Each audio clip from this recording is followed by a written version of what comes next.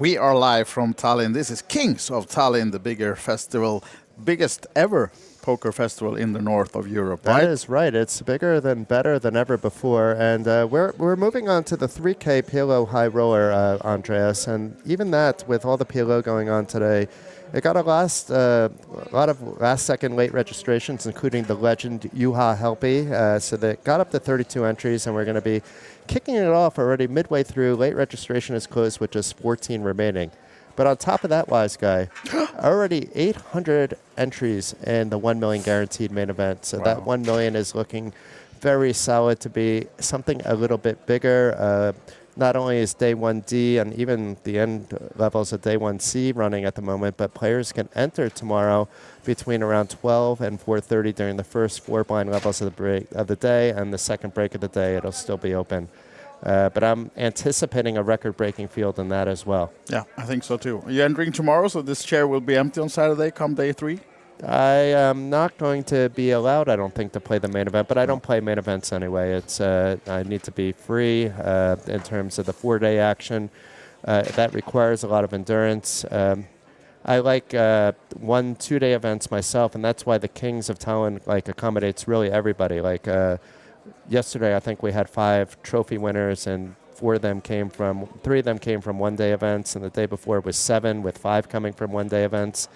It's just fantastic, the amount of variety that you have. So it suits people like me that typically don't play main events, and people like you that go for the 200,000 plus top prize that might be on the line.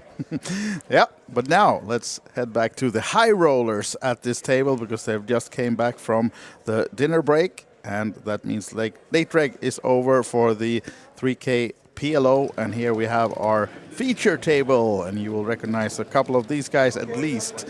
You have to the right in picture on seat number 5, Juha Helppi, Finnish poker legend. Are you leader of the fan club?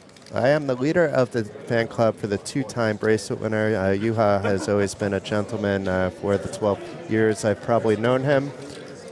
So yes, I am secretly and not so secretly in the Juha Helppi fan club for the remainder of the event, as long as he is still alive. And of course, these players now still remaining. You can see in the clock in the background, 14 out of 32 entrants. A few of them have another bullet. Juha is one of them. He exited earlier during the afternoon, and now in the break he's back. So I'm not sure if he's starting with just a star stack, or if he has a chance to play any hand. It was, I think, a good 7 to 8 players, and Juha was one of them, coming in with that 50K starting stack. A few other notable people did the same, including Mikko Yalimaki, who has done quite well in PLO over the years. I believe he won the 1K fairly recently, not at this festival, but at a previous one. So it should be interesting. I know Ralph's from Latvia is quite good. He's not one of the players to re-enter. 2 Latvians in the field. It's not just Ralph's, it's Einar's Mujevs as well. Otherwise, it's a lot of Finns, a Dutch player, and Bjorn Verbakel was actually in the chip lead over all the Finns and all the Swedes and Latvians. No Estonians left either. 2 Swedes, though. Patrick Russell, I'm probably mispronouncing the name, but it's a player that I don't know. And Robert Falk is somebody that I do recognize. He's been here before. Let's see what happens. It's top 4 that get paid, Wise Guy. Yeah, absolutely, it is. So we have a little bit of time before the money. Yes. And we saw Samuel in seat number 1. Samuel Petri Saariaho. And here we have I played with him, I believe, recently as well. I think in Riga. Bloombergs. And did you see Jens? Is actually Jens Patrick Russell, Sweden. I think we're going to work on the names for the streams going forward. So by the time we hit Saturday and Sunday, we're going to match the names with how we know the players, so it's a little less confusing when we're talking about the players. Especially for the Swedish players that sometimes have 6 names, and you have to guess which 2 to choose. Even you, Andreas, in Vilnius, I didn't actually see your last name among those like 5 names. It was like but really they strange. even managed to get my last name wrong, so Okay, fair unfortunately. enough. So I was But I really knew it hard was to you. find. I went really under the radar in Vilnius, but It's hard to pass under my radar, wise Yes. guy. I dig if I'm unsure. I still enjoy writing the morning recaps. That's one thing I still enjoy to hang on to. And why I do that is I can be abreast about all the little details that are in my mind, maybe momentarily, but a lot of them stick for later on and sometimes years to come. So I would recommend you reading some of those reports over at OlyBetEvents.com. They originated at Poker.pro, where I am CEO and we have an amazing staff here, headlined by Glenn Brown, who's helping Til Vera with the hosting. We'll probably get him in the booth later in the week. And, of course, the amazing Christopher Carlin, who was in the booth at the tail end of Tuesday. And depending on the timing today, I think he's going to not be able to come in, but we'll get him back in on Saturday. And definitely he will be in the booth on Sunday. Backed by popular demand. yes. Now then, Juha calling and heading to the flop. And I think we have the nuts, yes. Quickly checked, going for the check raise. And not fooling Samuel, though. Checking behind, and no longer the nuts for Juha as the board pairs on the That's turn. a super dangerous card. It would create a flush draw, but it also is probably going to lead to a lot of checks by Juha. Meanwhile, Juha probably thinking Samuel would have bet, something if he hit. It really depends. This is a strange one. I know Juha will likely fold to a raise, but he's in a weird spot if he gets a call. But happy days for Juha, an early boost to his starting stack, an early 30% plus boost, in fact, just by taking down from a single bet on the flop. Indeed, yeah. And again then, our 5 players at this feature table. So we're still on 3 tables then. Yeah, when I announced 2 tables right before we had the break, I assumed that it was the same setup, even though I was in the room watching the players during one of the breaks well before late registration closed, that I should have remembered it was 6 max and 3 tables with 14 players. And we can see that we lost 1 player on the outer table, and that was unfortunately one of the players you touched on here earlier. It was Mikko Tapani Ylemäki going out he's out in already? 14th. Because he was the last player out right before late red. He was. So he's actually in for 3 bullets, but that's a now shame. out. He's a really good player, but I guess he never got a stack going to be able to do any damage in this event. No. We have another suite blowing us kisses. I believe that was Gregor. Unfortunately, it's a man. We don't know. Gregor could be a woman. We don't know. We don't ask too many questions. We don't these days. Yeah, I'm okay with that. Decent flop for Samuel now. Flopping the straight and the nuts flush draw. And Juha with just an 8 and... 2 pairs actually, 8-7 and gut shot. It's a dreamy dreamboat flop for Samuel. And if he's getting a call from Juha, he's got to be happy at best. He feels he's free rolling at the moment. And that free roll has now become the nuts, but there must be a 2 pair here for Juha for him to have some equity. He does have the 7-8, but just drawing to 4 outs, which are all live. And I expect Samuel to try to get more value out of his hand right here, right now, just in case the board would pair. And there's no reason to be slow playing hands in Omaha for the most part. You can be trapping. There's a lot of moves you can make, of course. If we had George in the booth, he would be explaining a lot of those moves, I'm pretty sure by now. So shout out to George Sanford. Amazing commentator, and in Brazil right now, so that's why I believe he's not at the Kings of Tallinn. Yeah, and especially today we are missing his PLO skills, because although me and you play some PLO, definitely, but not on the level and the amount that guy does. I'm a pretty high-level 4-card PLO8 player. I have that pretty mastered at the moment, but it's much different when you're going 4 or 5 card no low, and if you're used to playing that format quite a lot lately. But yeah, we've both played our share of PLO tournaments, both online and smaller ones on. I haven't entered a 3K PLO, and I have no intention to do so. So these players are definitely on a different level than us. Absolutely, that's the fact in this case. And Jens folding, Patrick, and now. But George would do okay in this field, and I don't think if depending on where his bankroll's at, he would potentially enter it without thinking twice. Or get backing if, depending on the situation. 3K is a pretty big buy-in. If you're a professional player, it gets even bigger, and the reason why is that you really need to do risk of ruin type of calculations with your bankroll. And recreational players that have other income, if you want to hop in a 3K every once in a while, hop in a 3K once in a while. And some of those recreational players are quite good. Interesting fact, Sebastian Crane, who won the 1K, he is not a PLO player. He has played some PLO, but he came here to play Hold'em, especially the main event. And he said he was bored a little bit, according to Glenn Brown's interview, and just randomly entered the PLO event, and now randomly has 33,000 reasons to be happy he did so. Yes. Did Juha open? He did, to a pot-sized bet of 10,500 with his ace, king, queen, 5-2, a very beautiful big O hand, but can work also with the just high, and everybody folds, so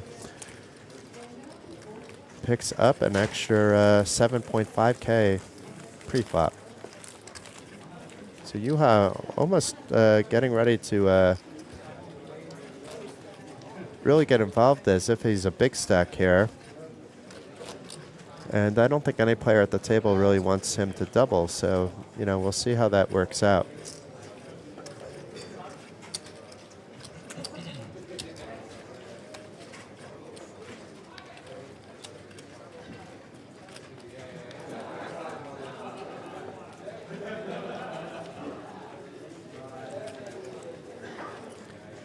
So still 13 remaining. With blinds at 1,500, 3,000 for another 20 minutes. And Samuel Sariaho opening the mystery hand, the chip leader with the 2.5x open to 7.5. And Ralph's a accomplished high stakes reg.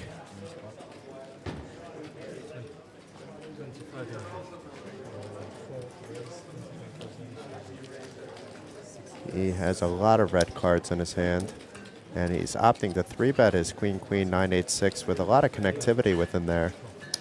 And get Sariaho to fold. Sariaho doesn't want to be gambling off his chip leading stack.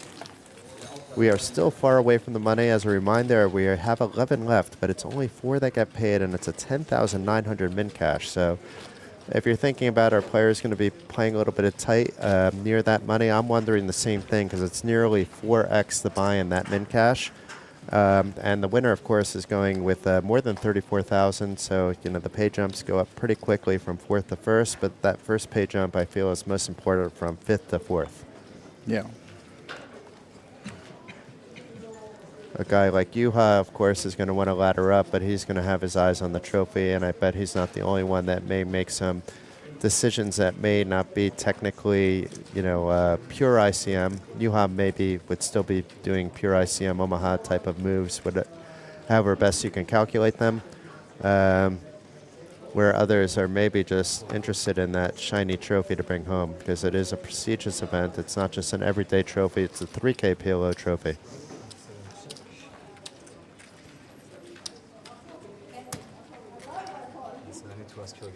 So Jens is Patrick, correct? It's Patrick Rossel. Yeah. Okay. Correct. Should be. But maybe we call him Jens just so we're not confusing viewers. Exactly. I think so. If you're jumping off and on or the we stream. call him Jens Patrick. Is that acceptable in Swedish? Not really? Okay. We can call it whatever we want, I guess. We can, but we should show a little respect, I think. But we also need to keep the viewers knowing who we're talking about. Absolutely. So So 7, 8, 9, and we have the 10 Jack in two players' hands in Frederick and Ralph's. But yet, Juha with the Jens, set of aka sevens now. Patrick, has some equity, and the set of sevens has the least amount of equity. Possibly because of the 9-3 by Jens blocking some of those full houses for a bigger full house. But anyway, it's the straight betting out, and the straight has some redraws, not the hearts. But nobody has high hearts. Jens with the 6 high flush draw. And Ralph's, who doesn't have any redraws, just opting to call. And Juha with the set of sevens, opting to wisely fold there. Even if the board pairs, he doesn't know where he's at. And the board did not pair, so it's that Jack-Queen instead of the 10-Jack, pushing Frederick ahead. Frederick Lindstrom here with the absolute... Oh, it's a heart, but it's not the absolute nuts, but he does have the check mark. So that 6-3 of hearts that was folded would have beat it, but even that maybe could have been blasted off. But let's see if Ralph's now tries to push a 10-Jack kind of hand off now that that's not the nuts, understanding that a check often leads to not having a flush, and let's see if it works. It is a bet of a little more than half the pot, and we don't know what reads these players have both at this event and over the years. It is a bit trickier play at these stages where there is these mind levels that can happen. And we can see Frederick should call, but it's not the easiest one to make. And he makes the fold, so Ralph's stealing that one away and leaving Frederick short. So nice perception there by Ralph's, showing you how this differs quite a bit from the 1K wise guy. Yeah, you're right. And you can see here now the overlooking of this board, of this table. It's not so much chips. We have a few late regs, of course, coming in, Juha and Frederick. And the chip leaders are on the outer tables and still playing 3 table. We need to lose one more player until we consolidate to 2 tables, and then we'll have someone else coming into this one as well. I'm hoping that we reach the final table fairly quickly, and I'll tell you exactly why. It's not that I want this over quickly. I don't mind being here until 3, 4 in the morning if that's what it takes. It's because it's going to be exciting poker. The point is that if they get to the final table sooner, right now we're looking at some shallow stacks. That means they're going to be fairly deep stacked to start the final table, which means we're going to see some more interesting plays, especially by players like Juha and Ralph's, who have already shown that they're making them on the short stacks. Imagine them with some chips, etc. So let's see how this works out. Meanwhile, Juha bet to 9K, I believe, from the small blind, so a pot size open, and was called by Mr. Sariaho, the table captain and fellow Finn, with a very marginal hand, I have to say. But Juha slow playing his monster because he doesn't have the clubs, or he just wants to check jam and get it in. And now it's a double flush draw. And let's see what Juha does here. Checking again, trying to potentially maybe induce or just keep the pot size low in case a club or a diamond come out, neither of which are in Juha's hand. I'm a bit surprised to see Juha check again, right? I think it was pot control, and now I think he has to check because the 7-9 and the 7-4 are calling, and potentially the 7-9 is just raising, but the 7-4 calling, and Juha's still chipping up there. He wasn't going to get any more value anyway, so no harm, no foul. At this stage, you can't re-enter. So pot control there by Juha Helpy to avoid putting himself in a bad spot that would have never transpired anyway.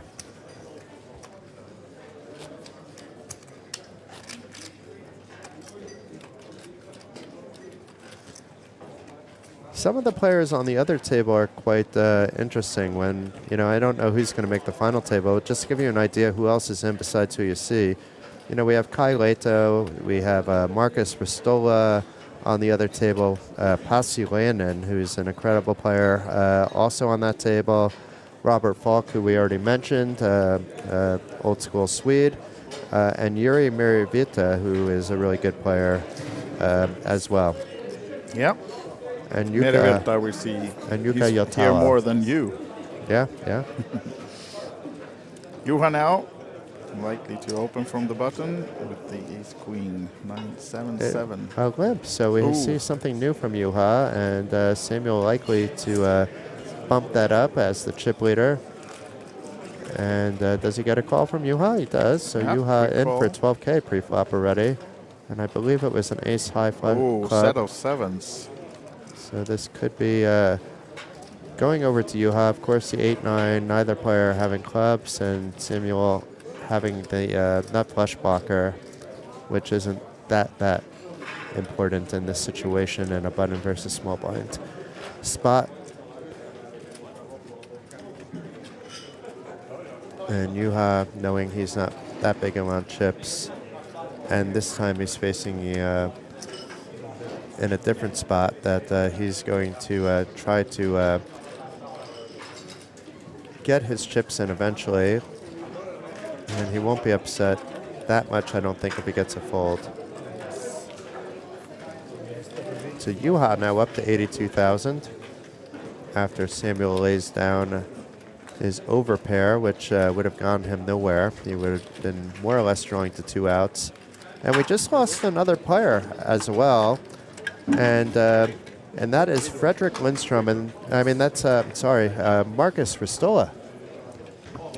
Yeah, that's correct. That's the person going out in 13th place, and we're back in the studio since we're going on a redraw break. And I'm not sure if we just have a short jump into the studio, or if we're actually doing a little short break from the stream as well. So we'll leave you for 5 minutes, and then Jason and me are back with the 2 tables remaining then in the 3K PLO4-5 high roller. See you soon.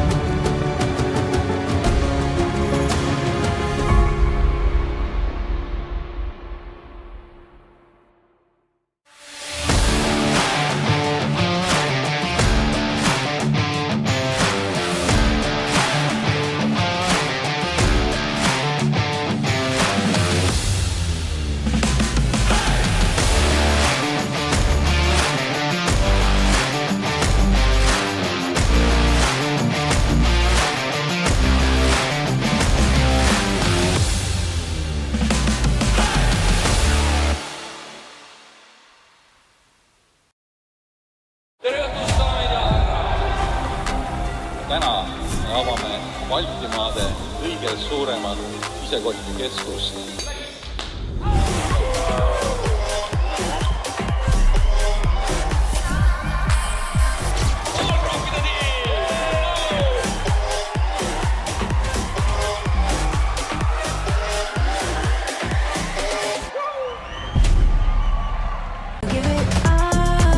When a woman realizes that she's not alone in this big poker world, she gains motivation, confidence, just becomes a strong warrior. A lot of people think that in women-only poker tournaments, the skill level is not the same. But a lot of people keep on forgetting that anybody can beat anybody. Women play poker a little bit differently than men. They are more sticky players, but I have never seen a female poker player flipping over the poker table because of the bad beat. Queens of Tallinn stopped being just women's tournament practically when it was just announced in 2023, because this was the first time in Europe when we had the 3-day non-stop poker games. So this was something fantastic. One in a million, one in a million, one in a million. I really hope that the future players, when they hear the Queens of Tallinn, they will feel this warmth that comes out of the players that we have over here, and that this is something that they will be, trying to participate and achieve and get that crown. Competition at Queens of Tallinn can be tough. It depends, of course, on the table, but at the same time, it's a friendly competition. It is very important to see women lifting trophies, no matter the tournament. Of course, in Queens, it's especially nice because everybody, is so friendly and familiar with each other. But just in general, to see a woman win is always nice, and it's very motivating.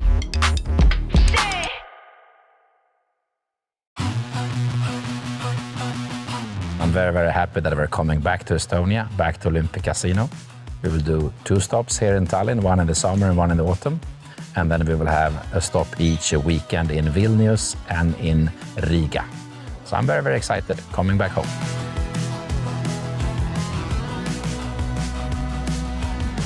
I think we at the festival, we bring a community like no other event, in the sense that it truly are as many people from Hungary, as from Germany, as from Ireland, as from Sweden. Somehow with the mixed games, but still a lot of Texas, but with the mixed games, the road is open to get to know people from all walks of life, from all countries. So we bring a different community.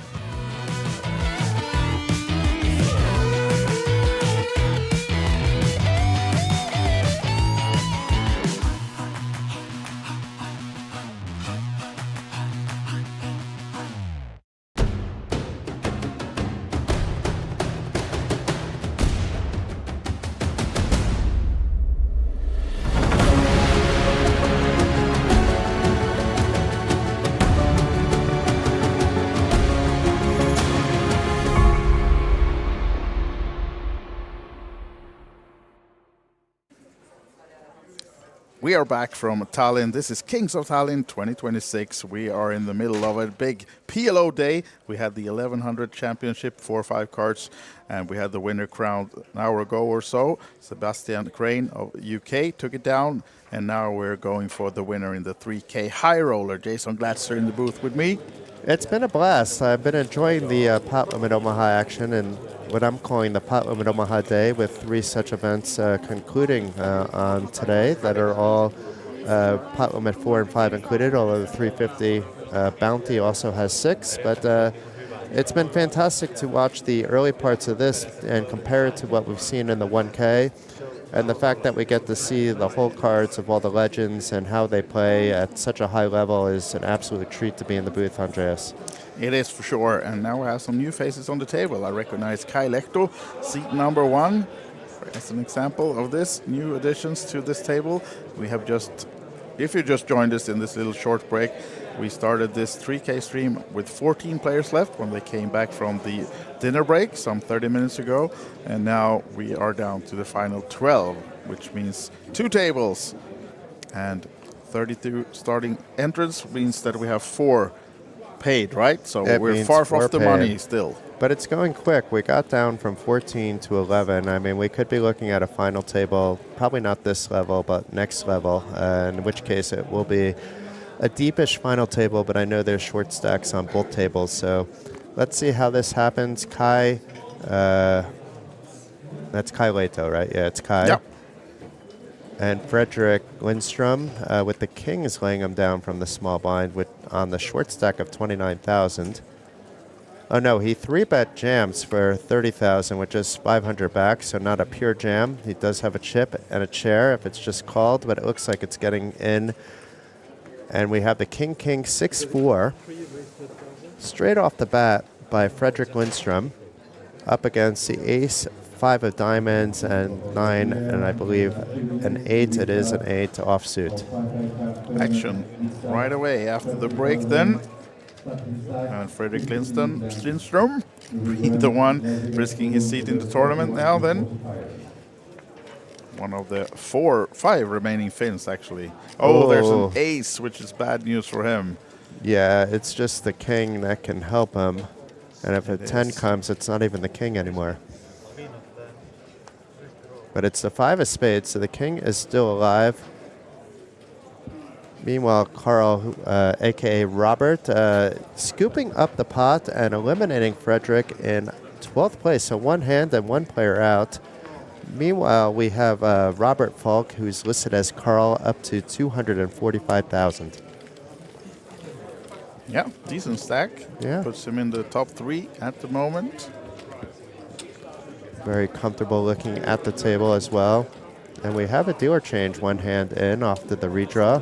Interesting stuff. Like every other table, it's the same. You know, you have your pushes, and you can't time one table based on the fact that a table like that isn't, this is just 2 tables left in this event.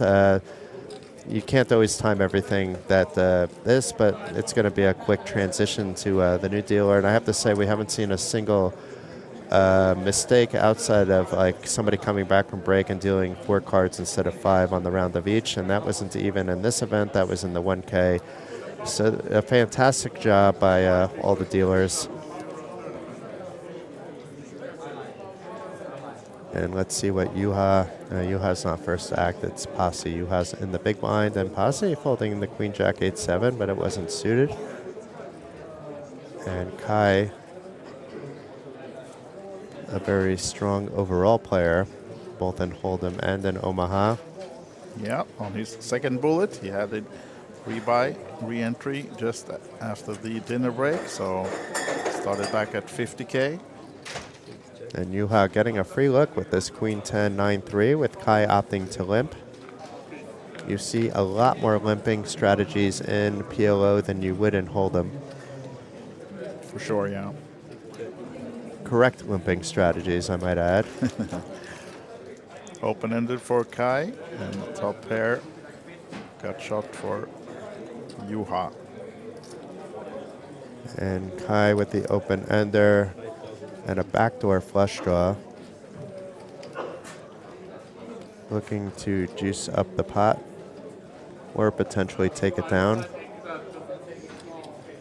It's also a potential blocker when if you brick the turn, it can go check, check, potentially on a higher frequency to see 2 cards instead of 1, but it's the king of diamonds on the turn. So it's Juha with the straight, but not the Broadway straight. And it's Kai with an ace that can draw to the chop. So I think Kai can only draw to a chop at this stage. And Juha, with a non-nutted hand, opted to check again. And I don't think Juha's going to check this time. He's going to opt for some value, whether it's going to be thin or not. In terms of the bet sizing, we shall see. And he is reaching for chips. It's a little more than half the pot, I think 12-5, but let's wait for the graphics to tell us that. And it is 12-5, and Kai with the 2 pair on a check turn against a player like Juha, who might be betting something else. He could also be doing it with the 9-10 that he has, of course, but he'd be doing it with the ace-10. He'd be doing it with maybe even a 2-pair hand, but I don't think so. And it looks like a call by Kai, and he's going to get the bad news that his 2-pair is no good. And Juha, who started with a fresh stack of 50,000, has more than doubled to 105,000 without getting his stack in once. Yeah, skillful guy this. Has he been around before, you think? He may have had a few Played million a hand or two during the two. years, right? Yeah, Finnish poker legend Juha Helppi. Maybe the second most recognizable name in Finland, I would say, in poker, behind Patrick Antonius. Yeah, probably the case. Although maybe Ilari wants something to say about that as well. No, not he's well behind those two in terms of, let's say, accomplishments. Nothing against Ilari. He has quite a his good resume. social skills now with being the. Did you see him win the Packed House? Did you follow that thing? No. No. So I don't know the reality show in Finland that he took down, but I haven't seen it. But interesting. So and he released a song. I mean, he's certainly like a top, personality in the game, not just in Finland, but it would be pretty hard to pass Patrick, and it would be almost equally as hard to pass Juha. You got to win some bracelets, a few really large cashes, and maybe you'll be on there. But Ilari was a legend back in the day, playing 200, 400 online cash games. A lot of PLO heads up, some Hold'em heads up as well, showing no fear. Absolutely. And now then, Carl Robert Falk Racing. And Kai in the cutoff. Does he come over the top here? And that works, I think. No, it was Ralph's folding, so I don't think it's going to work. No. Carl has too many chips, and I think we're going to see Kai at risk. Yeah, we are actually. So it's Robert Falk, a.k.a. Carl. So As if you can see him in the hallway, his name is Robert.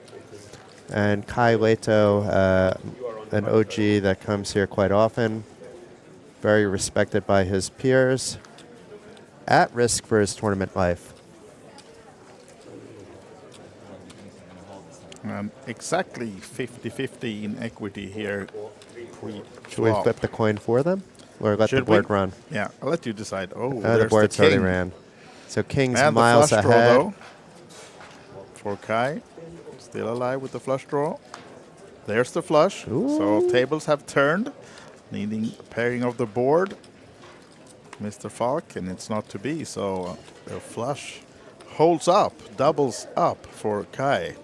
Still in the game, still 11 players. So losing Fredrik Lindström in 12th, now 11 still in. And how many of them are from Finland? Let's take a look. I think it's 6. It is 6 players out of the So 11. more yes. than half the field is from the land of Juha Helpi.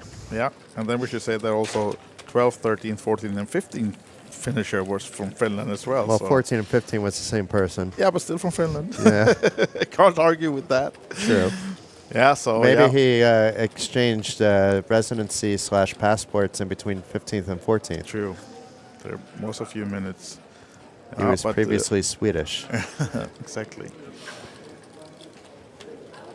But we're Yeah, five-handed on this table and presumably 6 on the other, if Hopefully, yeah. math is correct. It's possible because that's a manually updated field. I believe that it's 5 and 5 or something like that. But we'll wait to see. The graphics tell us. Now then, big hand for Kai Lehto. Yeah. This is still on the 4 cards, and the ace is very strong, of course. Also 1 suit. And still limping, probably because it's not the PLO8 that I love to play. That deuce is not very happy. The fact that it's club makes it a bit better, but still a deuce. And Posse completing from the small blind, and Robert will take his free look by checking the option with the Queen, Queen, 9-7. Yes. 2 diamonds on the King 6-4 flop, and 2 diamonds also for Posse Lainen. It is just a 9 high flush draw, nothing fancy. So if there's a big bet incoming, you would expect him probably to fold. But instead, it checks to the 5 of club on the turn. So some straight possibilities could have gone there. It also opens up that nut flush draw for Kai, which could get dangerous considering Robert has a queen high flush draw. But right now, it is the aces ahead. And it looks like Robert has some other ideas. Nobody has bet this yet. I'm just going to say, hey, I got the 7-8. What are you going to do? Yeah, we know for sure that Kai ain't folding for this bet of 9K with a gut shot and a nut flush draw. But most likely getting Posse out of the way. And here we go for Kai and the fold from Posse.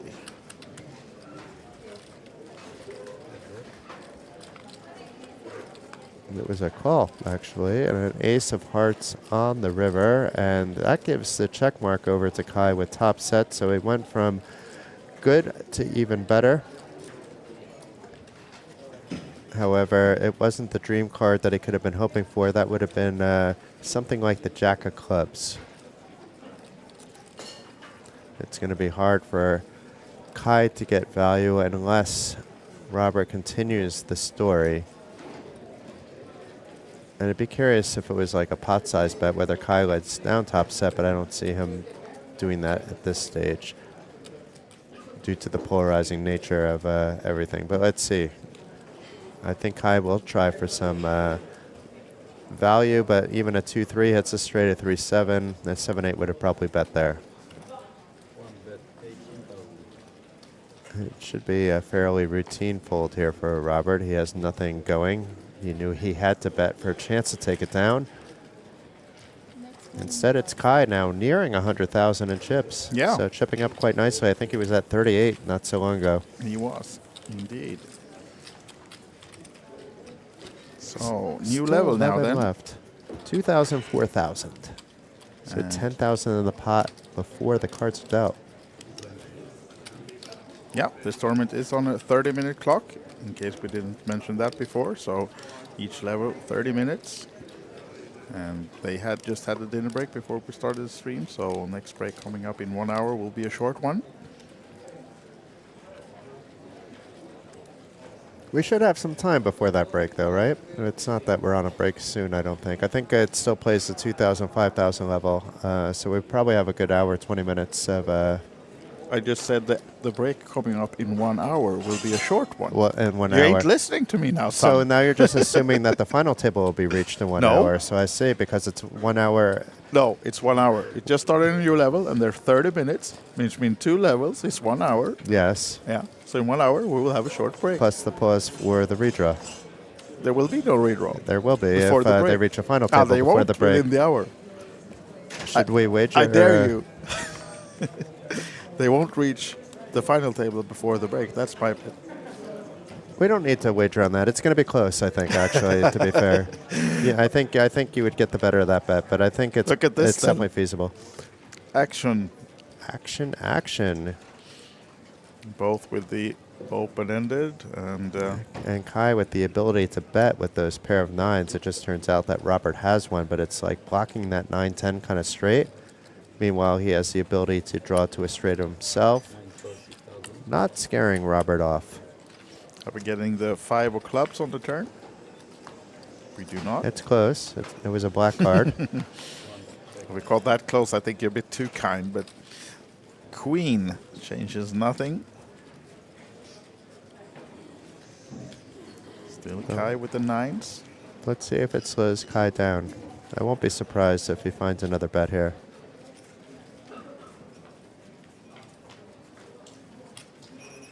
And it's a bet of 18,000, so 3/4 of the pot.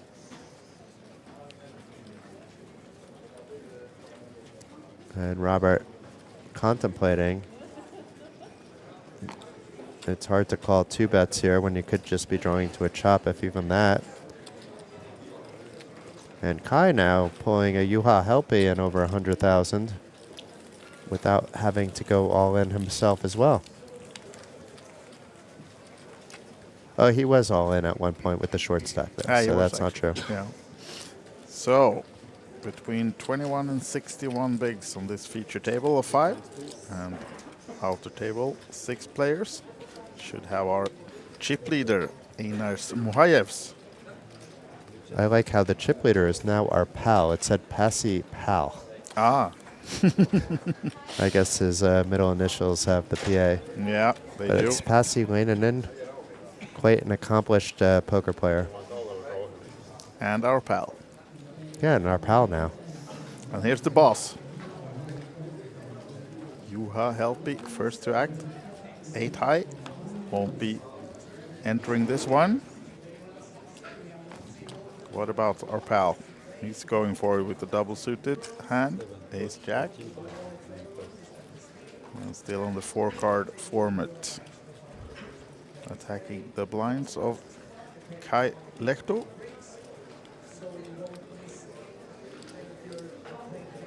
He's probably thinking, why did that have to be a pot size raise? Why wasn't he just min raising? Yeah, exactly. Would have liked Why to didn't see he the limp? Didn't he see me limp? Oh, but it's good that he got out because both the Tens blinds are- have the 10s. Yeah. Not too many outs left at that stage. And Posse adding another 10,000 to his stack.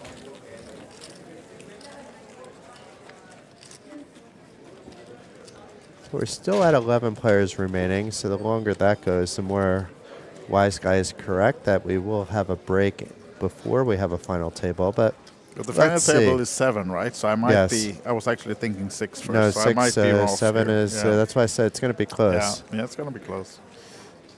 And it may even be the case where they may not send them on break if it's hand for hand. You know, it varies back and forth, you know, depending on, you know, the flow of everything.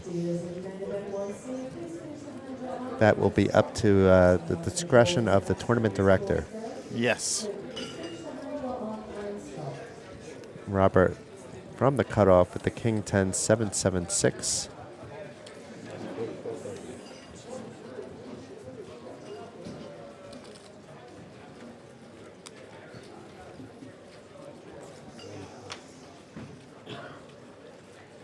And Ralph's waking up with the aces, double pair hand, but as we know with the 5-card format, aces aren't that strong as in the 4-card, but of course versus a limp, go racing here. Makes it 16 to go, and Juha folds the big blind. What about Carl then? Staying in with this one? Well, seems like he still want to play. The King 10 7 6.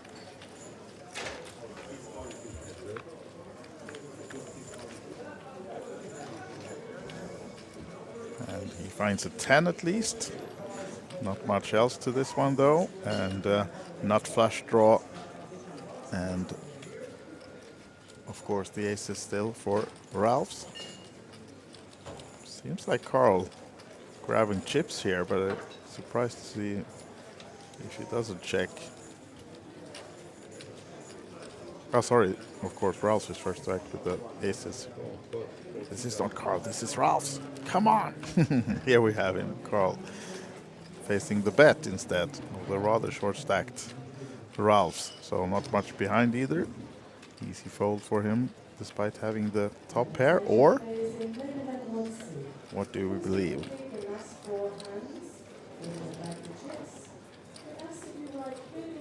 If he had some clubs, it would be different. Yeah. The gut shot's maybe not enough, but He goes for it. looks like he's ready to play. Has 30% equity, so not dead, but Ralph is the favorite to double up, and that doesn't help him. It does, because it adds more outs with the does. diamond draw and the 6-7 to the open-ender. Now. Yeah. So now it's an easier Blocking call. the 9s though, Ralph's.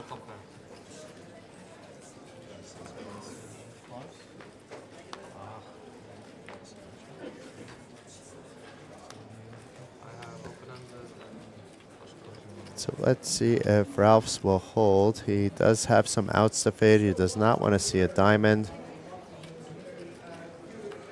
He does not want to see even a king, actually. And certainly does not want to see a 4 or 9. There's a lot of cards that he does need that can help him.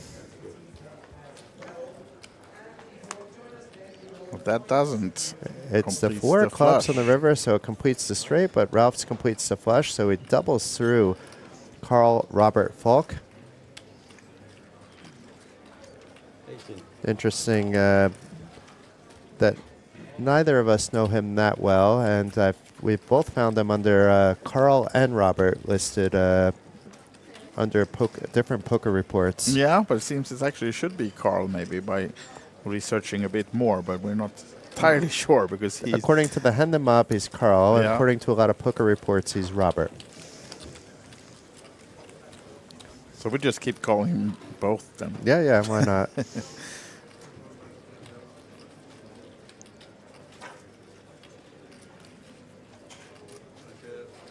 And in the OlyBet YouTube poker chat, you can connect with us if you have any questions. I do have a question about the payouts.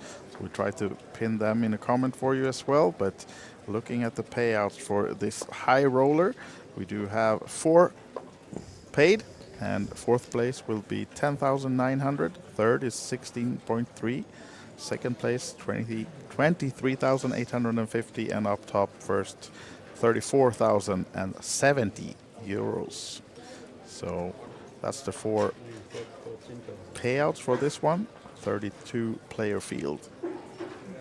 And this is Not Kai so Lehto. shabby. Oh, aces. Yet again, though, in the 5-card Very format. pretty double suited. Yeah. Even the 10-9 is pretty. This is like almost the optimal hand that he has in 5-card Omaha. Top of range hand.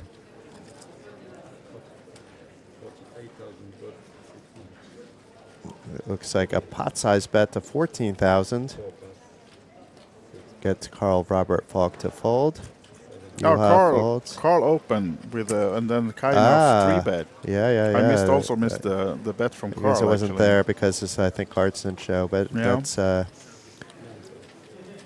and does get Mr. Falk to fold Let's show and, the hand.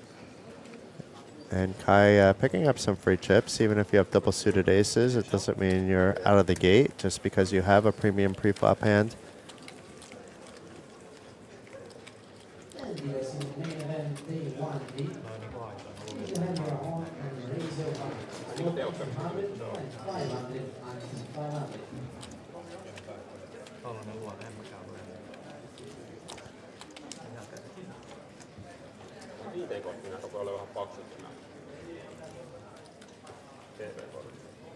So still sticking to the 5-card format for a few hands more.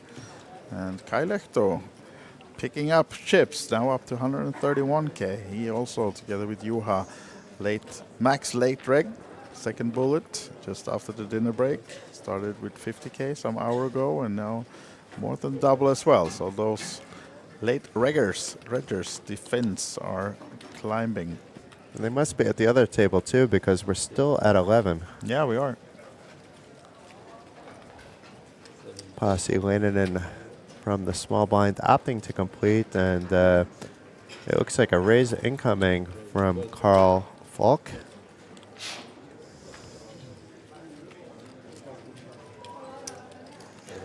And Posse opting to put that in as well. So already 28,000 in chips in a blind versus blind battle.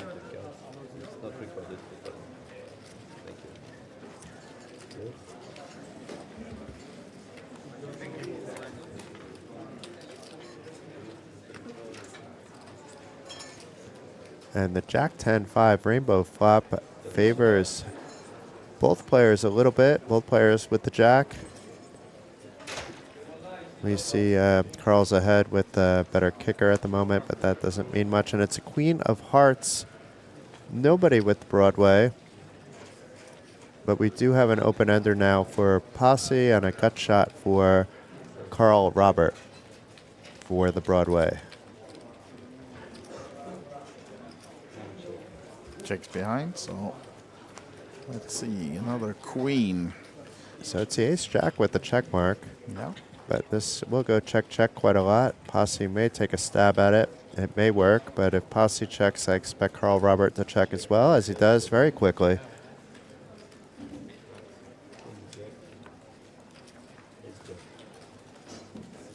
And Carl Robert earning a little bit more despite the passiveness of the check. Was a pre-flop raise from the big blind and gets a few extra chips with the pre-flop aggression. So we're down to 10 players, which means we have lost a player. Let's see who it is, wise guy. On the outer table, Jukka Ylitalo has exited in 11th place. So another Finn out. That's been 5 in a row now, including one player twice. Last player out before late registration closed, and first player out returning from the dinner break. Yes. So it seems like the action is more on the outer table at the moment. But I'm sure we'll get some clashes on this table as well.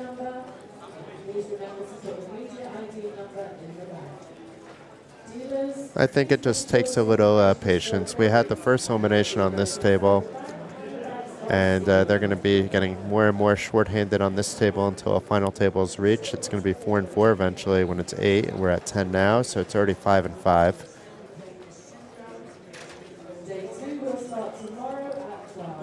So players have just bagged up for Day 1C. Day 1D is still ongoing if you want to get into an opening fight at the 1 million guaranteed 1100 main event. You can still also enter tomorrow during the first 4 blind levels of the day. You get 30,000 starting. It'll start at 600, 1200, and that's a repeating level. And then it goes up to 1,000, 1,500, which is also a repeating level. So you have plenty of play if you come in on Day 2. Most players are opting to try to build a stack on one of the 4 opening fights at the Kings of Tallinn main event. But meanwhile, we have a raise and a call by Juha. Another rainbow flop, deuce 7 jack. Top 2 for Kai.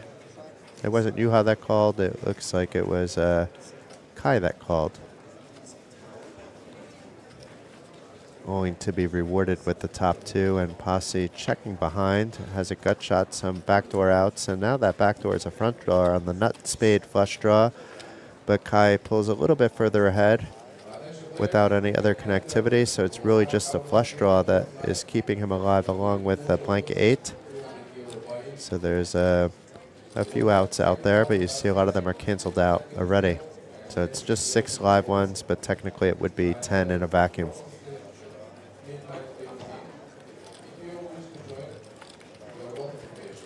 And Kai hoping, it looks like a big bet actually. Let's see. Pot size bet. So perhaps reading the situation correctly, that if I bet big enough, I can potentially push my opponent off the draws. But it's not going to work, it doesn't seem.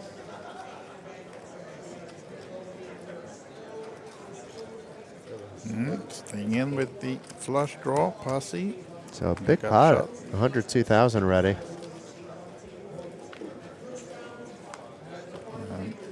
That's no help. So Kai with the check mark, but it might slow things down for him, being that the 8-10 could have gone there, Jack 9. It's not necessarily a flush draw that you were up against. And now let's see if Posse tries to steal this away after bricking everything. It would be hard to find the sizing that would work if you're called. You know, that you need to size it big, and the pot is so bloated at the moment. You don't really want to go through your entire stack unless you have that sick of a raid. Ooh, comes with the bet, the full pot bet, right? It might be less because I don't think he said pot, and it looked like about he did say pot, I guess. Yes. So this isn't as easy as it looks. We see the check mark. Kai doesn't know about that check mark. He sees a few hands that can easily beat him that would play this the same way. And Posse using the power of position here to potentially wrestle this one away. But if he's called, it's going to take out a big chunk of his stack. And I like that Kai's taking his time here. Yeah, big decision here for the tournament life. If he's wrong, he's out. So not an easy one for Kai Lehto here. Flopping the top 2. And losing to any 10-8, any set.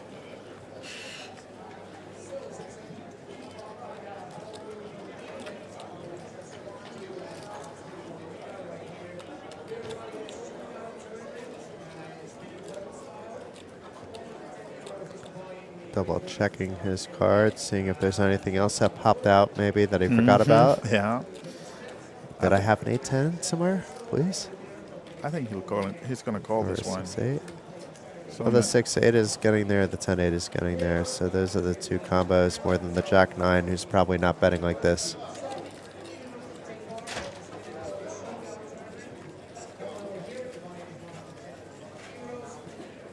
There's the And call. finds a call, wow. Sick read there by Kai Lehto and doubles into the table captain. Posse looks bamboozled, actually, to I don't quote think he Norman was Chad. expecting to get called by 2 pairs. But he is, and has to give up big chunks of his stack over to now the new table captain, Kai Lehto, from 50 to 259,000. I think he had 38 at one point at this table Yeah, when he first even came. less, yeah. And here we have it, the confirmation. New updated chip count. Kai Lehto now well ahead.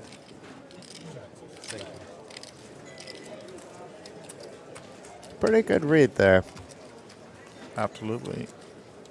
It's really not that easy to call there on a pot size bet facing your tournament life, where you're just beating a bluff, basically. You know, it is 2 pair, and you say, well, it's still 2 pair. No, but it's only beating a bluff, you know, which that's what this was.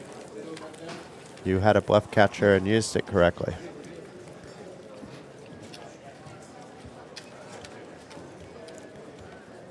So it's still at 10 players, and we have 40 minutes towards the scheduled break. Yeah, it's going to be close. Because once we get 10 more minutes, we have a 2,000, 5,000 blind level, so not increasing by too much. And then if we look to the structure further on, after the break, there will be playing 3-6, and then we have 4-8, 5-10, 6-12, so on. 30-minute clock. A mystery hand in the muck by Juha and Posse, who just coughed off about 60% of his stack with a pretty hand here. The 3 is not so pretty, but outside that, and opts to go back to a limping strategy on this stack depth with a non-premium holding but good enough to be playing, and gets Carl Robert Falk to come along. Yeah. And Kai from the button. Is he raising? Yes, look at this. Putting pressure on the middling stacks of Posse and Carl Robert. Yeah, don't give this guy chips. He will be running you over. But Posse doesn't unfazed. get away. Oh, and Carl's also That staying three-way in. pot did not work, Kai, but you do have a good hand, but Yeah. now you're playing it from a second position. Ace queen, so top 2 for Kai. Not flush and a gut shot for Carl. Yeah, that's a pretty hand for Carl as well. And Posse has 16% equity, but a lot of those are chops. I mean, a 7 gives him a set, trips. A jack gives him a straight, but not the jack of spades. Goes pot here, so I expect a clash here now with Carl and Kai, right? Potentially speaking, it is enough flush draw. I mean, it's just too many outs, I think. I don't see how he's getting away, but it may be that he doesn't want to gamble here and find another spot, but I don't see how he can get away. No. So Money he goes in. does make a call. Let's see if he can stay alive here. It's a 50-50 coin flip, as we can see from the percentages. Yeah. Kai now with the chance to build even more and maybe be even the tournament chip leader from 38K some hour ago. And just need to fade spades, and that's straight, the Broadway straight. Yeah, king, jack, 10. Some of those are chops, but they all give the Broadway. But it's a That's 6 a of good diamonds, so card it's actually a for flush Kai. draw for more outs to fade, though. Still 50-50. And it's That's- the blank 4 of hearts, so good game to Carl Robert Falk. And at the same time, Samuel Sariahu went out in 10th place. So we're down to the final table bubble of just 8 players. As a reminder, it is the top 4 that cash, so there's not going to be any whisper of hand for hand, but they're still going to monitor both tables to make sure that one isn't playing much faster than the other. And you know, occasionally they may ask a table to pause to let the other table kind of catch up with a soft but yet fair monitoring of the table action. Yep. So now you're in good shape maybe to get that final table before the break, though. I'll give you that. It's going to be still close. We have 36 minutes, and, you know, during four-handed play, you might say it sounds more likely, but at the same time, when you're one player away from the final table, it can drag. It can, yeah. Let's see. I'm the favorite at the moment, though. Yes. You are for sure. And yeah, the final 8 players in the tournament. Still 4 Finns in. On this table, Pasi Lahinen and Juha Helppi Kailehto. And then Jyri Tapio Merivirta is on the outer table for Finland as well. The other players are Jens Patrick Russell. And also on this table we have Ralf Brumbergs. And on the outer table, Bjorn Verbakel and Einars Muhajevs, who had the current chip lead in the last break. As Kai now goes racing in the 4-card format with the jacks, single suit. When you have this many chips now, you can be raising pretty much any button. Play the hand in position, and Kai has shown that he's capable of doing so. And I think his limping strategy is over for the time being, but we'll see if it comes back or not. I think it's going to come back on the final table, but while you're having this shorthanded play and you're the only one with a big stack, raise away. Take 10K at a time. If you get played back at and you get called once in a while, then you have a little bit of fun too, potentially. Absolutely.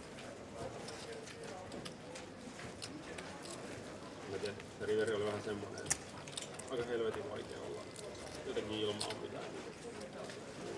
Voit sinne painaa silmän joka käden, niin luotsin sen turriin.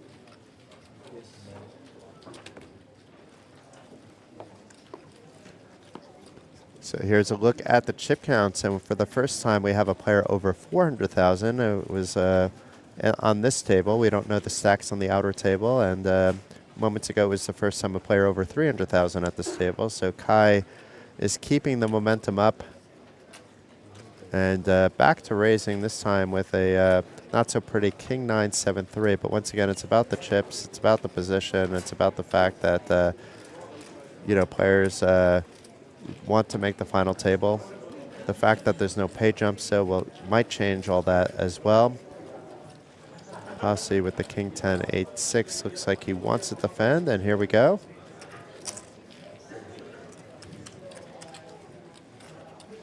So 30,000 in the pot for a 4-Queen-6 flop with 2 diamonds. Posse and Kai both with the flush draw, but Posse's is better. Could be a little bit of dent for Kai if a diamond comes later on the board, but maybe he has other plans to try to get his opponent off, and I don't really see Posse going too far. He also has that middle pair. Not that that matters a super, super big amount, but it does add a little bit more to his potential equity. But he is facing a pot-sized bet. And he's getting it in. So Posse, who is the table chip captain, is now at risk. And we could see, though, he's miles ahead with this king high flush draw. And Kai's flush draw is no bueno, but he does have some outs, such as the 9 or the 3.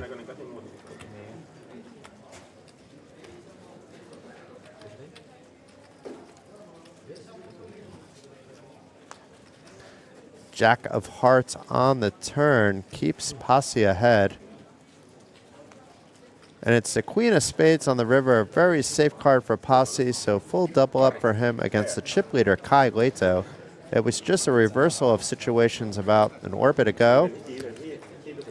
And let's see if it's now going to be Posse, who had the early momentum and had more than $250,000 in chips to start off the feature table, can carry that forward and get back to being the table captain. It also might slow Kai down a little bit. He doubles up one of the other opponents, and all of a sudden, he's maybe the short stack.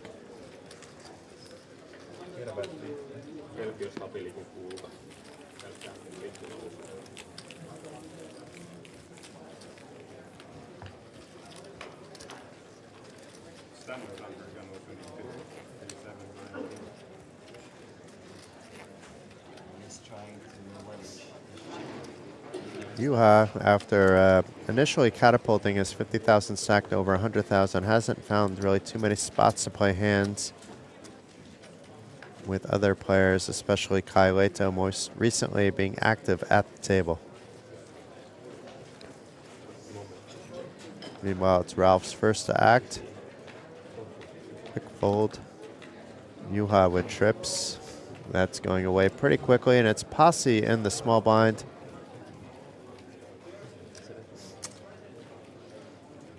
Opening for 2,000.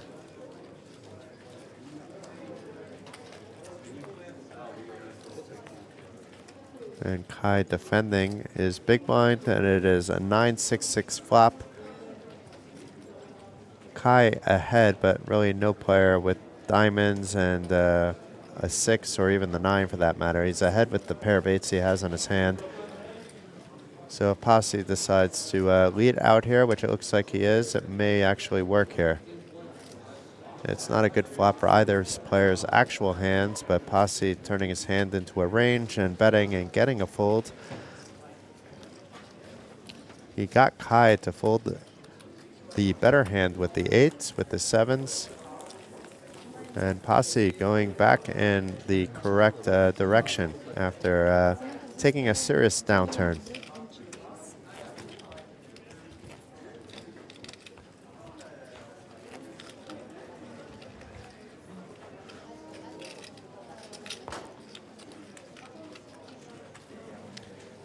Another look at the chip count. So Kai still over 300,000.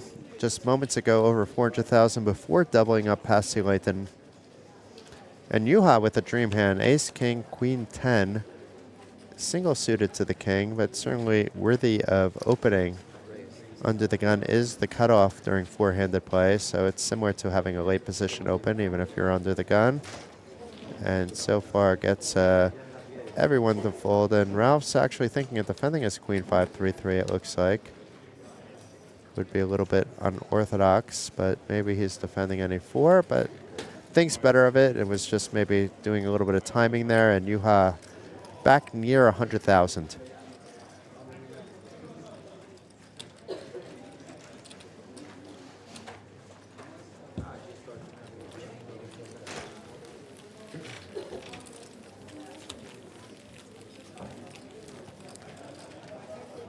So the blinds have just gone up to 2,000, 5,000 with a 5,000 big blind ante. It's about a 20% increase, exactly a 20% increase. It was 244 before, so it's 12,000 in the pot now. Before hand is dealt, 10,000 coming from the player in the big blind, including the ante. And it's a little bit, now it went from 10 to 12,000, but I see Mr. Christopher Carlin calling it a night, so it looks like the final updates of the day are on poker.pro about the action during the main event and other events as well. And Kai with ace, king, 8, the pair of 5s as well to go along with it.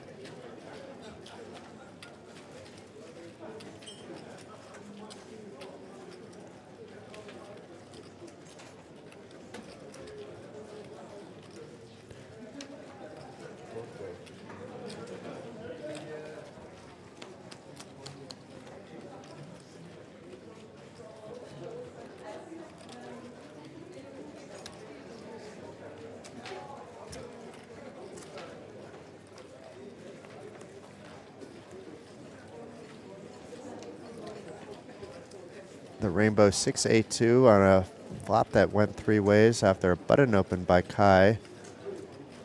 Kai connecting with the 8, but the queens of Juha still ahead. The 3-4-5 covers all that potential 2 to 6 kind of raise. We see Kai has those 5s blocked, so it's unlikely it would be the 5 that came, but let's see how this hand plays out.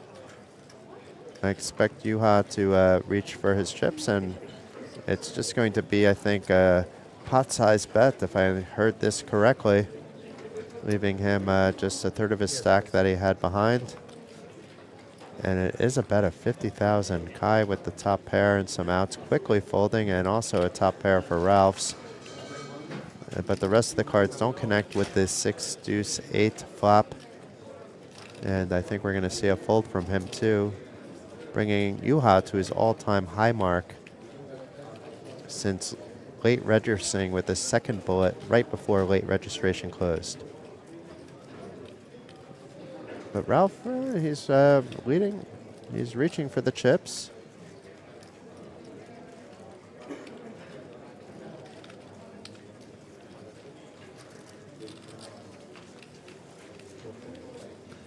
And does make the fold. And Juha up to 126,000. Pulling a single big blind ahead of Ralph's.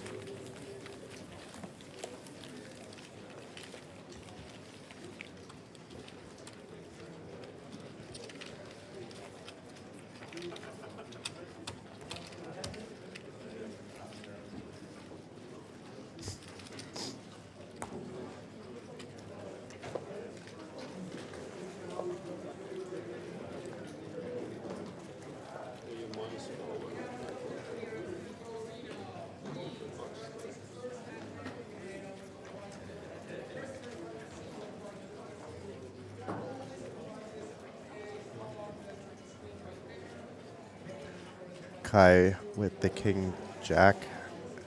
Quickly folds. Ralph's folds his 10 high, and Juha from the small blind, opting to give Pasi a walk. Do we see what Pasi has? He had the king 10 6-5-2, so nothing special there. I'm sure he's okay with collecting his big blind and big blind ante back, along with Juha's small blind, which is right now out in front of him, as Pasi is now the small blind, with Kai being the big blind.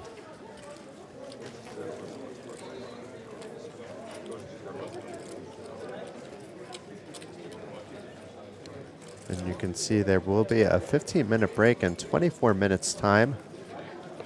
And if you're just tuning in, this is Jason Glatzer. I'm joined by Andreas Wise Guy Hoagland, who will be back fairly soon. And this is the 3,000 Tallinn Omaha High Roller. It's a round of each of 4 and 5. There were 32 players getting into this, and we are down to the final 8, with the top 4 getting paid a little more than 11,000 euros.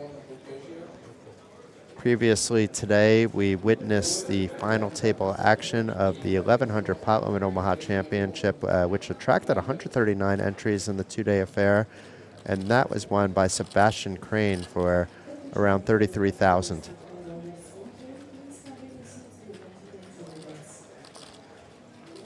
Pasi limping from the small blind, Kai opting to check his option back from the big blind with the mystery cards.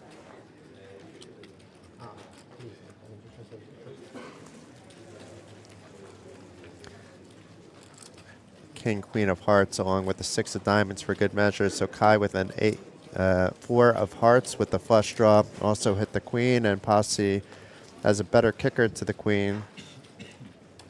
So let's see if Kai bets his middle pair and weak flush draw. Opts to check it back. 2 of Diamonds on the turn, but neither player with 2 diamonds in their hand, so no new flush draw about, but it is the potential in the heads of both players that maybe there's another flush draw. But neither player is strong at the moment, just with that Queen connection.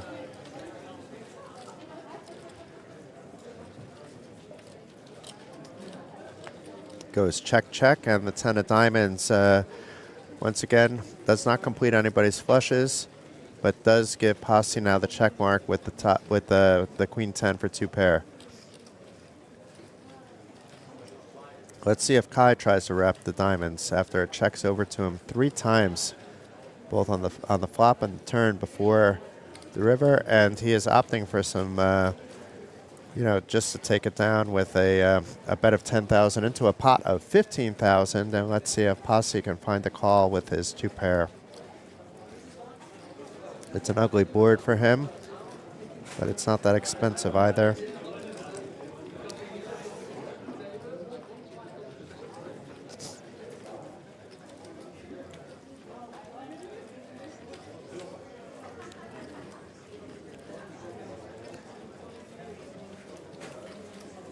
And gets Pasi to fold, so Kai is stealing one away.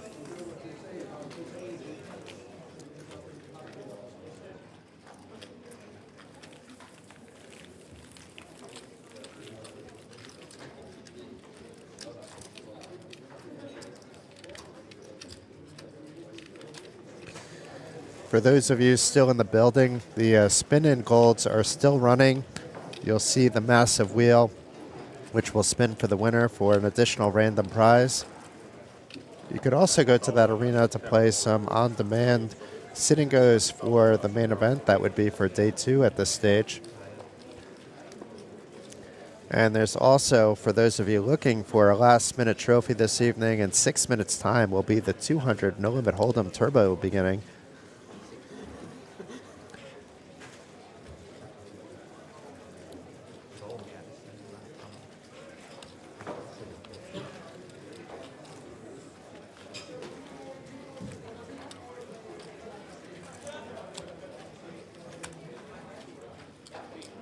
I'm looking at the list of players that have already pre-joined the 200 Turbo, and one of those is none other than Mornir Tougeau, the founder of the No Filter Poker Tour, which was here in the late autumn. But meanwhile, back to the action, we have Kai with the ace-high flush draw, also connected with the top pair, and Ralph's just with the 7 at the moment. It was a nice rundown for him to be involved in this hand, but it was a limp pot to begin with. It checks around to the turn, which brings the ace of spades, so a second flush draw possibility. But it is top 2 now for Kai as things stand. And he checks again, understanding also a king 10 puts him behind, potentially, or just wanting to keep pot control at the moment. And the jack of diamonds on the river makes that ace queen look a little bit weaker, but maybe Kai is going to fire something out anyway. But I don't think he should or would. It's more just check call, but maybe it's some small bet, and that's what he does. It's 5,000, and that should be enough. But you have to think what is going to call you in that spot. Maybe you're just blocking a big bet coming your way from something that's a little bit marginal, but likely to bet out if you check over, but bigger than your 5K that you feel you'll have to call. But instead, look at this. Ralph's making a move, perhaps smelling something, and this just might work. We see the top 2 is good.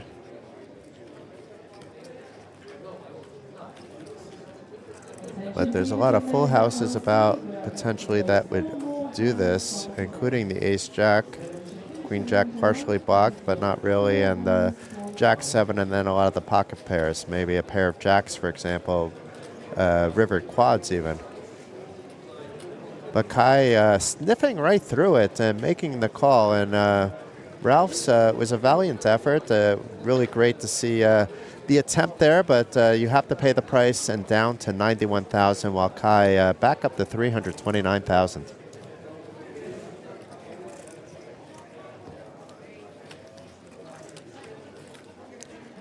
Another look at the chip count. So Kai Leito with 329,000, Pasuinen with 177, Juha Helppi 124,000, and Ralph's our Latvian legend here over to 91,000.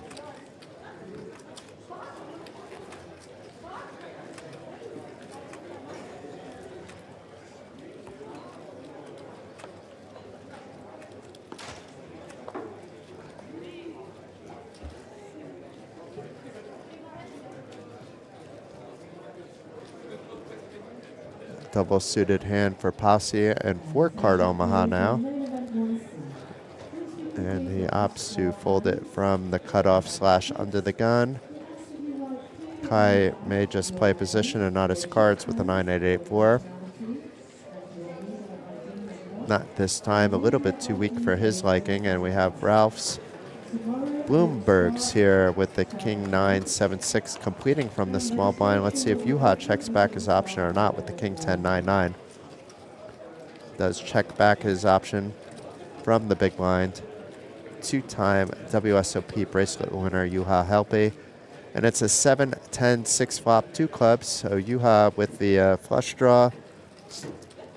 It is kind of a split situation on equity at the moment, with Ralph's having the bottom 2, but neither player with the 8-9, which would make the current nuts on the board. And a check over to Ralph's. Juha may bet his top pair and flush draw. We shall see. He is reaching for chips. It looks like a bet of around 7,000, around half the pot. It's 8,000. Pretty much the same thing. And Ralph's deciding whether to continue along with his bottom 2 pair on a very scary board to have the bottom 2 pair. But Ralph's undeterred and makes the call.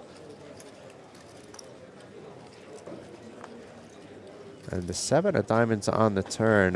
Ralph's now with the check mark.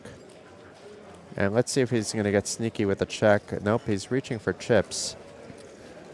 And that looked like a reach for chips that I want to bet. So even if he checks here, Juha's always paying attention. You could see that he was looking actually right at him right there. And that's exactly why we see a check behind. He knows he's not going to be necessarily repping that much with this bet. And then we have the king of spades on the river. So the full house gets even fuller. Now it's 7s over kings.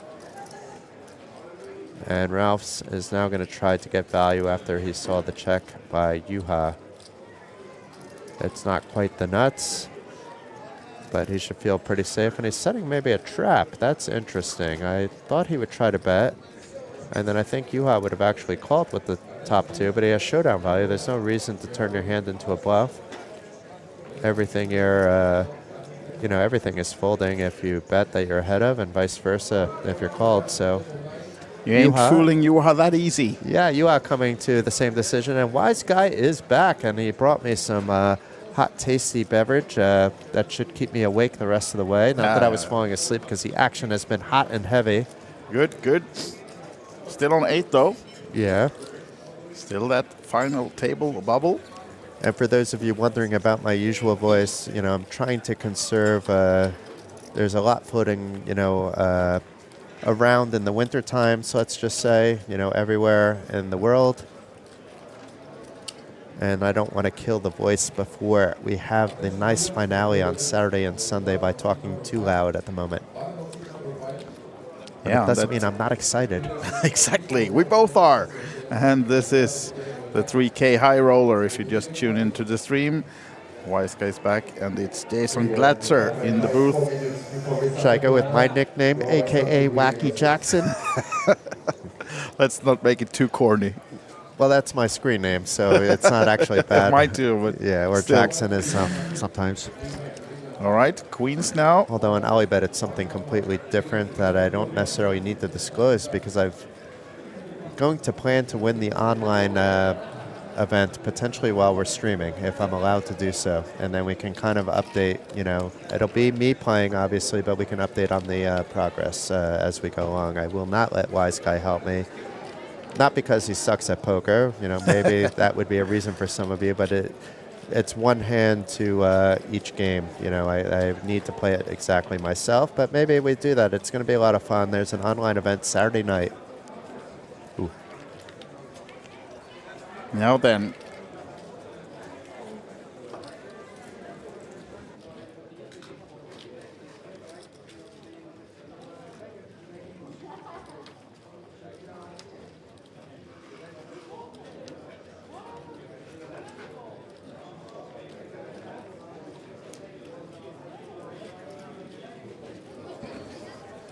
So very interesting. We have Posse leaning in with the 3-bet from the big blind, and it looks like he got one taker on this.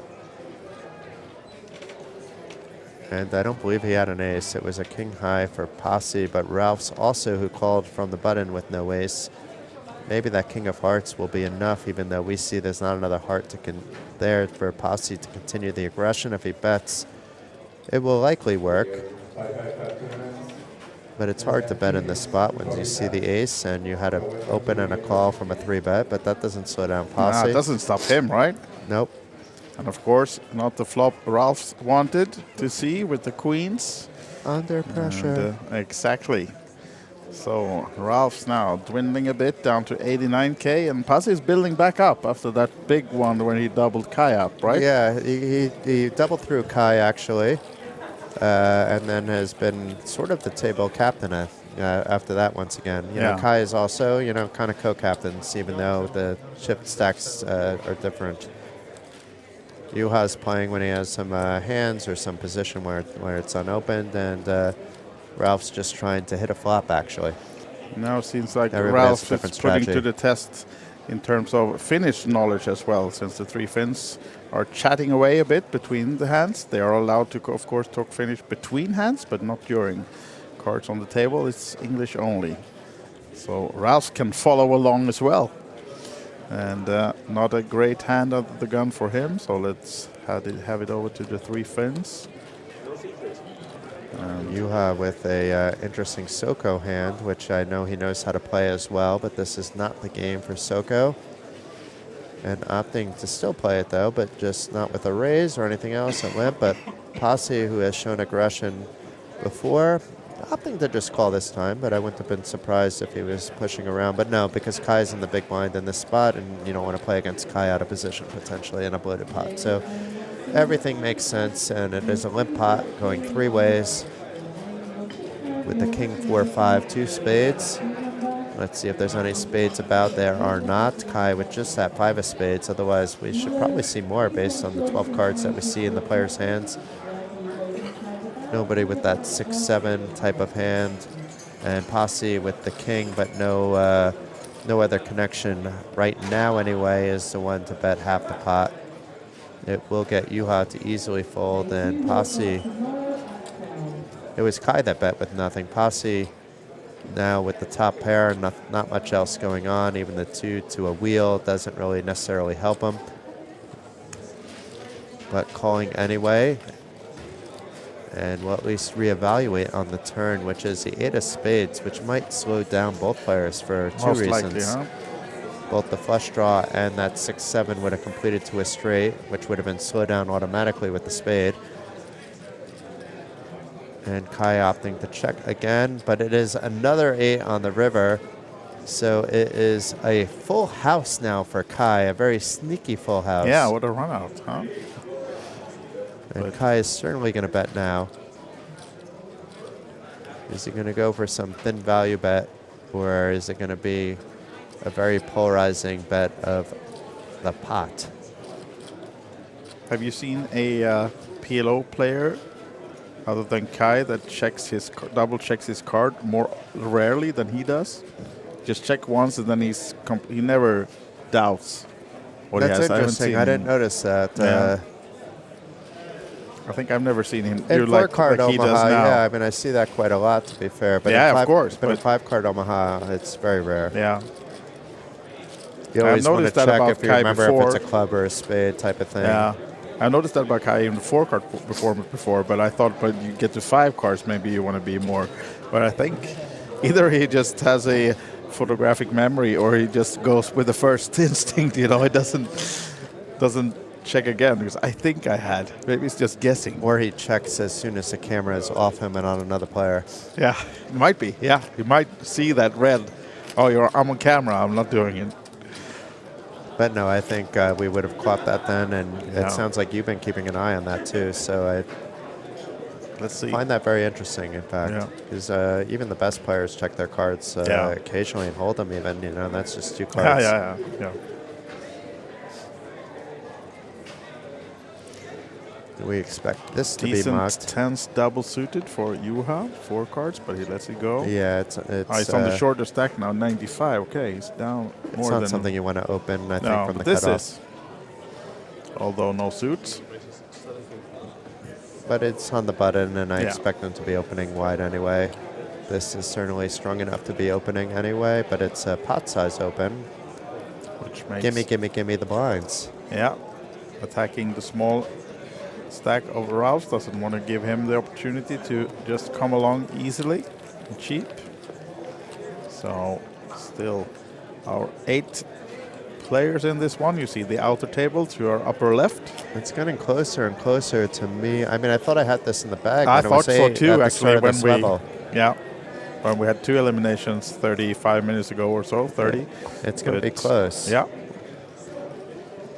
But if it doesn't happen before the break, that means we're going to have another short break after the break as well. So it could be a little bit of patience that we need to request of you. But it could be also that it remains 8-handed indefinitely. You know, the players are Exactly. fairly deep, actually. So Yeah. as long as the short stacks aren't overplaying their hands, you know, we're looking at a lot of fun action.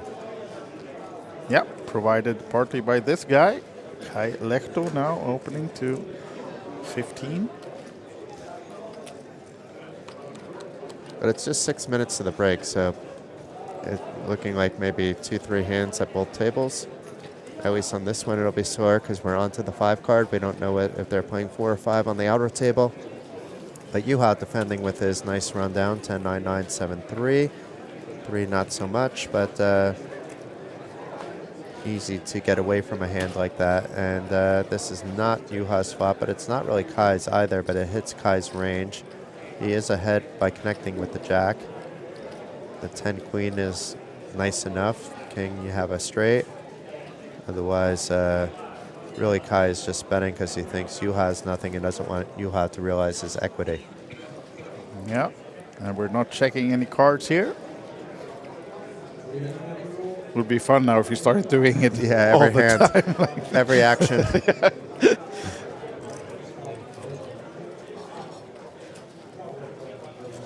It gets Juha to fold, but as we said, Juha didn't really have much going on there, so easy fold by Juha. And Kai undeterred about going against one of the legends of the game, but Kai is a very strong player, very confident. And that's even more emphasized by Wise Guy's latest comment that he's never really double-checking his cards, even in 5-card Omaha. So that also gives if the other players are noticing what you noticed, they notice a very confident Kai at the moment. And he has a reputation as a very strong player in different formats, especially Omaha. But also Hold'em.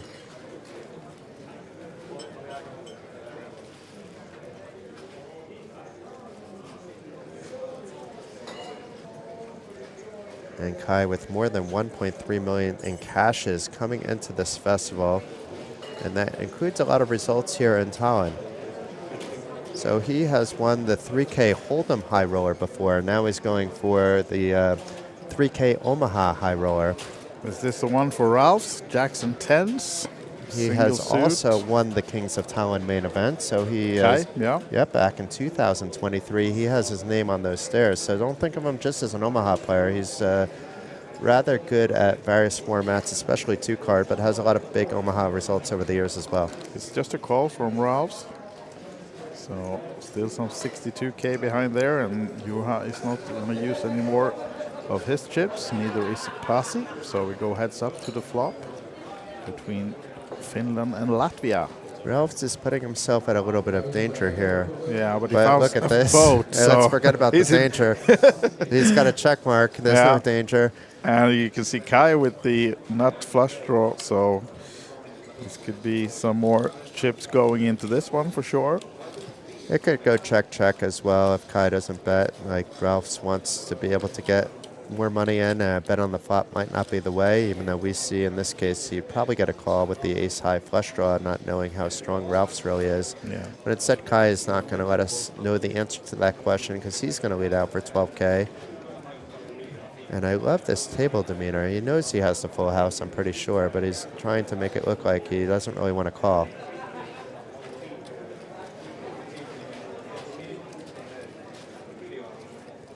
It is possible he raises here, too. Are you accusing him of Hollywooding here? No, I'm accusing him of good poker demeanor. This is very smart, actually. Yeah, sure. Especially since he hasn't really behaved this way on the feature table before. It is a big spot for him. He wants to get that full double up in if he can. He knows that there's not too many cards that can hurt him, and in this case, there's 0 cards that can hurt him. And now he has, and just in case, a second quad draw because he has also tens full. True. So he has 2 quads draw, but none of that really matters. It's just fun and games that we're talking right now. And Kai opts for the check. I won't be surprised if Ralphs gets a little bit impatient and just tries to get value here. But if he checks, he may get a bluff from Kai, but that's very results-oriented. And you want to keep that pot moving a little bit. And if a heart doesn't hit, for example, and you're putting him on something like that, you want to get a little more money in now. But does check it back, and I'm not sure what would have happened if he folded, but look at this. Oh, the flush comes, which could help Ralph's in this case. Yeah, the check back was very good because now I think no matter what he bets, which should be the full lot, he will get a call from Kai. It's hard for Kai to get away from that based on how the action went. Small bet call, check. But maybe he's smelling something. Or maybe he's also trying to figure out how to realize value. But he's just going to get it in. And we're going to be looking at a full double up here for Ralphs, right heading into the break. Where's the snap goal? He's just double checking. He's not Kai. Come on. He needs to make sure that he has one of those sets. Exactly. That's true. One of those boats, actually, with the jacks and the tens. But easy call by Ralphs. And I don't think Kai takes that personally. You know, it's just that you need to make sure it is for your tournament life. Mind can play tricks on you, especially when you're at a TV table. Absolutely. Yeah, I mean, he's allowed to double check, but he was still just asking how much before and then starting to checking. Yeah, the double yeah, up the is Hollywood there. can end at that point. Exactly. Okay. But it looks like we might have one more hand because all the players are at the table. I wasn't sure if that hand carried I us think into so, the right? break, but this certainly should be the last hand. Yeah, I think so. One more. So we have coming one up. hand to lose one player. If Or you're going to otherwise, win our internal bet for 90,000 euros. Yes, that's No, I correct. promised Juhani that there'd be no prop bets Aha, by you me did. this time because he's not here. All right. We did actually get to the break after Oh, this look at hand, that. so no more hands. We will have a breather for the players. They will have a 15-minute break, and then we'll be back from still 2 tables then. And yeah, we're going to go with this until the end, right? Yeah, of course. I mean, who's going anywhere when you have like this big PLO action? It doesn't happen every day that you have a 3,000 buy-in event in Northern Europe or anywhere in Europe for that matter, Yeah. in Omaha, and it's been really fun to watch so far. So let's have a coffee. We'll be back in 15 minutes for more PLO high roller action. Bye for now.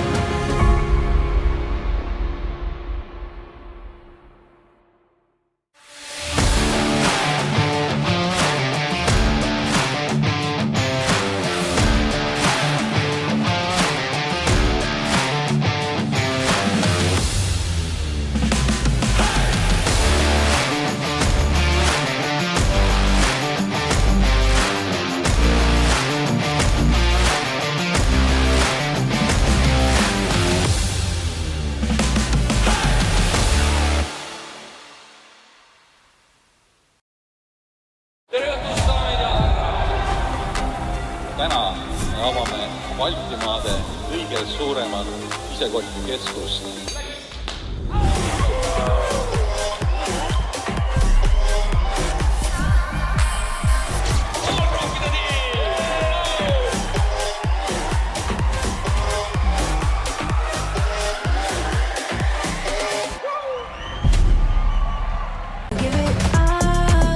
When a woman realizes that she's not alone in this big poker world, she gains motivation, confidence, just becomes a strong warrior.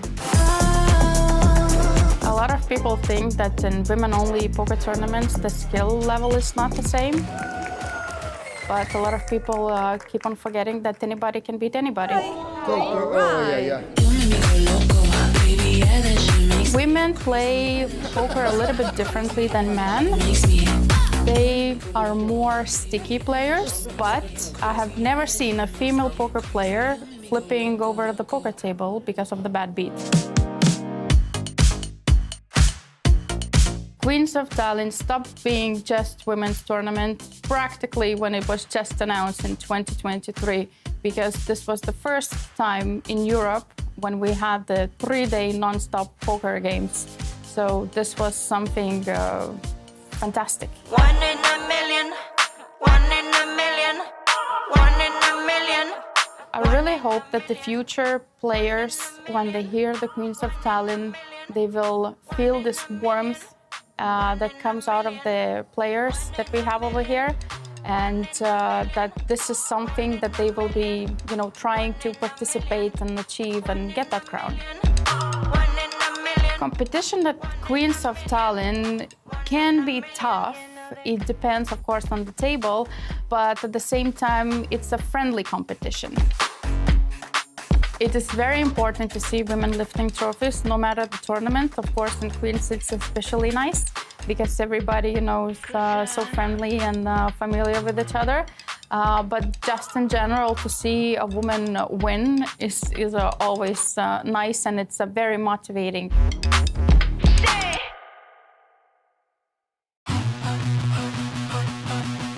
I'm very, very happy that we're coming back to Estonia, back to Olympic Casino.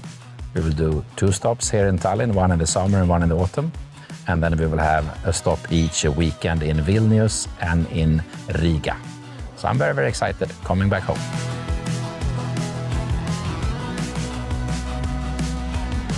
I think we at the festival, we bring a community like no other event, in the sense that it's truly are as many people from Hungary, as from Germany, as from Ireland, as from Sweden. Somehow with the mixed games, but still a lot of Texas, but with the mixed games, the road is open to get to know people from all walks of life, from all countries. So we bring a different community.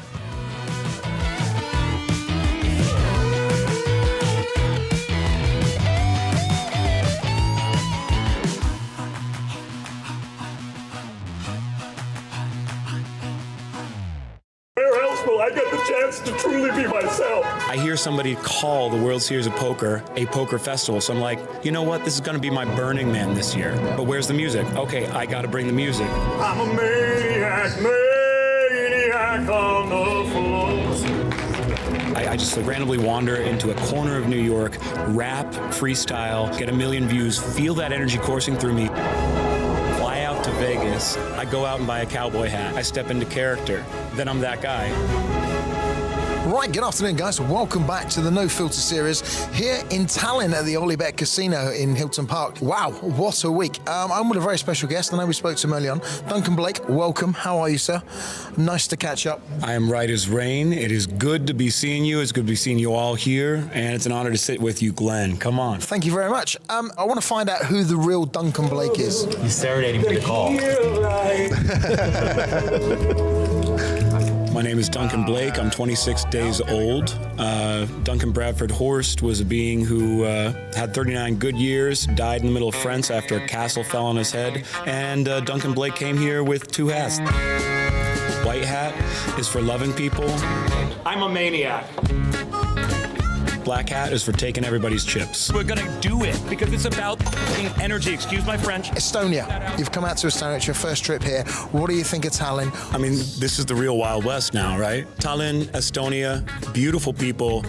Respect from America. Crushed it. Beautiful women, beautiful men. I love the old town. So I surf out of here. I walk straight through the park. I go to an old town place. I eat a deer. I absorb its energy. I come back. I hunt. Need you more than ever. And if you love me, hold me tight. And you push them in forever. Poker brings you around the world to do it. Yeah. Poker brings you around the world to meet people, meet men, meet women you would never meet otherwise. Play ball! Let's go! No. I mean, I watched you on the WSOP singing to people at the tables and stuff, and the next thing I know, I meet you in Estonia. So how does it go from there to here? What actually ends up happening, I hear somebody call the World Series of Poker a poker festival, so I'm like, you know what, this is gonna be my Burning Man this year. But where's the music? Okay, I gotta bring the music. Winner takes it all, the loser standing small. I wear an American flag suit, and at exactly midnight on July 4th, I sing, God Bless America. It gets like 1 million views on the WSOP, right? Mike Murphy, tournament director, is in it. All the tournament directors know me, love me now. And then 2 dudes are like, yo, are you playing the main event? I was gonna fly home on the 6th. I was like, no. They're like, no, you have to play. The energy's amazing. I'm like, I'm not planning on it, guys. My clothes stink. They smell like a dog rolled in something dead. They're like, all right, we will roll you. All I wanted was to break your walls. So that's how I got to the main event. Then day 2, I'm singing at the table. Munir hears me on the table, hears the people are paying me to sing songs. He pays me $20 for Hotel California, which is his favorite song for obvious reasons. We stay friends. He's like, come drinking with me tonight. I'm like, that's a terrible idea. All right, let's do it. So, you know, I meet that guy and he's like, you know, we have this no filter poker tour. I think you would be perfect for it, Duncan. Come on, let's go. Let's do this thing. I will W, Duncan Blake, citizen of Sweden. I fly in last minute, feel this, get to see Sweden, get to see Estonia. Get surrounded by 7 Finnish people at the final table of the legends and get absolutely sniper rifled by their snow team. Finland is for me. Okay, good luck, Duncan. Tommy with the snap call. For Duncan, it's not to be, unfortunately. Good luck, Finland. Run it up, take it down. You got my chips, that's worth a lot. If you don't win it, I'll be disappointed, sonny boy. How did that feel? Because you did really well at Legends as well. So you've turned up here, not only singing to everyone, entertaining everyone all week, this is just, I know you're pulling the energy from everyone else in, but exhausting. But you actually made the Legends final table as well, which was great fun. How did that feel to make, knowing like people like Mizrachi's here, Scotty's here, Helpy's here? I mean, it feels phenomenal to actually have the results to back it up, to play with some of the best here, to get to know the world, to get to know the players, to get to share my unique brand of love and fire to everybody who's here. It makes me a bigger person. It makes me a better voice. The jam is, it's about love. Poker is the best form of therapy for men. If you can get it, I'm in. We're in. Tallinn. It's been great to get to know the real Duncan Blake. My honor, Glenn. You absolutely bring it. You're here for the long haul and you're here for the right reasons. All the best, man. Safe flight home. Guys, Duncan Blake, I need not say anymore. Lose your filters right now. We're playing poker, baby.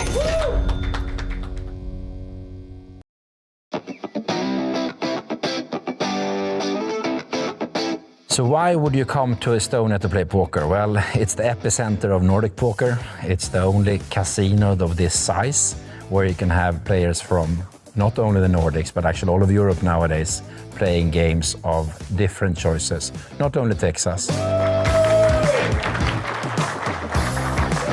A good component of any tournament series out there is, of course, a great community.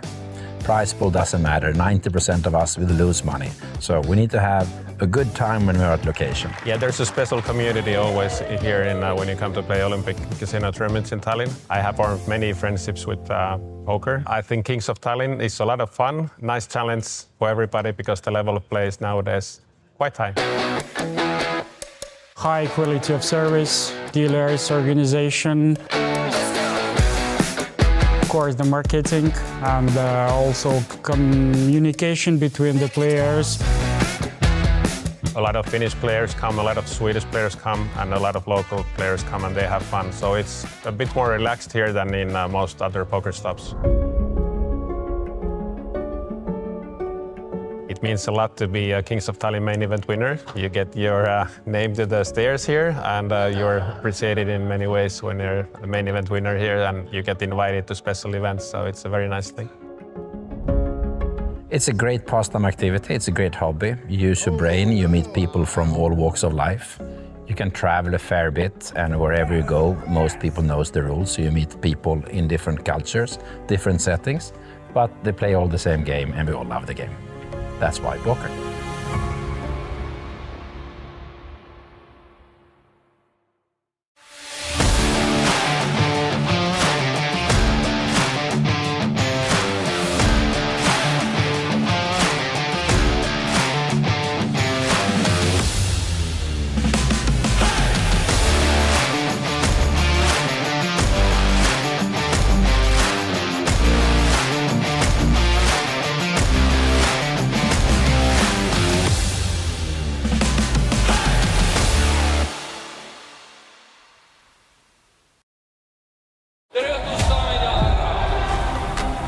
Täna me avame Baltimaade kõige suuremat isekotikeskust.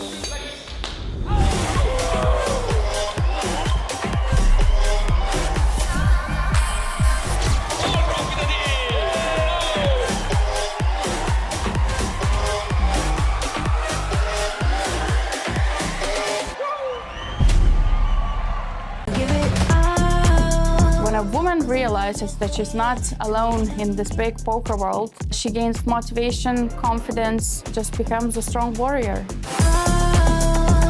A lot of people think that in women-only poker tournaments, the skill level is not the same. But a lot of people keep on forgetting that anybody can beat anybody. Women play poker a little bit differently than men. They are more sticky players, but I have never seen a female poker player flipping over the poker table because of the bad beat. Queens of Tallinn stopped being just women's tournament practically when it was just announced in 2023 because this was the first time in Europe when we had the 3-day non-stop poker games. So this was something fantastic. One in a million, one in a million, one in a million. I really hope that the future players, when they hear the Queens of Tallinn, they will feel this warmth that comes out of the players that we have over here, and that this is something that they will be, trying to participate and achieve and get that crown. Competition at Queens of Tallinn can be tough. It depends, of course, on the table, but at the same time, it's a friendly competition. It is very important to see women lifting trophies, no matter the tournament. Of course, in Queens, it's especially nice because everybody, is so friendly and familiar with each other. But just in general, to see a woman win is always nice, and it's very motivating.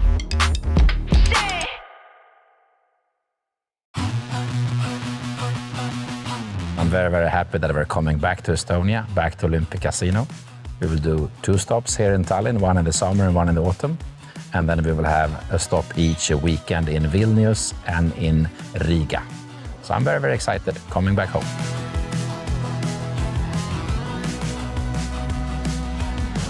I think we at the festival, we bring a community like no other event, in the sense that it truly are as many people from Hungary, as from Germany, as from Ireland, as from Sweden. Somehow with the mixed games, but still a lot of Texas, but with the mixed games, the road is open to get to know people from all walks of life, from all countries. So we bring a different community.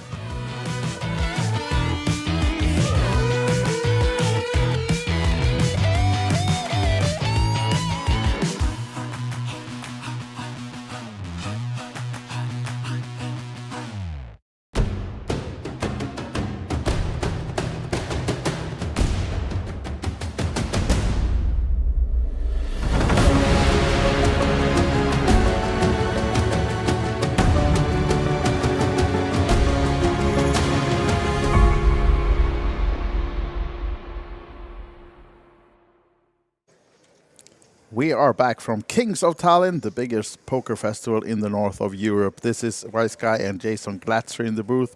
And what are we doing today? We have been watching PLO pretty much all day. We started with the 1K PLO Championship. We got to watch the final table of that and bring all that action. And then things got mixed up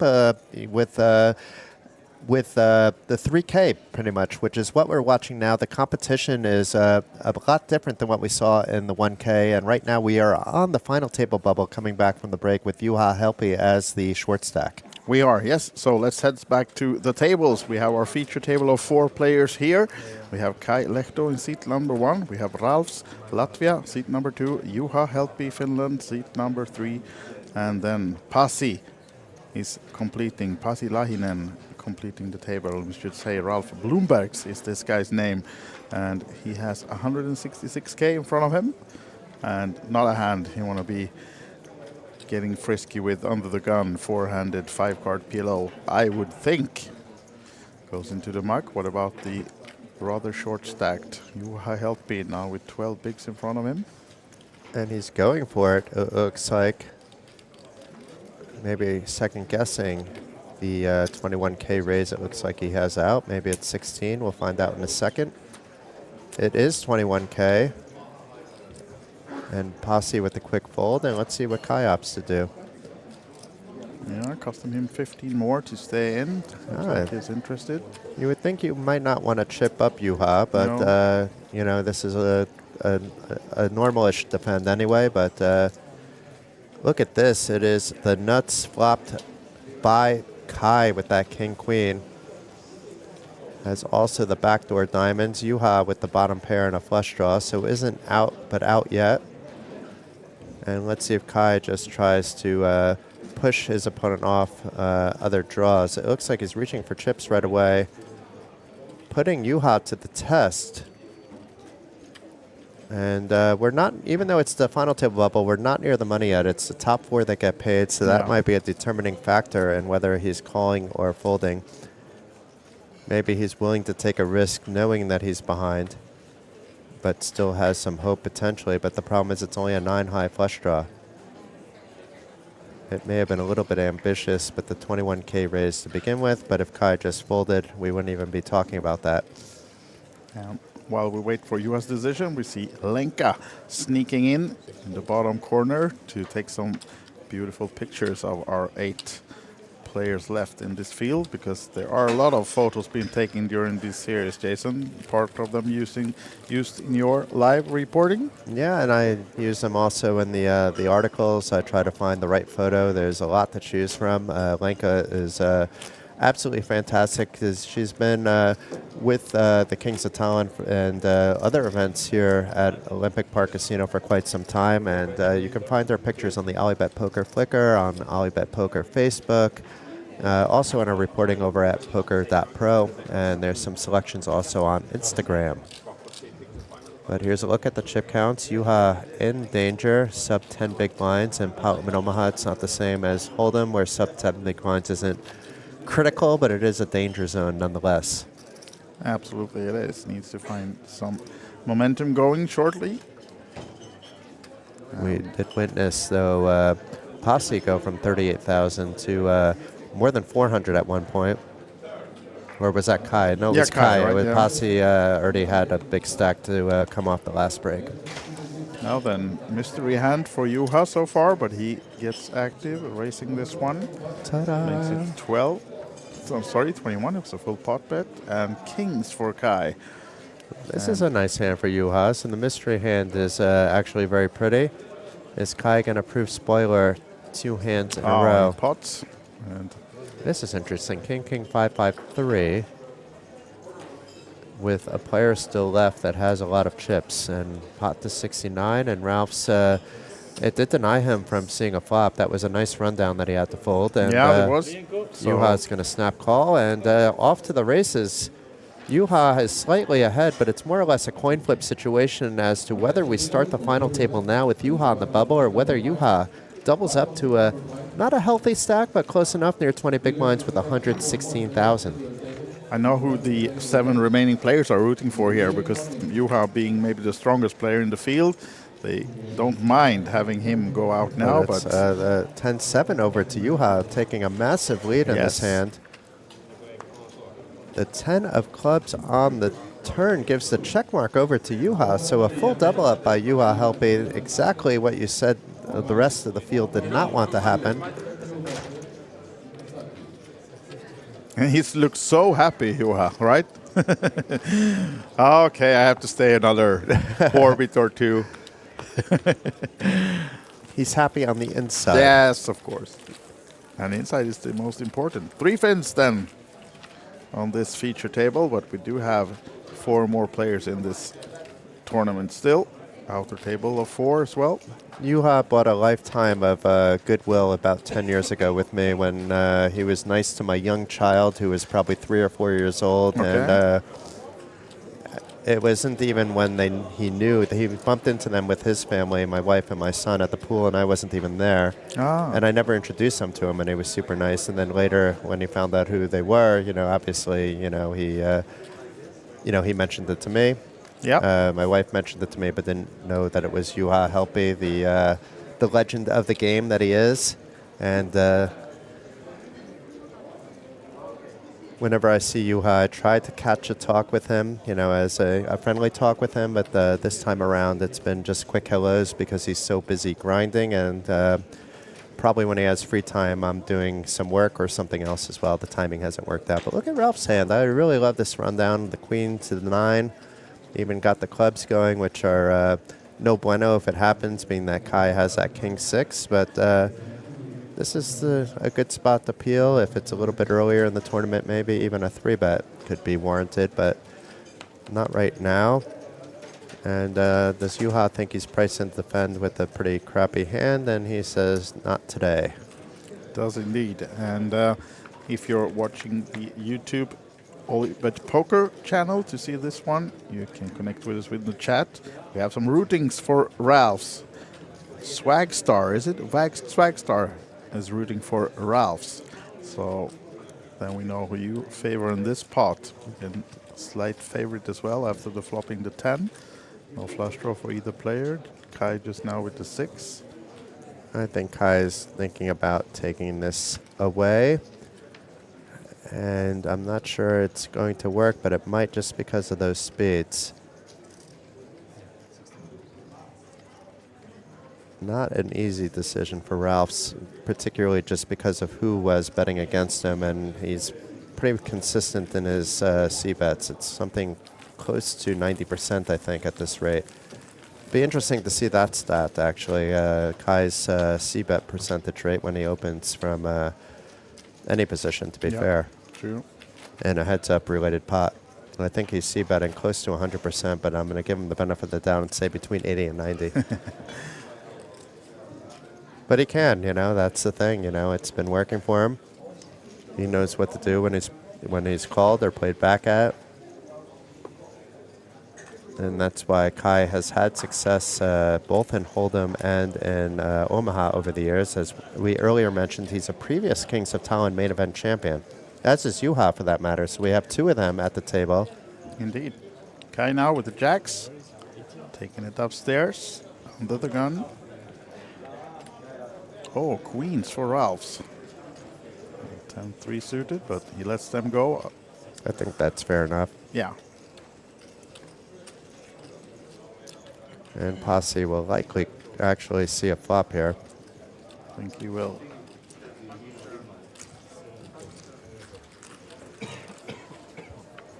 Already at 45,000 this pot. 3, King 9, a pair of diamonds, and no diamonds about in Posse's hand. But meanwhile, Kai has top pair and the flush draw. It's going to be hard for him to realize any value from any of that, but he's likely going to continue what he was doing before and fire out a bet. He's looking down at the chips anyway, and here we go. Bet of 15,000, 1/3 of the pot. And unless it was a single chip, I would expect Posse to fold. He may call like a min bet of 6,000. And quick fold by Posse, and Kai chipping back up to over 300,000 in chips, while Posse down to 162.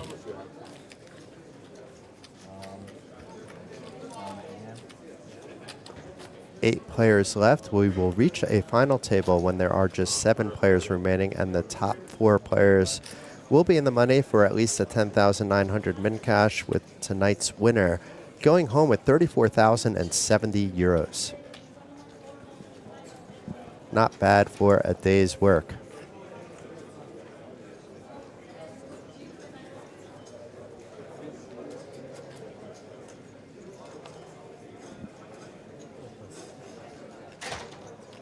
Juha with a pretty hand, ace, king, king, 3. He would have liked that 3 to be a queen or a jack or even a 10, maybe an ace, but nonetheless, he's on the button and will be opening for 21,000, reminiscent of the last time he was on the button with a 9 high and had to give up on a bad flop before doubling up the very next hand.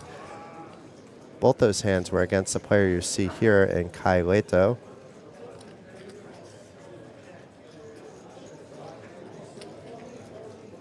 And Kai making the call with just the queen 6-6-5. He does have the diamonds draw. And diamonds it shall be on the 4-4-9 flop. It's still the kings ahead at the moment by Juha, but you can see it's quite close. And a check by Kai. And I expect Juha to be betting here. But he's not betting big. He's preparing to get it in on the turn, it seems, with this bet, because he couldn't get it all in now. And maybe milking an opponent along, but this, it's not that he's out of the woods yet, so the thing holding Kai back isn't just the queen high of the flush draw that he has, it's the fact that there's a paired 4 and could be actually drawing to just a mere 6 or even dead to an opponent's 9, so he's probably going through all the possibilities here. And it looks like it's the one that did not expect, which is put max pressure on Juha Helpy. And Juha actually may have to fold here. Does not, though. He Money's does going not, and Juha slightly ahead, wise guy. Yeah, slightly. But again, risking his seat in the tournament as the final table bubble man, maybe, but still slightly ahead with the kings. Has to fade diamonds and sixes and maybe other backdoors. Oh, no, what the heck, a 6. I mean, the diamond would have been less mean, but a queen and only a queen, but that was a quick 10 of clubs dealt on the river, and unfortunately, we've lost our legend, Juha Helppi, 2-time bracelet winner, 1-time Kings of Tallinn main event champion. He's also a WSOP circuit ring winner here in Tallinn. Unfortunately, we will not see him on the final table. Out in 8th place, Einars Mujevs, a Latvian we haven't seen, will be on the break. Coming back from the break on the chip lead, and we're off to the studio. And here's the studio. That's us. Hey, hey. And that's the finalist done now. The 3 players from that table will be joined by 4 others. We'll see exactly the lineup after the break. So it'll be about 10 to 12 minute break now before we come back to have the final 7 battle it out for the 4 payouts and the nice trophy up top as well, of course. Who's your favorite? It was Juha Helppi, but I mean, I really like the way both Kai and Pasi are playing, but until we see how the other players are playing, I mean, I like how Yuri plays. I think I'm going to be on one of the Finns, Team Finland in general. There's 3 Finns, 2 Latvians, a Swede, and a player from Netherlands, and Bjorn Verbakel on the final table with Bjorn as the short stack. Patrick is pretty close, and Yuri, actually. It's an interesting spread. You have 5 players between 107,000 and 159,000 chips. Yeah. And then you have Einars on 540, and Kai, of course, we saw what he did. He's up to 426 after taking out Juha. Really on a heater, Kai Lehto. And we'll be back after the break. So see you soon. See you.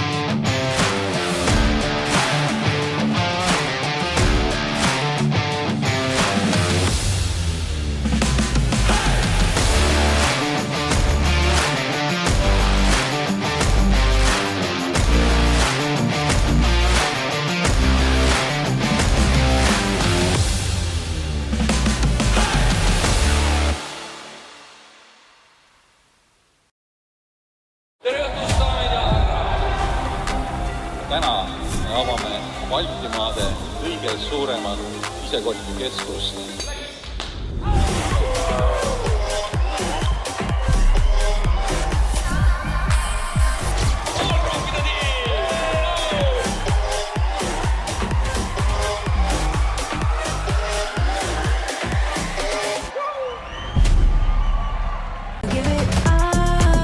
When a woman realizes that she's not alone in this big poker world, she gains motivation, confidence, just becomes a strong warrior. A lot of people think that in women-only poker tournaments, the skill level is not the same. But a lot of people keep on forgetting that anybody can beat anybody. Women play poker a little bit differently than men. They are more sticky players, but I have never seen a female poker player flipping over the poker table because of the bad beat. Queens of Tallinn stopped being just women's tournament practically when it was just announced in 2023, because this was the first time in Europe when we had the 3-day non-stop poker games. So this was something fantastic. One in a million, one in a million, one in a million.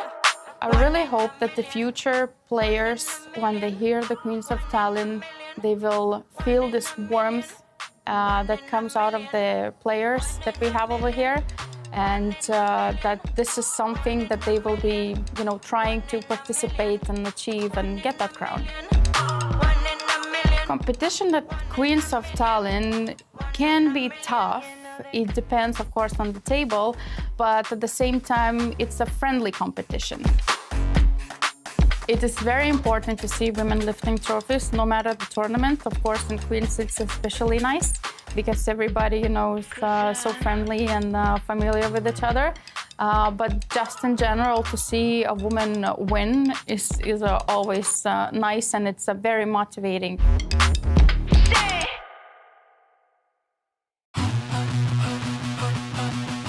I'm very, very happy that we're coming back to Estonia, back to Olympic Casino. We will do 2 stops here in Tallinn, one in the summer and one in the autumn. And then we will have a stop each weekend in Vilnius and in Riga. So I'm very, very excited coming back home.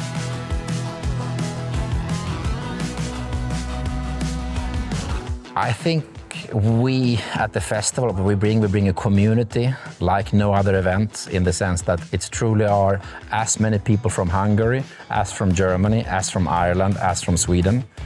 Somehow with the mixed games, but still a lot of Texas, but with the mixed games, the road is open to get to know people from all walks of life, from all countries. So we bring a different community.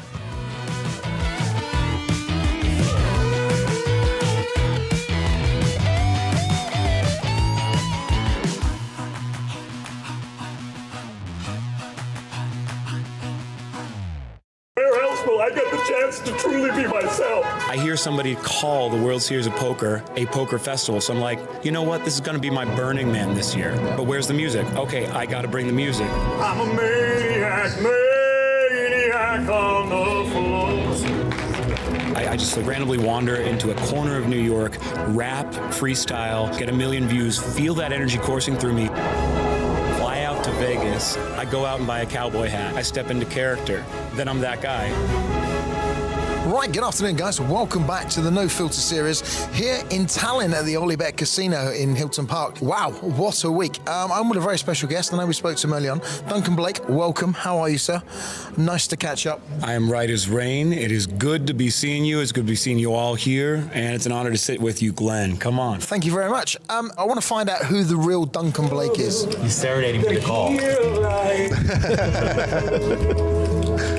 My name is Duncan Blake. I'm 26 days old. Duncan Bradford Horst was a being who had 39 good years, died in the middle of France after a castle fell on his head. And Duncan Blake came here with 2 hats. White hat is for loving people. I'm a maniac. Black hat is for taking everybody's chips. We're gonna do it because it's about energy. Excuse my French. Estonia. You've come out to Estonia. It's your first trip here. What do you think of Tallinn? I mean, this is the real Wild West now, right? Tallinn, Estonia, beautiful people. Respect from America. Crushed it. Beautiful women, beautiful men. I love the old town. So I surf out of here. I walk straight through the park. I go to an old town place. I eat a deer. I absorb its energy. I come back. I hunt. Need you more than ever, and if you love me, hold me tight, and you will push them in forever. Poker brings you around the world to do it. Yeah. Poker brings you around the world to meet people, meet men, meet women you would never meet otherwise. Play ball! Let's go! No. I mean, I watched you on the WSOP singing to people at the tables and stuff, and the next thing I know, I meet you in Estonia. So how does it go from there to here? What actually ends up happening, I hear somebody call the World Series of Poker a poker festival. So I'm like, you know what? This is going to be my Burning Man this year. But where's the music? Okay, I gotta bring the music. Winner takes it all, the loser's standing small. I wear an American flag suit, and at exactly midnight on July 4th, I sing, God bless America. It gets like 1 million views on the WSOP, right? Mike Murphy, tournament director, is in it. All the tournament directors know me, love me now. And then 2 dudes are like, yo, are you playing the main event? I was gonna fly home on the 6th. I was like, no. They're like, no, you have to play. The energy's amazing. I'm like, I'm not planning on it, guys. My clothes stink. They smell like a dog rolled in something dead. They're like, all right, we will roll you. All I wanted was to break your walls.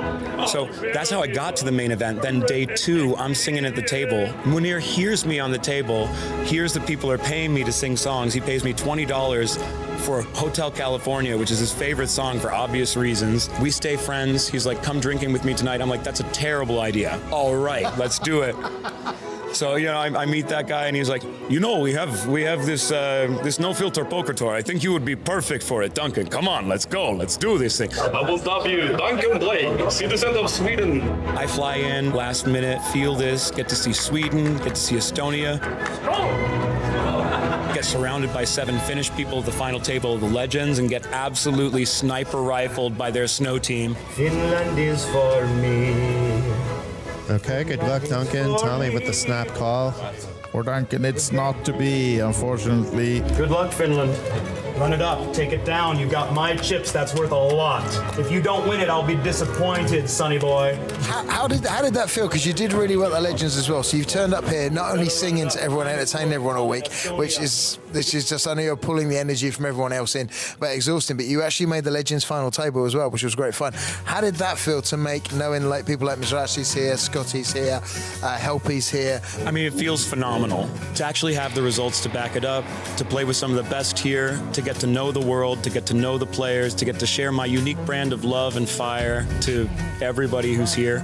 It makes me a bigger person. It makes me a better voice. The jam is, it's about love. Poker is the best form of therapy for men if you can get it. I'm in, we're in, Tallinn. It's been great to get to know the real Duncan Blake. My honor, Glenn. You absolutely bring it. You're here for the long haul and you're here for the right reasons. All the best, man. Safe flight home. Guys, Duncan Blake.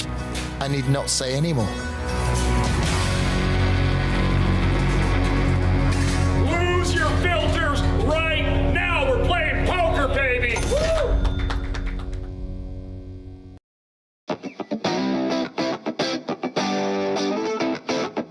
So why would you come to Estonia to play poker? Well, it's the epicenter of Nordic poker. It's the only casino of this size where you can have players from not only the Nordics, but actually all of Europe nowadays playing games of different choices, not only Texas.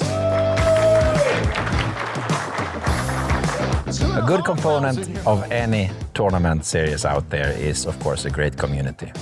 Prize pool doesn't matter, 90% of us will lose money. So we need to have a good time when we're at location. Yeah, there's a special community always here when you come to play Olympic Casino tournaments in Tallinn. I have formed many friendships with poker. I think Kings of Tallinn is a lot of fun, nice challenge for everybody because the level of play is nowadays quite high.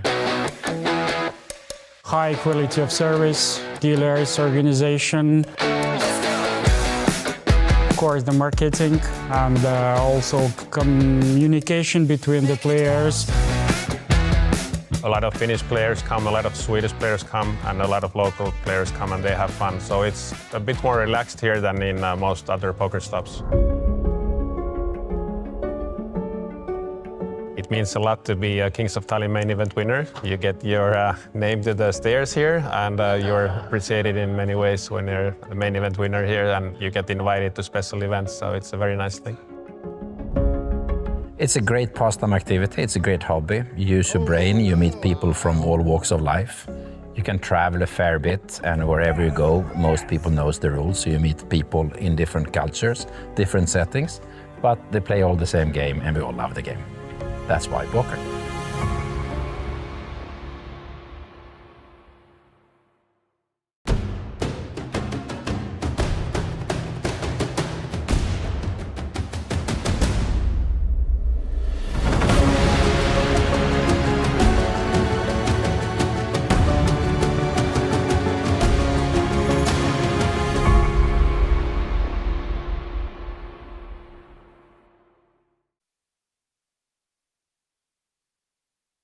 Now you can hear us as well. Sorry for that. Jason, you should have punched me. I mean, I have my hands like this, just You're waiting to tied. see you. I wanted to see whether it was going to happen again. If we were betting this week, I would have won that bet as well. You would have.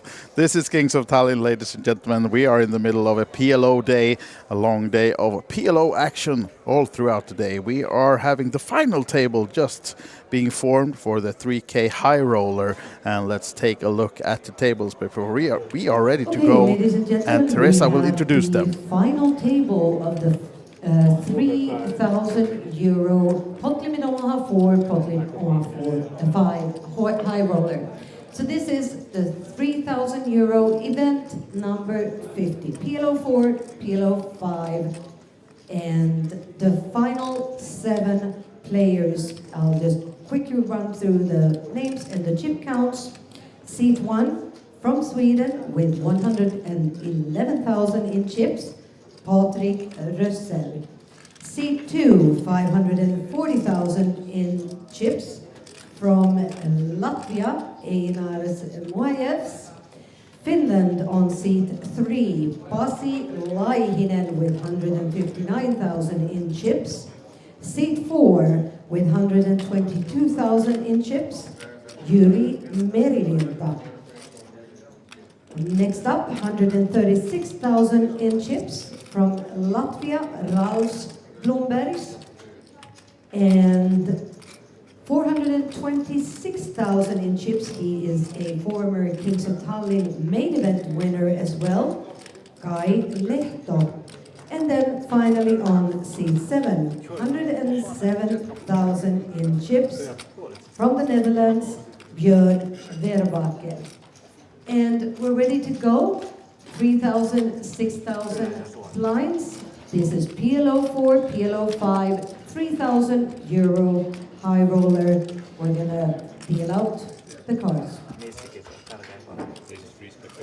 Thank you, Teresa. What an introduction there by Teresa. Still has the energy at this time of night to deliver the top-notch intro that you see here. And looks like we have the clean names now. I love this. So great job, guys. I appreciate the effort there. It's nice to see. Yeah, here they are, the final 7. We've reached perfection now. Names correct. I mean, the stream has been brilliant from the beginning. I love the new location in the corner of the room. And, Edgar's and his whole team, I would say, have done, they've upped it a notch. And the No Filter was up the notch, and the WSOP circuit was up the notch. So every time we see one improvement, if not more, every time. So thank you, Edgar's, for making our lives nice and easy and making the viewer experience as good as it is. Now then, Patrik Rössel, Sweden, has folded already, right? So it's over to the guy in the small blind here, Einars, who we haven't had on this feature table yet today. Chip leader. Yep.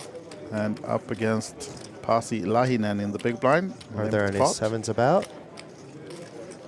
Any 7-5s about? I don't have the memory of Kai Lehto, so I don't know. You would have to remember 10 cards. We don't know if Kai Oh, can there do is that. actually one. Yeah, I thought Einars maybe had one, but wasn't sure. But it's Pasi with the clubs that's going to lead out. And I don't think this is going to scare Einars. In fact, he may be thinking about whether he should raise or not, because it is kind of a blocking size bet versus anything else. He was just trying to dictate that he wasn't going to pay too much, maybe for that flush draw, which might get him in trouble. Even though the flush was completed with the king, it's Einars with the check mark. This could be small trouble. I don't expect Pasi to stack off with a 10 high flush, and in fact does check it back. And the 5 of diamonds should make him a little bit more relaxed, because the 7-5s are a little less likely.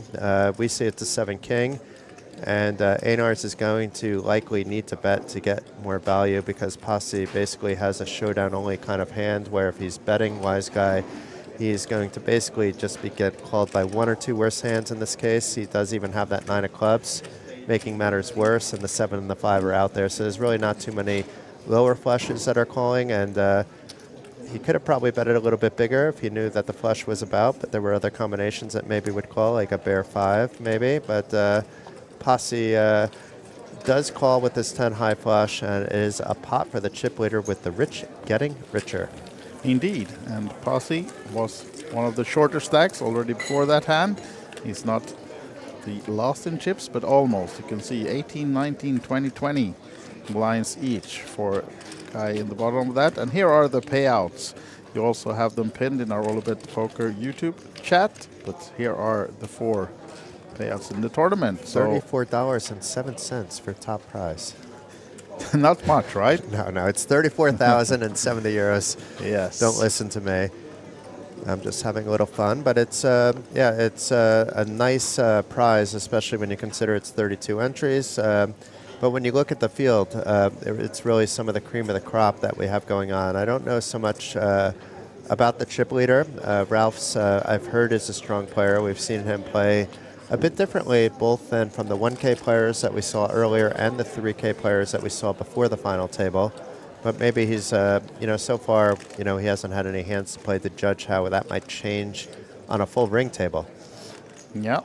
And being a high roller and being a 4 and 5 card event, you will surely get a lot more action here than you would maybe if we're in the same stage of a tournament in a Hold'em tournament where people might be a bit less aggressive and just trying to work their way into the money. But these high rollers sure have their eye on the trophy and the first prize and will not just fold themselves to get to a bubble face or something like that. So sure we will have some nice action.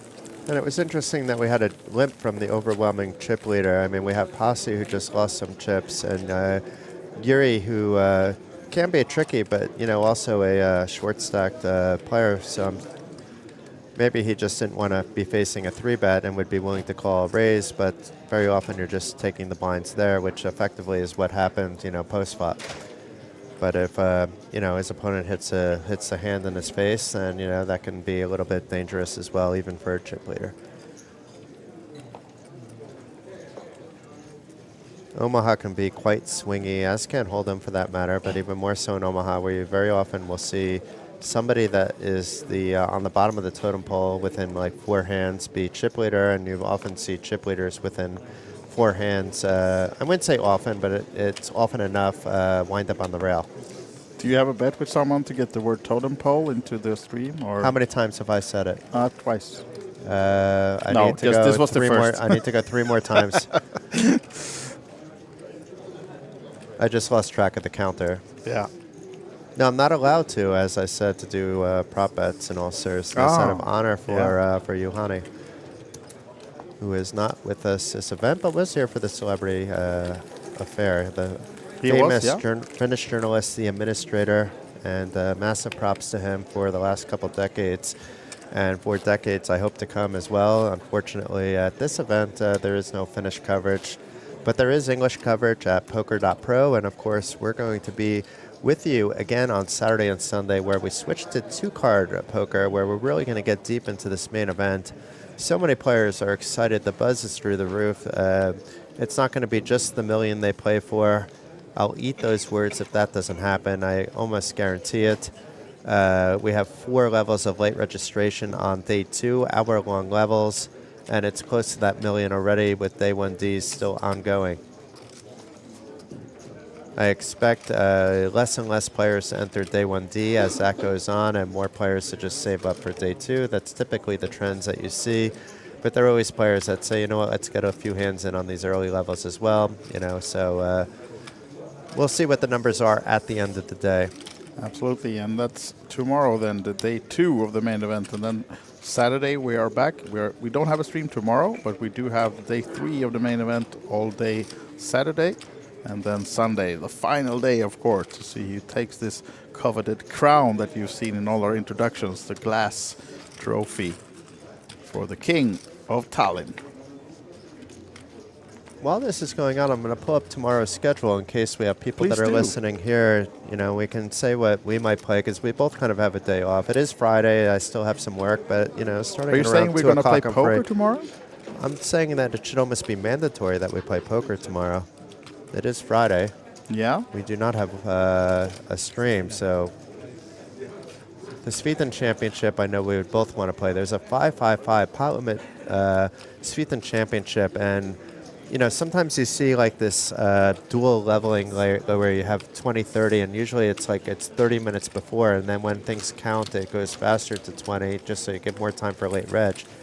I mean, the Svitan event is not only well structured to begin with, but it's the opposite of what I said. So, like, once late registration closes, you're looking at a lot of play, a lot more than you normally would.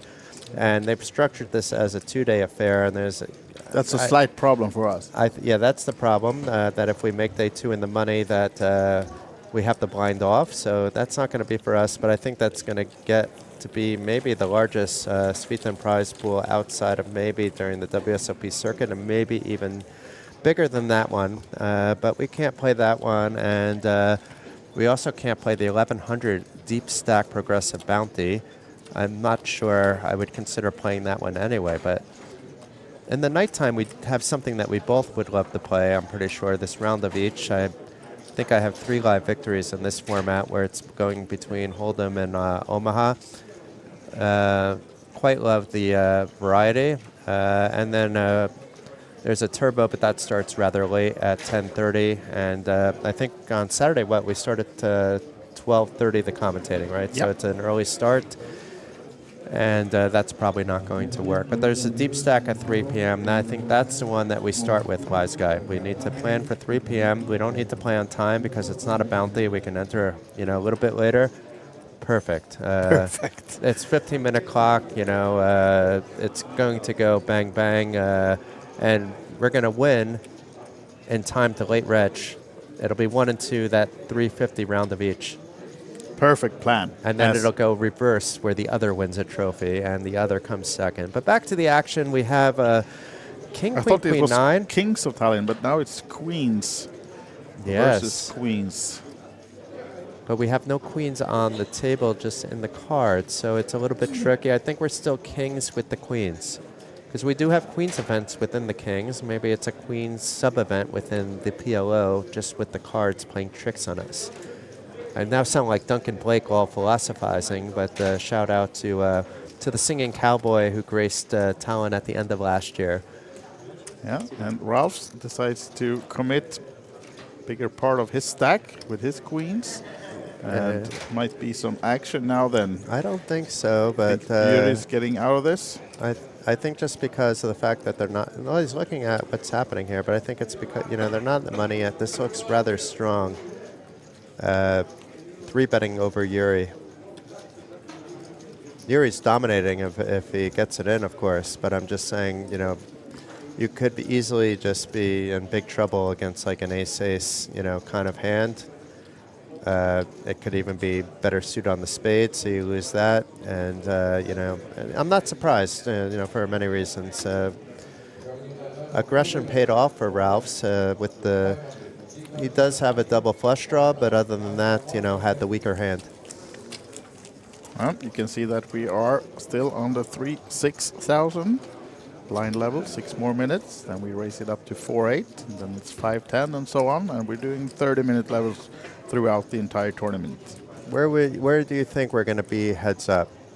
At what time? I'm thinking what level. Like we have, we can go through. We do this a lot, Wise Guy and I, because it's not necessarily for planning for the stream. I do it a lot to plan the hours of the people that are actually doing the reporting on Poker Pro.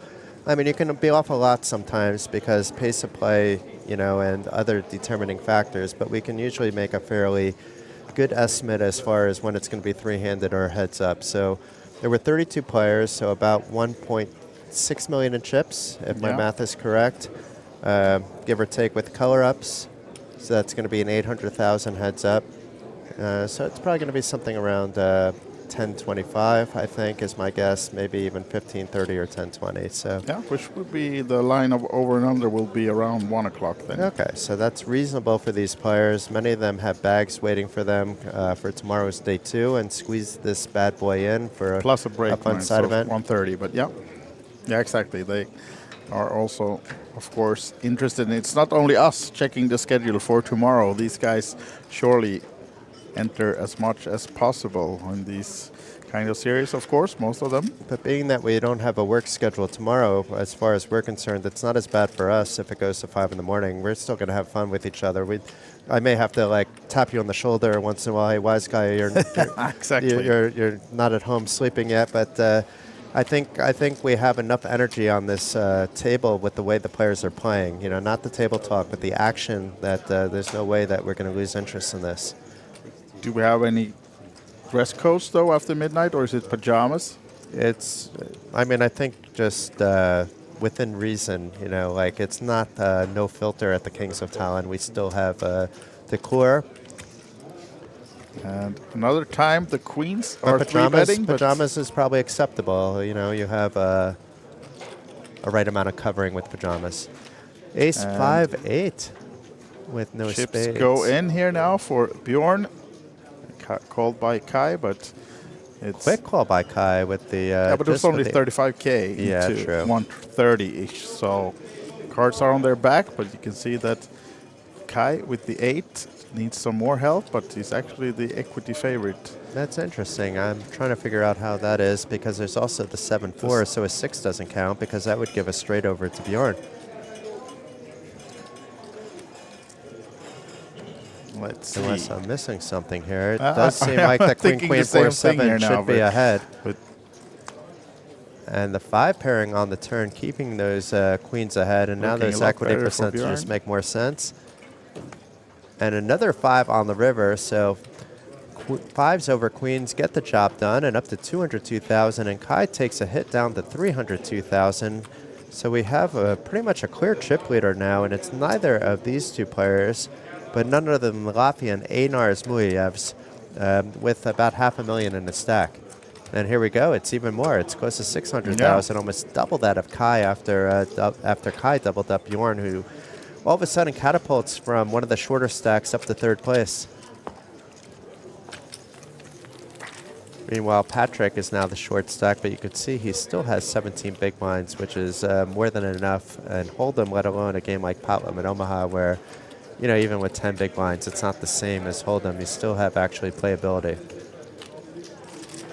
It really depends on the table. If you have a couple of guys that just like to always juice the pot in a non-bounty affair, you know, and increase variance, then yeah, it's similar to Hold'em in some ways. But being that you can't shove pre-flop, you know, it typically plays a lot smaller in terms of you could even blind down to like 6 or 5 big blinds and make a comeback from there. It's completely not unusual. It doesn't mean that's what you should strive for, though, wise guys. Next time you play Omaha, don't just blind down to 5 big blinds. As Jason said, this was the trick. Okay, I'm changing. I had it in my black book here, but I'm not going to change the advice system. But just in case you get down that low, you shouldn't give up. You shouldn't just punt off. You can still be slightly patient, but you have to open up your ranges, obviously, a bit. And we have Patrick with a nice rundown here from the small blind. It looks like he just completes, and who can blame him against the chip leader? Don't need to increase variance in the hand. And it's a 9-4-3 flop. Patrick with top pair. Einars connecting with the 4. Backdoor diamond flush draw as well, with the backdoor club flush draw for Patrick.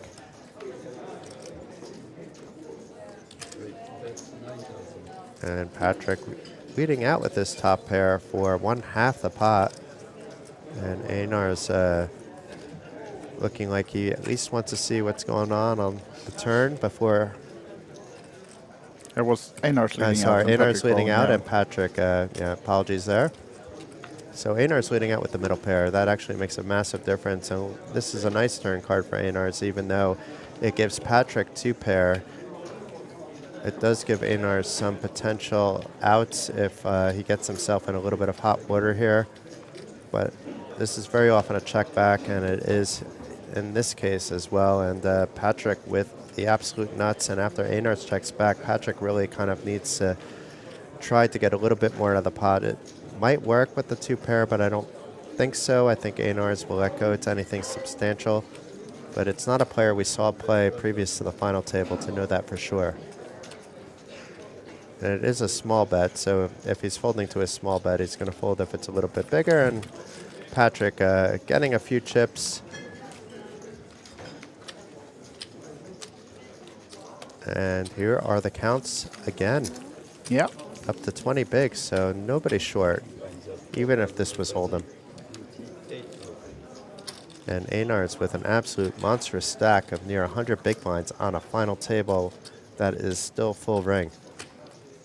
Now then, updated since we are on a new blind level. Yes, but in that last hand, he was still near 100. Yeah. Now he has around 70 big blinds.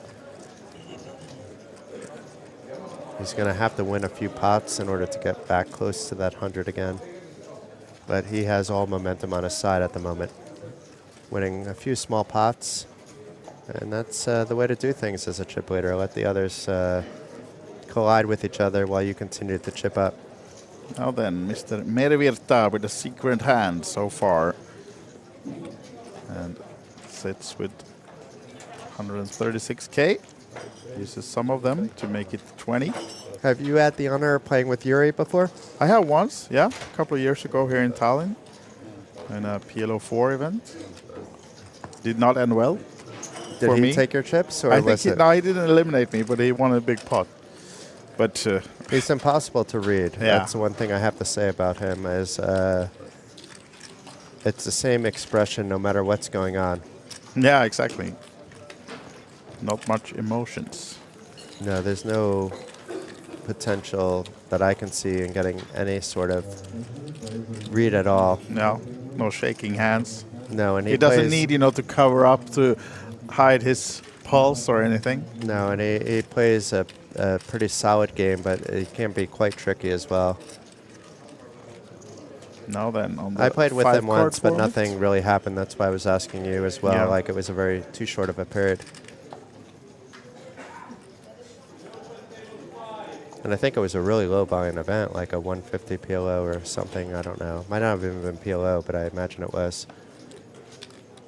I would be surprised to see him in a low buy-in hold'em event. Yeah. And it might not have been 150, but I'm not typically playing, I'm definitely never playing 3Ks or 1Ks in PLO.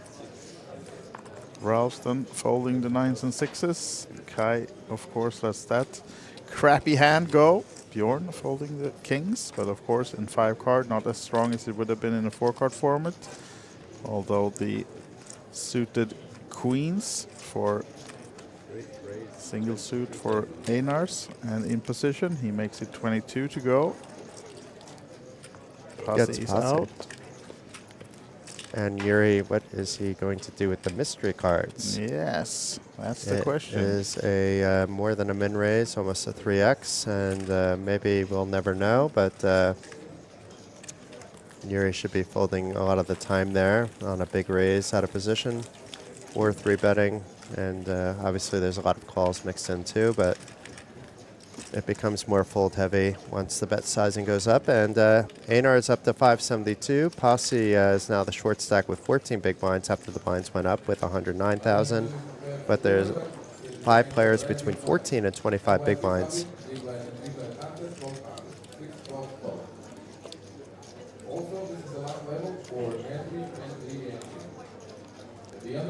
So day 1D is on its last level, Wise Guy, in real time. They are? Yeah. Yep, it's being announced It's now. a shorter flight, right? I mean, yeah, shorter it's a line levels. turbocharged affair, so they're not playing the same levels, but tomorrow they go back to playing the 1-hour levels. So we're kind of learning why neither of us have heard about A&Rs before. We didn't have enough time to really research in between the final table being created this time around. But he goes back a number of years, but how many caches are there? 3 in total, and the biggest one being for 3,700 euros. So, but he does have experience with victory, but that's in a hold'em affair back when the MPNPT was a thing, and it was here in Tallinn in 2016. Yeah, there couldn't have been too many runners in that one. If this one is correct, if it's not under another name in the Hendon mob, you wonder how he found his way to this one. Maybe cash. This has all the workings of somebody that plays a lot of cash games, because this goes back to 2015 with the last cash of 2019. So either he's playing tournaments potentially like in places that allow you to be anonymous, which is pretty much the entire United Kingdom and other places in Central Europe, or the more likely scenario is that he's playing cash games, but we can find out. There's a large Latvian contingent, and I'm pretty sure we can ask him directly at some stage. I'm just not sure we're going to be able to get that information over to you during the stream. Maybe we have someone in the YouTube chat who can enlighten us. Yeah, there has to be somebody reeling Einars, but yeah, if you know Einars, give us a little info. He's a wild card to us. We know the Finns quite well. Bjorn is also somebody I haven't seen here before, but so anything about Bjorn as well would be helpful.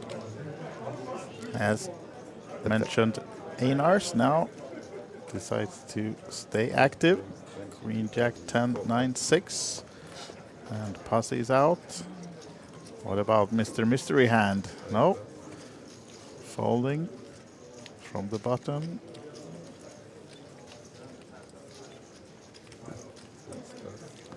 And Kai with a not so very nice 5-card hand. They've switched the Big O, in which case he's miles ahead. Exactly. Speaking of Big O, Jason, the event you would have won if you could play it is on Saturday. The 350 PLO high-low 4-5 cards. The Big O portion of it, I can't say I'm going to be as much of a favorite as I would be in the 4-card version. I mean, in the last 6 months, I'm playing online like 80% PLO8 and NLH with, I'm not going to say my ROI online or anything like that, but let's just say it's quite good. And I have a positive Hold'em ROI, but this is like close to 4 times the Hold'em ROI. So I would love to play in a 4-card PLO 8 event, and I don't want to have to fly out to Vegas to do it, you know. So I may have to create one myself or convince one of the partners of Poker Pro, you know what, we should start doing some PLO 8. You notice they took away the stud high, low round of each after I won the trophy, so I'm still defending champion of that this year. You will forever be. No, they'll probably put it back. A lot of people had fun in that event.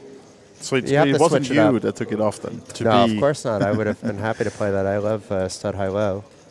But I like that game even if it's pot limit and it was online. I'd be playing that nonstop instead of 08.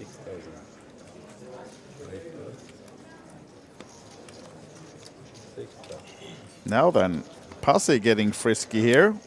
3-betting. Does he have a train to catch? Ace, Queen, 10, 9, 4. It's double suited, but still. Decides to go up against the chip leader.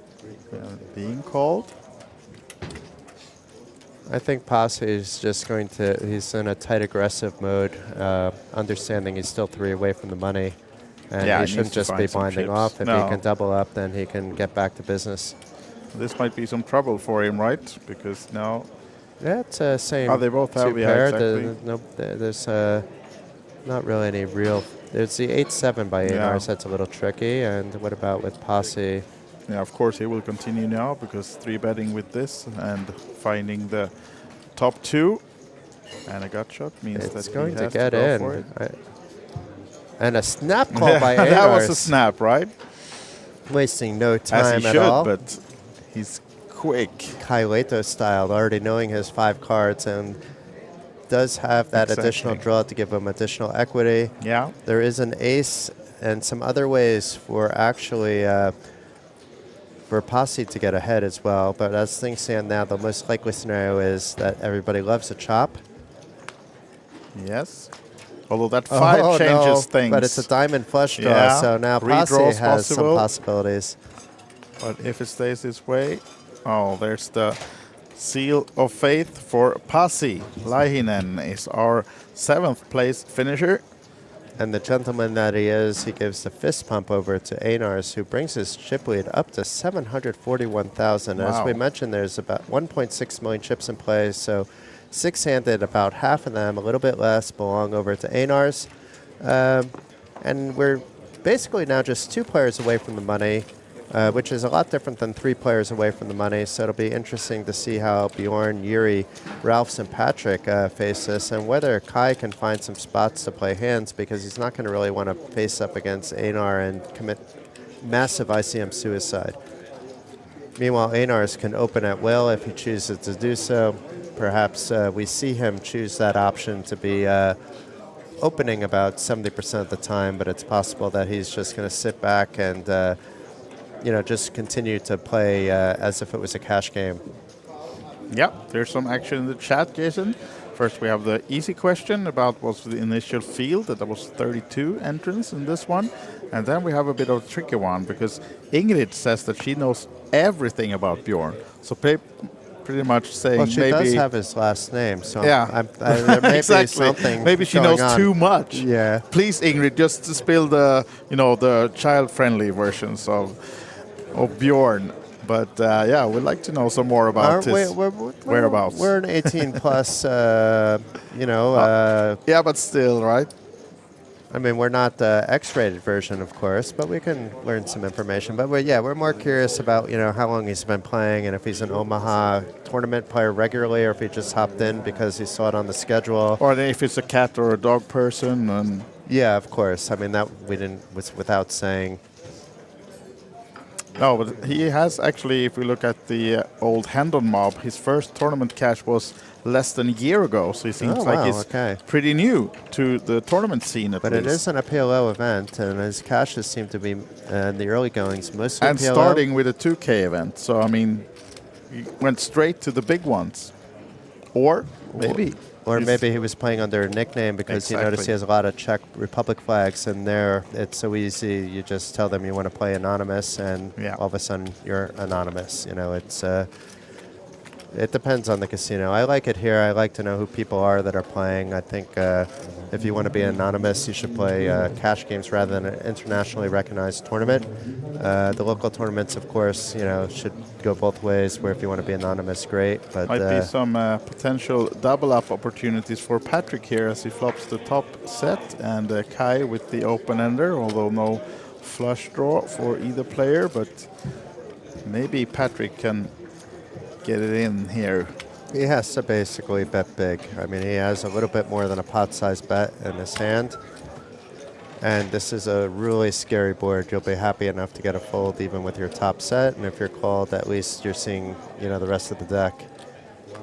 Yeah, here's the bet. And, fold from Kai. So, well done, discipline lay down. It's not the same as Hold'em. I know that I'm repeating myself, but I haven't said that in a while. In Hold'em, you're just going to bet 1/3 of the pot, if anything at all. You maybe let the button do the betting for you, or it goes check, and you do something on the turn. But it's, yes, the flush draw's out there, yes, the straight draw's out there, but you don't need to be betting the pot. But we're in Omaha, because you have, and particularly in this situation with 5 cards, you want to deny all that weird equity that could be in the opponent's hand. Scary flops are scarier in Omaha than they are in Hold'em.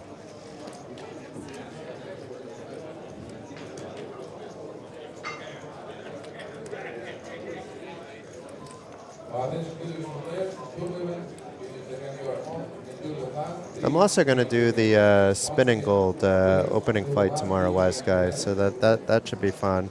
Yeah. I was told that during the breaks will be like the second day. So if you want to try it, if one of us makes the second day, it's probably going to be breaks during the main event. One of us just slips out of the booth for 10 minutes, comes back with an update that we've made it to the final day or the next round, or that we jammed it with 7-4 suited and somehow took a bad beat against tens. Aces now limped by Patrick in the small blind, doesn't grab the bait in the big blind, so off to a limped pot flop, and not flush draw added to the aces as well. Yeah, it's gotten prettier and prettier for Patrick there, but somehow his equity is still not biting the bait, Einars, and I wonder why Patrick is. I mean, there is 2 pair now, so it makes sense that Patrick is behind. But the equities were really close on that flop, which didn't make too much sense to me. But 5 card, as I said, that's not where my experience really lies. Understanding equities and percentages, and it gets even more difficult in high-low.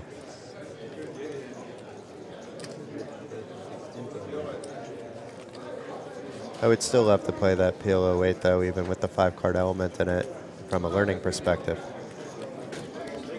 So now Ingrid has spilled some details for us. Says that Bjorn is a PLO player, played for more than 20 years and goes to Vegas every year. So then I'm guessing he's playing mostly cash games then, since we didn't find that much tourney results. But you're burning money on fire if you're not playing. If you're a PLO player, you have to play cash games mostly, and then you squeeze in a few tournaments if you just want that, extra excitement. But you're not you don't be a glory hunter, and you. If poker is your business, and I assume then he's a cash player, because the games do.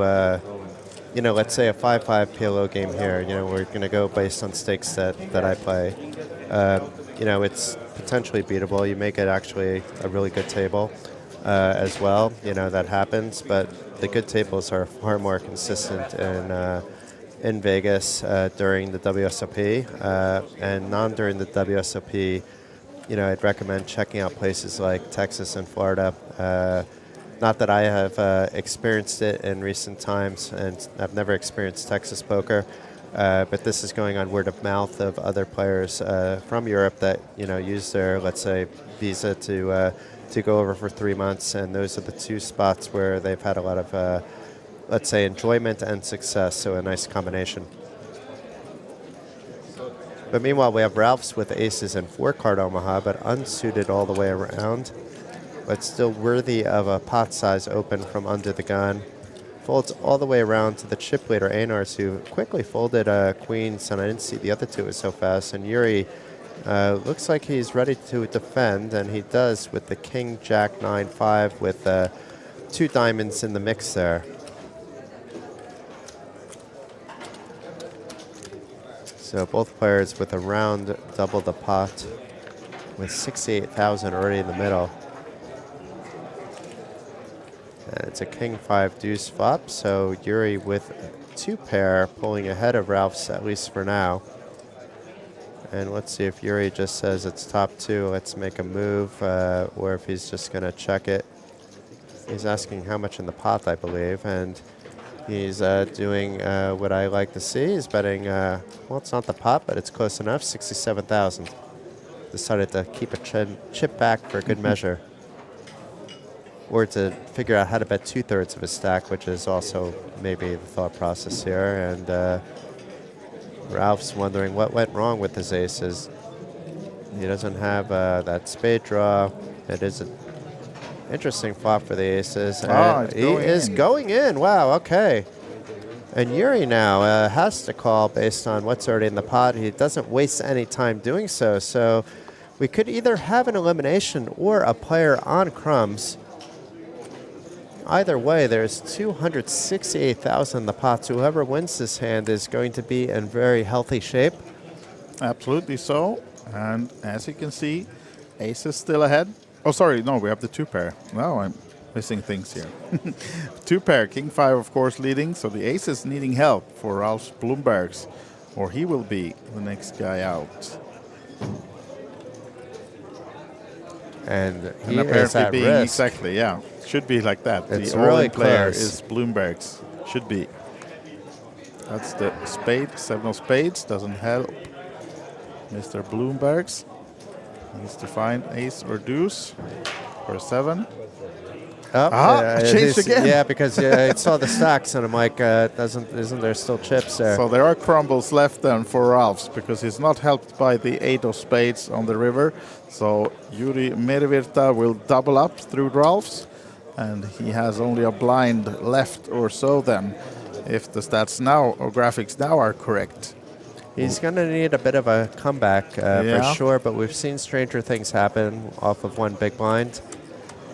Being that he was under the gun, he actually has a full orbit to decide what to do, but he should figure out a way to, get it in at, in an isolated situation. So basically what I'm saying is a player raising big, then it's a good time to call, because very often the small blind, the big blind will fold, so that gets in the pot, and you have the anti-money, so you're getting really good odds to actually quadruple up plus. Yeah, so Yuri now up to 2nd place in chips on this final table. Still 6 players left though, but Ralph will be forced all in, because he's in the big blind. Oh, it's in the big blind, that's right. So good luck to him. It is at least big blind first these days. So if it was ante first, all he could win back is his ante, but there is no ante this hand because he doesn't have enough extra to put in. So he can actually get a full double plus here, whereas if he had 16K, that ante is never being matched up, and you kind of still need to get it in, but with worse effective odds. And it will not be Kai attacking the all-in big blind, not Bjorn either, apparently, with the 9s. So the chip leader, Mr. Einars. I think we're going to see him flick a chip in. Why not? You know, maybe he'll raise even. Just he doesn't mind if he stays around. He doesn't mind if he's eliminated. It works either way for him. Small raise, min raise to 16, and fold from Yuri means that we are heads up, and Ralph's then all in with his Queen 8 something. Jack, one more, and a deuce. I was hoping for like a 9 or a 10, but there's still, I think, all live cards there but the deuce. So it does have almost a 50-50 flip situation. Let's see if the comeback starts now or if he's leaving us. I think maybe this will be a hard one to get back from. Wow. And Einar flopping quads in a 16K pot. Also just for fun. He would have liked to do that in a bigger pot though than 16K, but or 20, but still. 4 of a kind is 4 of a kind, and we lose Ralph's. It was fun watching Ralph's Bloomberg. So we watched him, I think, from the beginning of us taking over the 3K from the 1K poker stream. Yeah. 6th place, nothing to be ashamed of, actually, in this strong of a field. You know, you just didn't go home with any money, but from a results and performance perspective, I like the way that you played, even though you're the expert and I'm the commentator. But this leaves us now on the final table bubble, on the actual, not the final table bubble, but the real bubble, with 4 getting paid. So almost 11,000 euros, in fact. So it is quite a nice jump. It's almost 4x the buy-in. So best of luck to all players. 2 players from Finland left. Einars from Latvia, the overwhelming chip leader. Patrick Rossel from Sweden. And from the Netherlands is Jorn Verbakel, who we think a family member is in the chat as well. So thank you for tuning in as well. And thank you also for the information about his 2-decade experience. Yeah, exactly. And Einar's back doing Einar's things with his chip leading stack and trying to bully over the table, but Kai's hand is too pretty not to defend the big blind with a double suited King 10, 9, 8. None of those cards, though, came on a Queen 5, 6 flop, and meanwhile, Einar's with those sneaky 5s flops the bottom set. Backdoor flush draw to boot.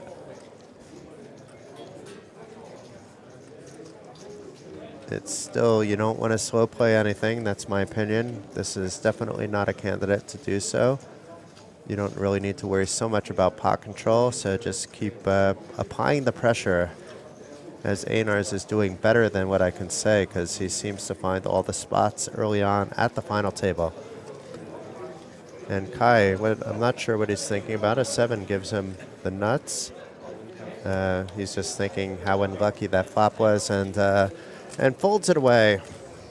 Yeah, but this time he's lucky there was not more of the flop for him, because the flop set would have been a bit hard to overcome, but of course not impossible. Here they are, on the bubble with Bjorn and Patrick, the bit shorter stacks, but still having 23 bigs. Kai, 29 bigs. Yuri, 33, and our big chip leader, Einars. More than half the chips in play with 5 players remaining. And with these 4 players all bunched together, depending on how long this bubble goes, you can keep applying, not like, it doesn't have to be hard pressure, just, you know, continue to raise it up. Yeah. Very often it's going to get folded. If it doesn't, and you're playing in position, you're very often then taking down a slightly bigger pot. And you can avoid marginal spots if you want, but you can also risk it against any of these players. So it's a good spot to be in for Einars, and he seems to know what to do with it. which is trouble for all the other players who really can't play back at him. They may want to, and they may do it anyway, but from an ICM point of view, it's easier to do once you at least get that first prize under your belt. And Bjorn, our new fan favorite, defending with tens. I believe he also had a jack and queen, so it's top two along with a flush draw for Bjorn, and it's an open ender for Einars. This may create some action out of nowhere. Yeah, because expect Bjorn to maybe come with a check raise now if the chip leader stays aggressive, putting pressure, which he should, of course. Checking wow, behind. it's the first time we've seen the not continuation, but you should never be at 100%. You need to check once in a while. And I was surprised again that Bjorn doesn't bet on the turn with his top two, trying to get another one from the chip leader, but this goes check, check, so, and that's the straight. So Hashtag reward. Yeah. And Bjorn must think he has that blocked with the 2 10s, actually, so it's going to be awfully hard for him to get away from the bet. Of course. It's a 10-8, 10 kings that would be, let's say, betting here for value, nothing else. Maybe a queen jack, which he has, and that would be a little bit ambitious, but being that it was checked on the river, I could see that happening, or even a queen 9 for that matter. But the likely scenario is that he has a 10 king, 10 8, or he's trying to bluff the pot. This looks like a value bet of about half the pot, which was snapped off by Bjorn.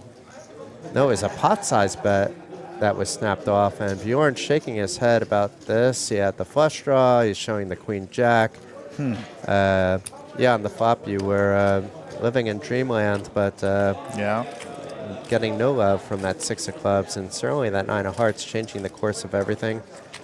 Yeah, as you said, of course, having 2 10s himself blocks a lot of opportunities for the opponent to have a straight, the not straight that Einars did, but this time he did have it, and it cost Bjorn a big chunk of his stack, still left with 100k in front of him. And Einars with more than 100 big blinds. Yeah. Living the dream. For sure.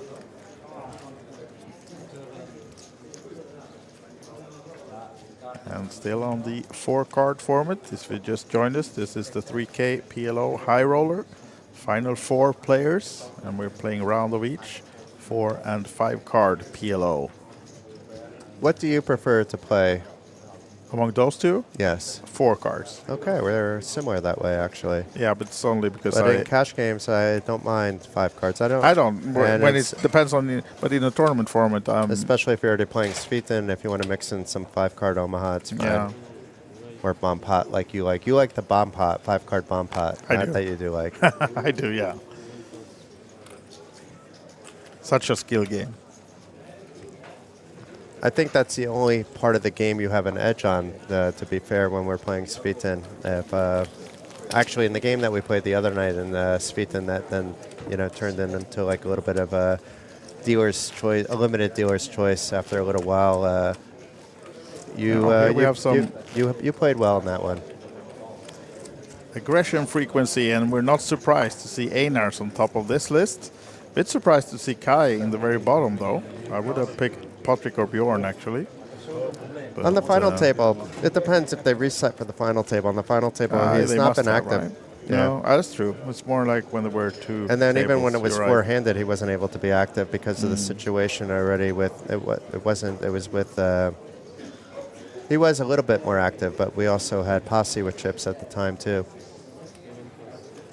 Kai folding the Ace-King 7-7, and Bjorn now our short stack at the moment, folding, and it's actually a walk for the chip leader. They have so much respect now. That's the first walk of the day, I think.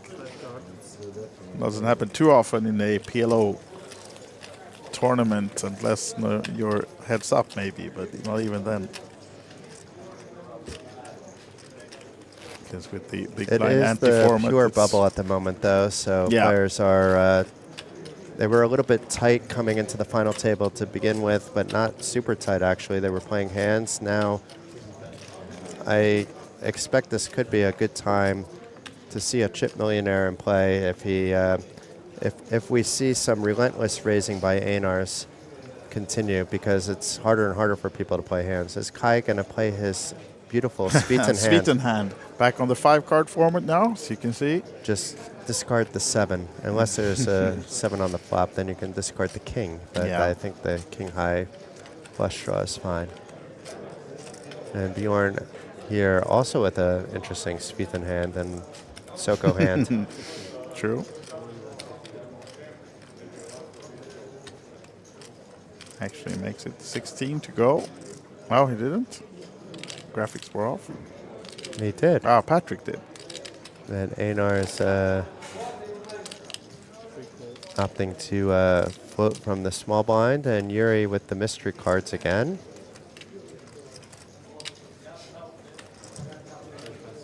I guess we won't know what they have. We won't.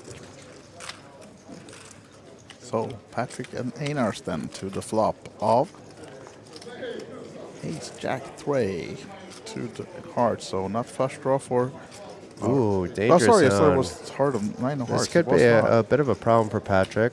Oh, it's not enough hearts. Okay. Yeah. Once you said 2 hearts, I fooled you. I was looking at the players and seeing a king high flush draw versus a queen high flush draw with an ace already out there. So nut draw versus neck and nut draw, but that is not the case. And in this case, it's whoever bets it should get it. Yeah, And it's 2 hearts. I was Oh, it totally is, so- blind. The graphics were off. That's interesting. There's the 9 of hearts. Oh, completing. no. So this is This is second what we nuts thought it was. versus Yeah, nuts. because why is it showing up 9 of diamonds? Yeah. I've never seen that before. So we have to be more cognizant that the 9 of hearts might be programmed in as a 9 of diamonds. So Because if that the does hands make a now big are difference correct, in Omaha. we do have the nuts versus Well, we saw the second cards. nuts. We saw the physical cards.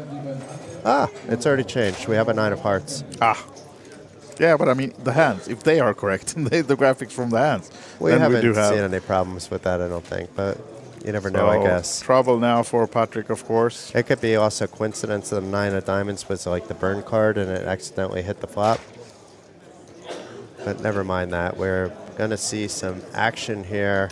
And Patrick opting to call a third of his stack, and who can blame him with the against an aggressive chip leader with the second nuts. And that may slow down both players. That may have actually saved Patrick.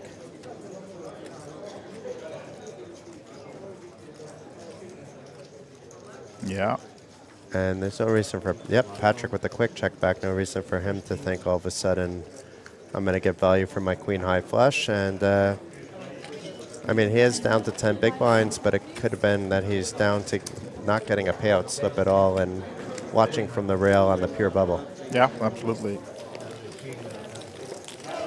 Yeah, the board doesn't pair. Of course, the money will go in there most likely, because if you call the turn with the second nuts, you're probably calling the river as well, right? Yeah, which turns out to be unlucky for Kai, Yuri, and Bjorn, because they would have loved to have just been in the money now and, start opening up a little bit, trying to get to at least heads-up play, and then heads-up, can be quite swingy in PLO. That no chip lead is secure, but definitely you have an advantage coming in with a chip lead because there's often, these flip situations.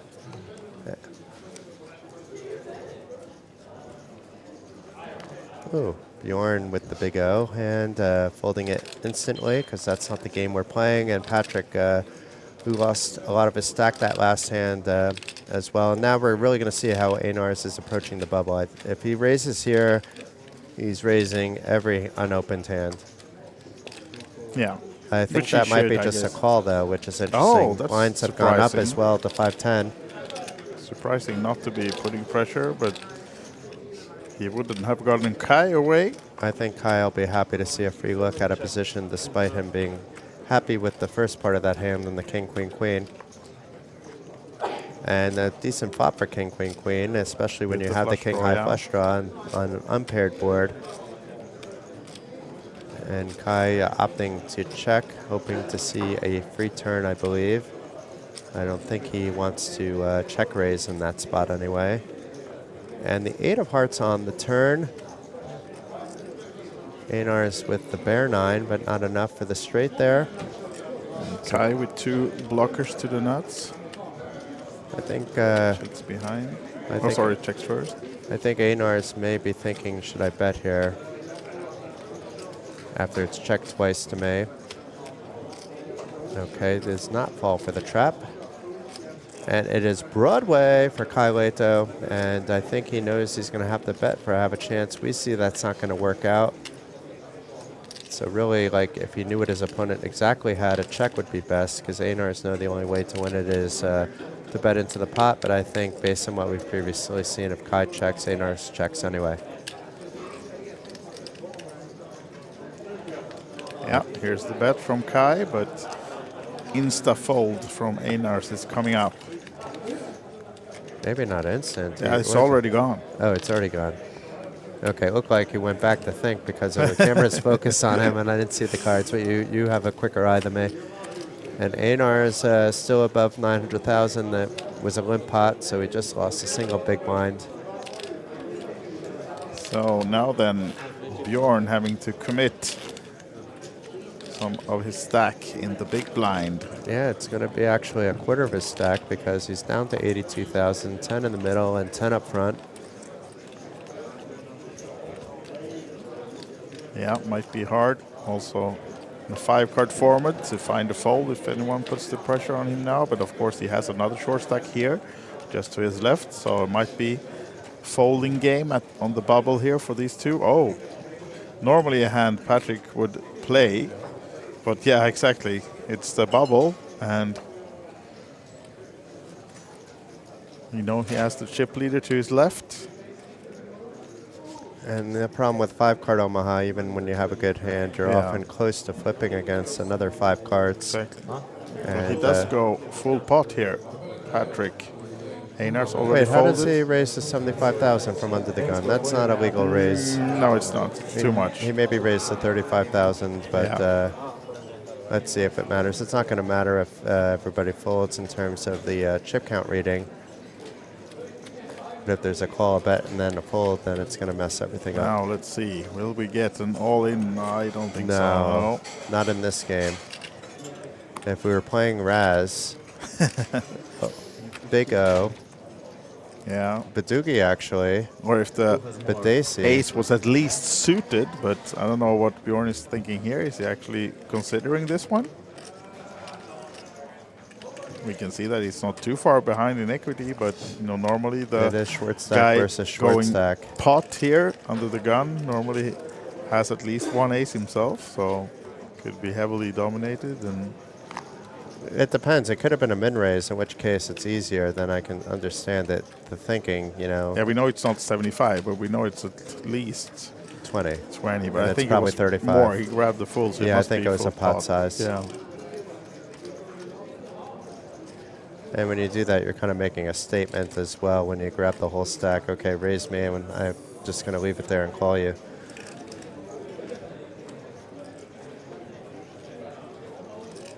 Still considering.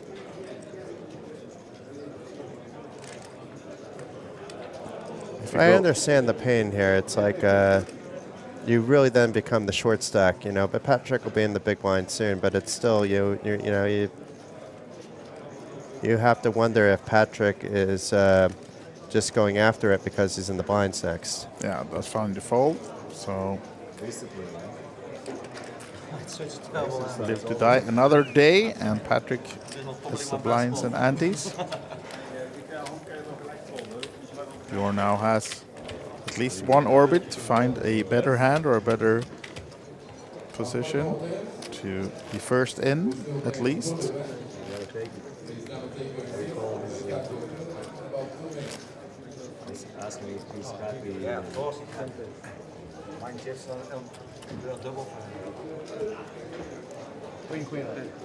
We now have the other short stack, Patrick, in the blinds and with the ante. 20k of his 100+ stack. He's already committed and still on the 5 card. We can switch percentage. Yeah, we could. I don't think that's allowed. I expect Einars to open up, not because of his cards, but because of situation. But this might be one that he actually folds. Nope, reaching for chips. As expected originally.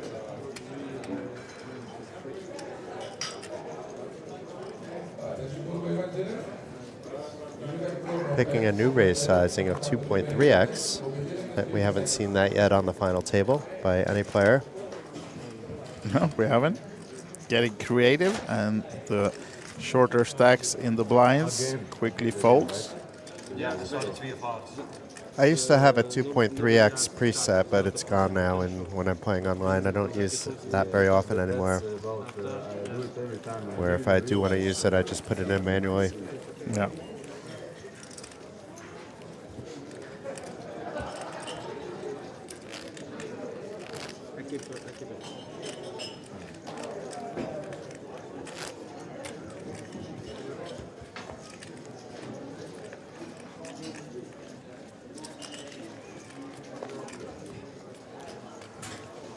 What's your prediction-wise, Guy? Is it going to be Einars winning the championship, or is it going to be the rest of the field? Because it's the rest of the field. The rest of the field has less chips, but it's still fairly. You're still getting 4 against 1, so I think it's fair. We're not allowed to bet anything, but we can do a non-bet choice. So I'm going with the field. The field, okay.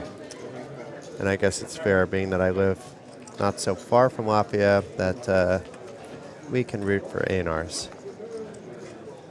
I like the styles of these players, though. In general, it's just fun what we're talking about. Yeah. But Einars, the chip leader, is he calling or raising? I don't know what he said. There he is.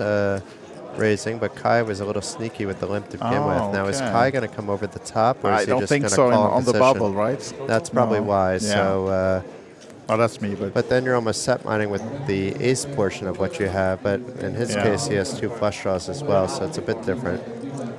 And one of those flush draws becomes a real flush draw. Both of them, though. But look what Einars has. For action. This could spell trouble for Kai, actually. Yeah, because he has 2 shorter stacks to his left. We're on the bubble, and he flops the nut flush draw, but his opponent has second nut flush draw and a mate straight. So this is interesting now to see how Kai approaches this, because towards a small bet here, he surely want to see the turn, but how much is the bet into 85? It's 35, so that we are definitely calling, right? I don't see him raising here, so I think he's just calling, but he certainly shouldn't be folding at this stage. Even if he thinks his opponent has a jack-queen, there's the implied odds of ripper betting on top of the turn betting if you hit your club on the turn. And Kai comes to a similar decision and finds a call. The king of diamonds doesn't change anything. Although if Einars bets pot again, he may be able to deny his opponent's potential equity. Yeah, I mean, no, but probably he may Einars feel like I've got it all. Maybe I just check. But the diamonds he kind of needs to protect from as well. So I think we're going to see a bet, especially on the bubble, where if you check, most of the time Kai is going to do some pot control. Yeah, pot bet, and Kai is out of the hand. Well played there by Einars, and he is now a chip millionaire for the first time. And I think it's safe to say our only chip millionaire in this tournament thus far. Yeah, I'm pretty sure, even though we didn't see. Pretty sure you're correct there, Mr. Glatzer. Here we have it, confirmation, 102 big blinds Look in front at this. of him. 24, 18, 8.2, 7.1, 102. So, yeah. Really living the dream at this stage. It doesn't mean that he's going to win, of course, but, he's a heavy favorite. He's definitely, unless something really goes wrong, will make heads up. But, we've seen stranger things happen. We have, but be surprised if he misses the heads up. It will be interesting if he does get there. Or maybe he shall bubble. No, Bjorn, of course, has to go with this one. Yeah, it's just unfortunate that it's the 5-3 that's suited instead of one of those aces. Yeah, of course. It's not the prettiest of aces. But of course he has to do what he's doing, and that's the player he was worried most about, is Einars. He really wants folds here. He knows at best he'll be like a 2-1 favorite. Actually, in this case, that's what he is against Yuri. And it is the bubble. It is, and Yuri seems like he wants to call this one. I'm not See sure the why, flop? though. No, Yuri's but been he playing does. a little bit tight, and this is a little bit of a loose call to a pot size open with the 7 deuce in the hand with that king queen, but then it's two pair for Yuri. So this is going to spell trouble, unfortunately, for Bjorn, who does have a rail with us. So let's see. There is still some potential outs. The hearts are alive for a backdoor. We could look at a 9. And Bjorn's going to have to call. He only has 26,000 left. Yuri just putting him to the test right away. And Bjorn, at risk to bubble, does not like what he sees and is already putting on his sweater there. Yeah, because right now he needs the pairing of the board with a 9 or an ace. Or a heart. Yeah, Or does a not jack. get that. Yeah, now the jacks as well. Ace, jack, 9, or he's out. Oh, unfortunately, we have lost our friend from the Netherlands. Good game to Bjorn Verbakel. Unfortunately, you might not have the best of memories because you bubbled the event, but it was nice to at least get to know a little bit about you.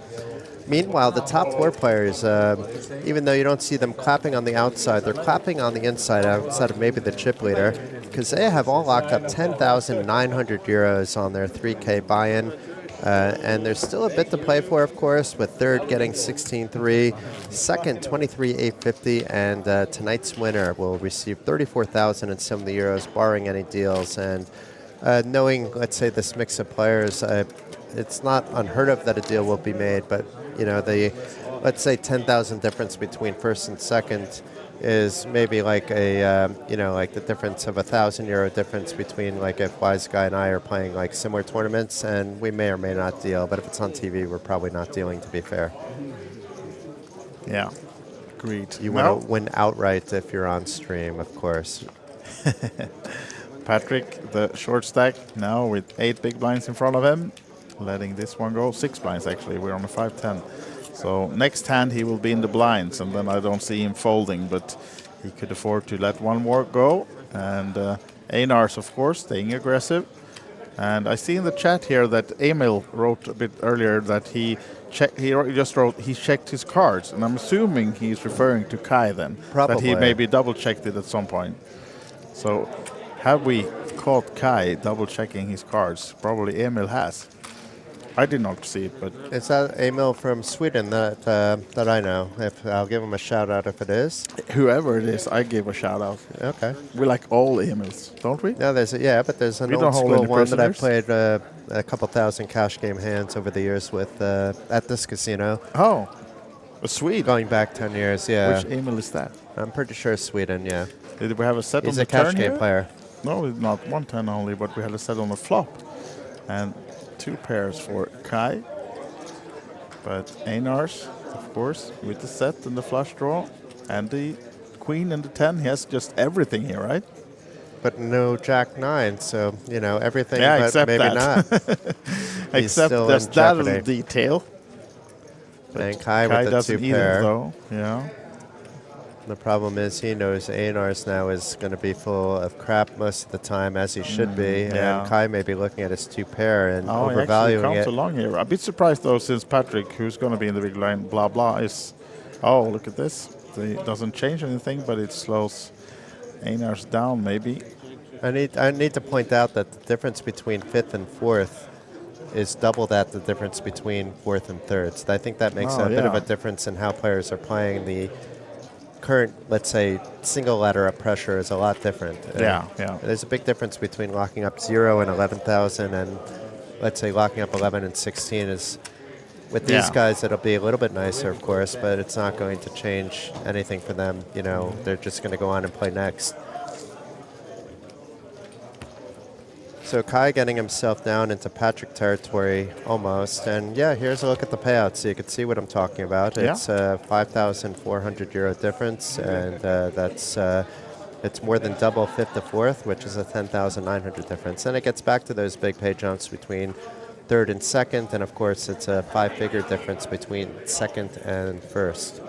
Players are allowed to make a deal, but if they do make a deal, they still have to compete because it's mandatory they leave at least 10% to play for. And of course, these trophies are brilliant, and you get to take your picture on the throne.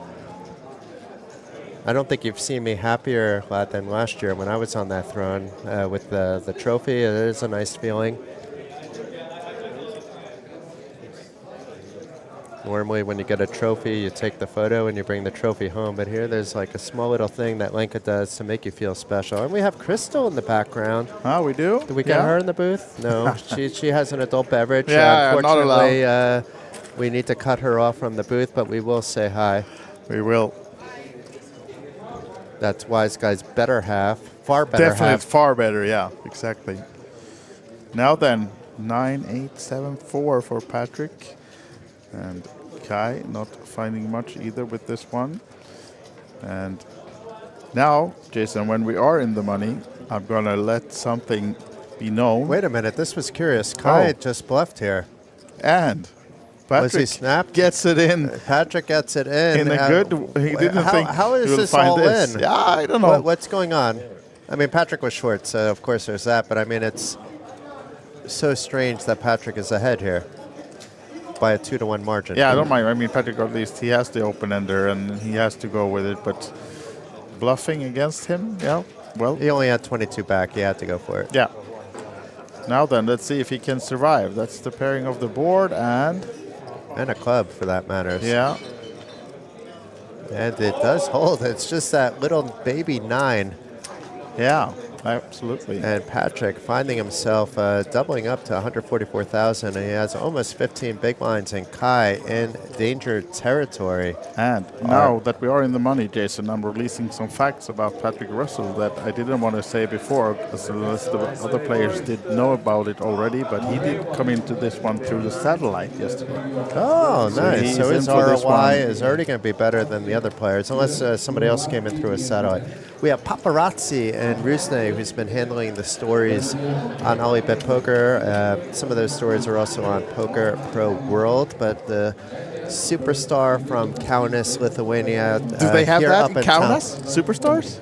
They do. I mean, that doesn't play basketball. The best basketball team in Europe. Of Yeah, course, that's what I'm saying. That doesn't play basketball. Certainly by payroll, the teams in Lithuania are far better than any other team. You know, dollar for dollar. But there are some powerhouses in Spain, of course, that you need to compete with. Are you saying Rusne is also by dollar the best ones we got? Dollar by dollar, I could probably say that.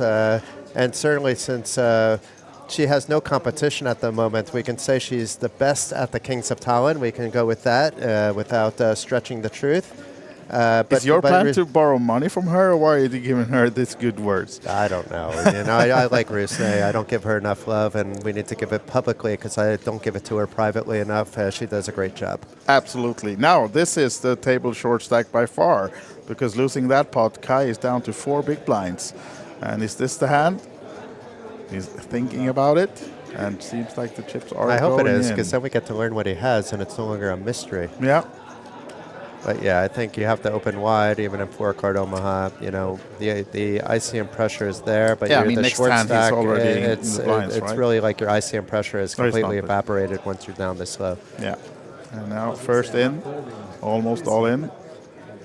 And Einar said, well, I guess I'm going to have to go with it. No, he the folded. sweetened hand. Oh, he did. He doesn't want to double Kai up for nothing. Kai doubling up, though, anyway. Because Exactly. I was surprised to see that fold, right? All right. So Kai gets one more chance and some more chips. He's happy to take that fold. And we can see now 6 minutes from another race of the blinds. It will be 6-12 next level. So 30K in the middle instead of 25, so a 20% jump. Yeah. I always look at the percentage jumps, and you know, I don't like the ones that edge upon 50%, but that doesn't happen at the Kings of Tallinn. But I am always interested in how gradually a tournament is increasing, rather than how long the blind levels are. It's just as important, you know, where you're at, you know, and being able to maintain consistently a decent stack. Here we go again, right? Just as much on the structure. Yep. Sorry for interrupting. Nope. we have something happening with Kai for sure. Yeah. Ah. Which is a fold. Yeah. That's what I said. No, I saw an I ace thought king he was just going to go folded with there. under the gun queens, but I didn't see the rest of the cards. But I think they everybody's were fearful of pretty Einar's. crap, but still. Now instead the chip leader with also some crappy hand, putting some pressure on Yuri. And of course, this is also using the fact that Kai is a really short stack. So I expect Yuri to have decent hand at least, since he is defending. Any fours about there? I don't think there is not an for Einars. Einars, right? Yes, 2, 3, 9, King, Queen, I believe, something like that. No, Yeah, Queen, and now Jack. we have the hand of Yuri as well. It doesn't have a 4, but it has a king, so he's in good shape. And he would have called the bet by Einars, so it was smart he slowed down here from the Sounds small like blind. there's a party on the rail as well.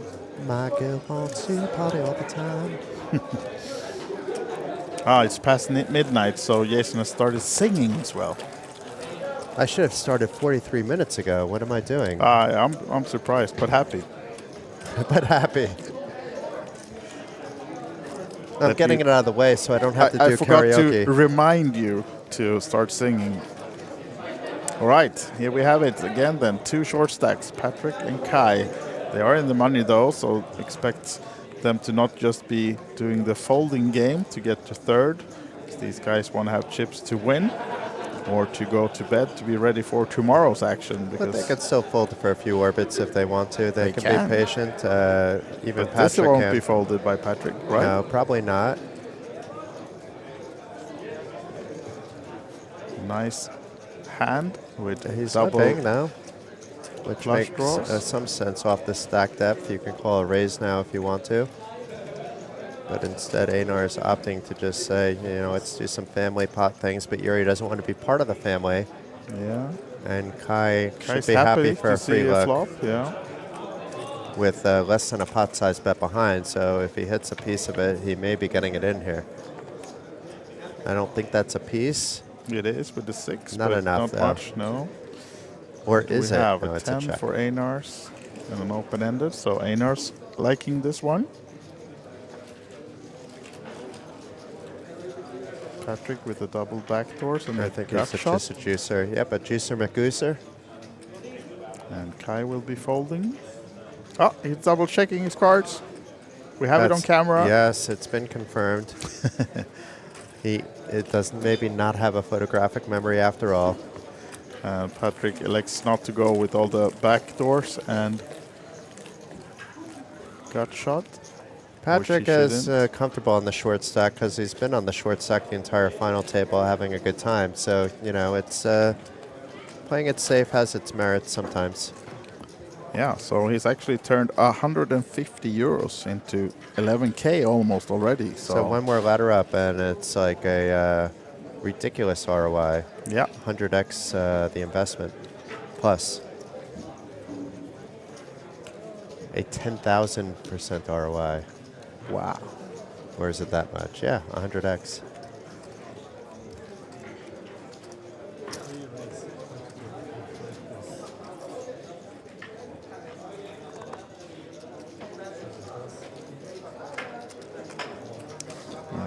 Mystery hand made the chip leader raise again and everyone folding. So Patrick is the one player of the final 4 that is going to be happy regardless. But at this point, he's just happy to still be at the table, and then he'll see where things go.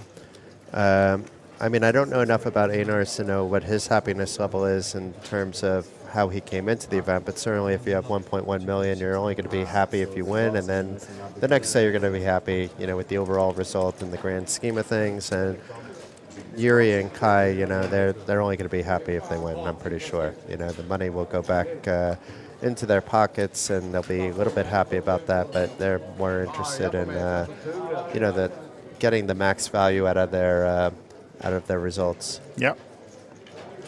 Of course, they're going to still play ICM to a certain degree. It's not that it's trophy and trophy only. I'm just talking about final outcome. Small raise from Kai by the looks of it.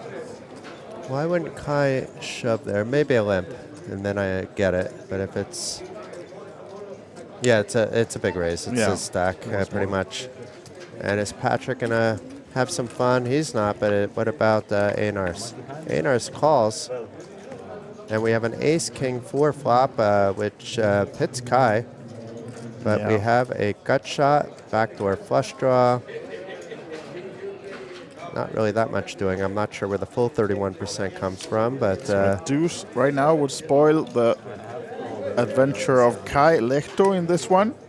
But it's a deuce only, so huge favorite now.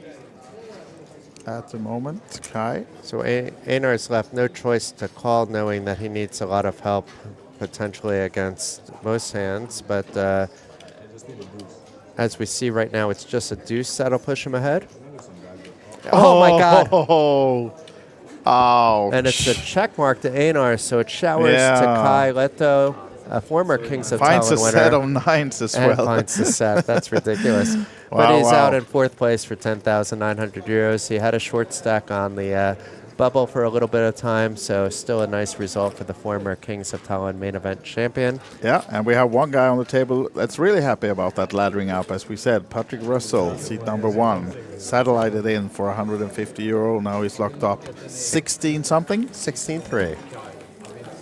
And could go up from there with second, getting 23,850 and winner 34,070. We see all the chips are still with Einar. He has now 75% of the chips in play. It keeps getting bigger and bigger. Big difference between Yuri and Patrick, but if Patrick doubles through Yuri, that kind of evens out a little bit. But, you know, Patrick did what he could, laddered up as far as he could, and now there's no pressure on him ICM-wise, actually, as the pure short stack. But he'd love to see just going heads up, even with 64,000, and these two other players collide.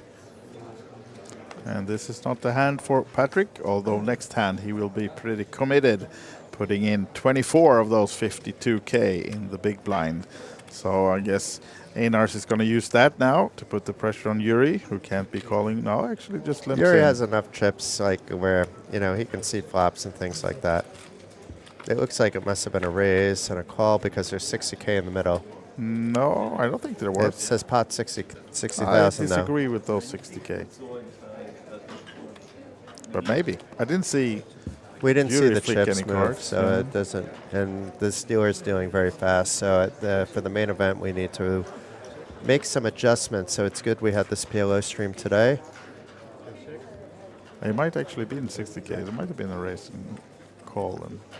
But anyhow, it's the nines of Yuri. It doesn't look like, King Jack now. unless there's a great chip in there, it doesn't look like 60K, but it looks like it was. No, it was a limp pot, right? Yeah.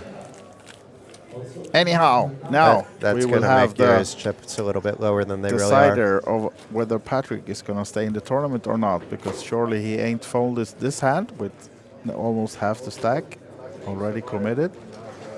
One would think not, but you never know. You might get trips in the hand. There are some hands that you would actually be there are folding some few hands, some sweetened hands. Quad sevens. What are you going to do there? You have a lot of blockers. You have all the blockers pretty much, but it still doesn't matter. He won't have that though, because 1-7 is here. So maybe it'll be quad fours. And Einar's understanding. Maybe he's getting a walk here. Oh, yeah, he might actually. I think he should actually. Why would Yuri want to double up the short stack? Exactly. You're better off just going another round. And exactly what Yuri's thinking. Let's see what Patrick ends up he's having. pretty happy about the walk. He's pretending he's not, but he definitely I have has. trace. It's my favorite pair. That's not even good in Hold'em. No. You would have to call off this stack depth if you're shoved upon and Hold'em with threes, but you can never really be too thrilled about that. So one more hand at least for Patrick Russell of Sweden, the short stack at the table. And of course, he could turn this around to a real fairy tale story. I'd like to see that. I mean, these are three worthy winners, but a Cinderella story is still a Cinderella story. Oh, Yuri. This is beautiful, despite the unsuitedness, three-handed, but he's limping. This is a pot control game at this stage with the very short-stacked Patrick. Yeah. And Einar's happy to see it for free out of position.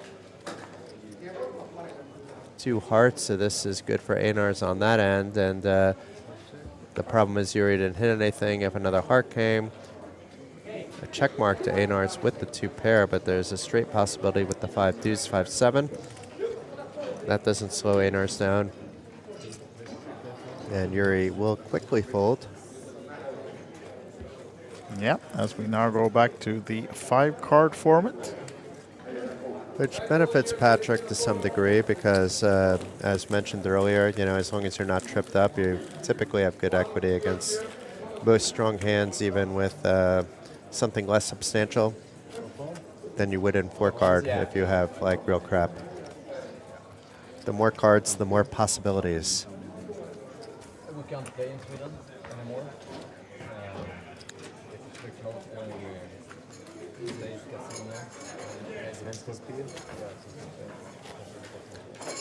So let's see what Patrick can do in 5-card. Right now, he needs to get something moving or hope something odd happens and he gets heads up with Yuri blowing up his stack, but Yuri seems to be very protective over his chips at the moment. And this is a beautiful spot for Patrick, I believe, anyway. Double suited, ace, king, jack, 8, so the 4 is not really connected, but not that far off.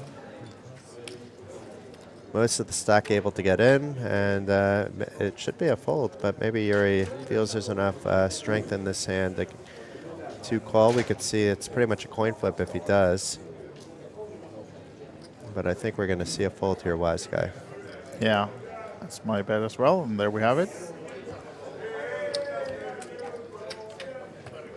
So things keep going where people are folding to Patrick. He's going to just continuously once in a while double up and just by potting and getting folds. Yeah, but now 25% of the stack goes in again. And the blinds an ante. And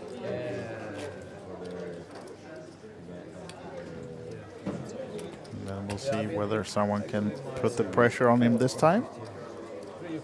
Last orbit, he got a walk in the big blind.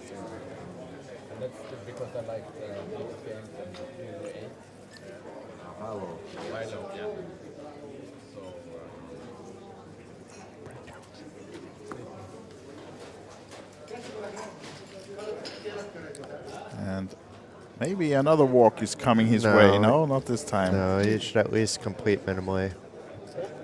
Oh, and now he's found a hand. No, and Patrick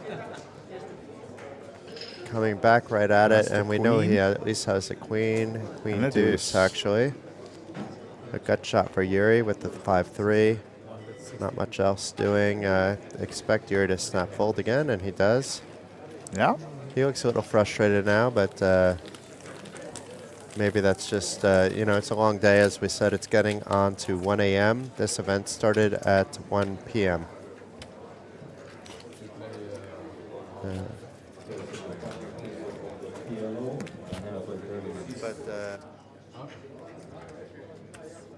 don't think Omaha is built for tournaments.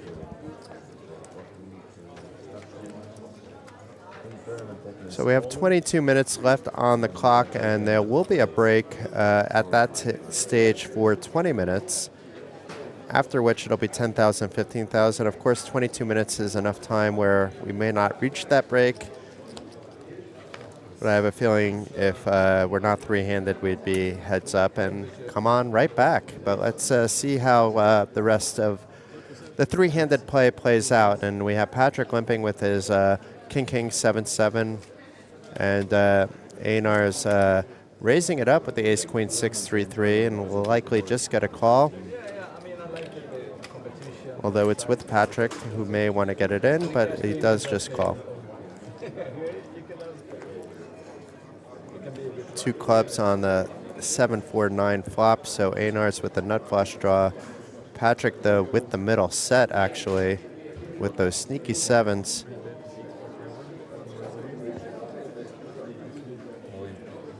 And Patrick, I don't know the betting here. It went so fast. It looked like Patrick bet. Einar's raised over the top, and Patrick, no, it must have been check, bet, shove, call. But whatever it might be, we have a nut flush draw against middle set with some club blockers with that 7-3 as well. So not that many club outs.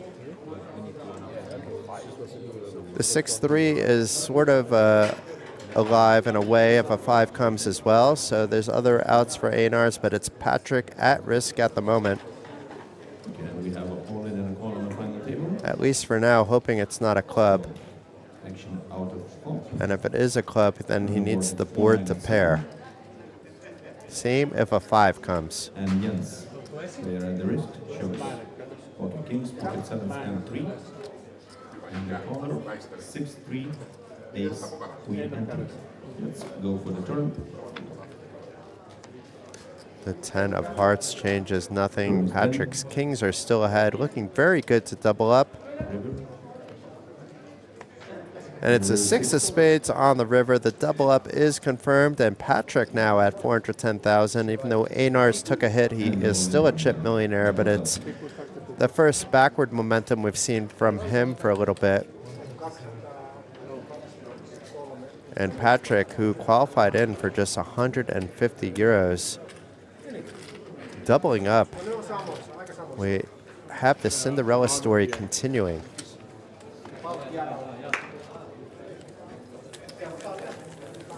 And here's a look at the chip count. So Einar's at a cool mill. Patrick, after the double up, again up to 410,000, and Yuri now the short stack at 200,000. Highly disappointed there was no 5 or no club, because he would then be heads up with Einar's. It's good to see the players laughing now, though. It's looks like good-spirited people. Yuri locked in on what's happening with the game, and I think Patrick is just in heaven. You could see him accidentally knocking over his chips. That's something I've been known to do, but it's usually because I'm playing games with my chips. Einar's my, I was going to say if he's ever going to give a walk, it's going to be now, but instead opts for something else, and Yuri with a very premium double-suited ace-king, queen-queen. Doesn't get anything more out of Einar's though, unfortunately for Yuri. But at least it's not a waiting game just to get second and third here, so they're still, of course, attacking a bit when they get their hands, and now Patrick in the big blind again. So Patrick doubled up while he took a little bit of a stretch there, wise guy, and is in pretty good shape now. Are we seeing that Cinderella story forming now? It looks like it is. It's a healthy enough stack. He can at least, play some hands now. And maybe it'll be a rare button fold. It is by Einar's. And Yuri will at least complete, maybe raise. It looks like a raise is coming instead of a complete. And a quick fold by Patrick with the queen 10, 5 deuce. And next hand, please.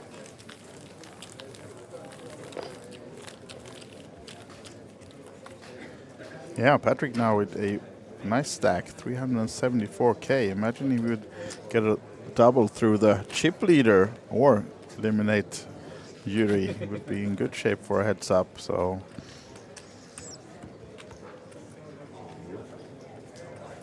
was counting him out when he was on 5 big blinds moments ago, and not anymore.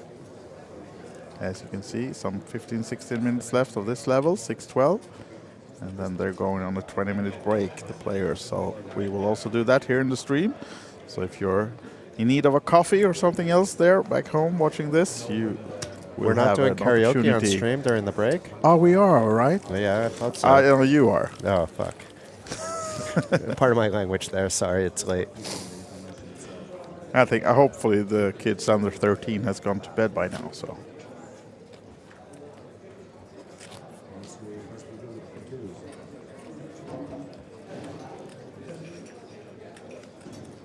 be karaoke aware. Patrick now with the 5-card format back again. Let's see if he finds something to put some pressure on the blinds. I don't think so. One of the worst holdings in this game. Great deuce 7 triple draw starting hand though. Einar's doesn't have a bad deuce 7 triple draw starting hand either, and an open pot from the small blind. And somehow he gets to play. With the queens for Yuri, doesn't find another one, and it's the tray for Einar's.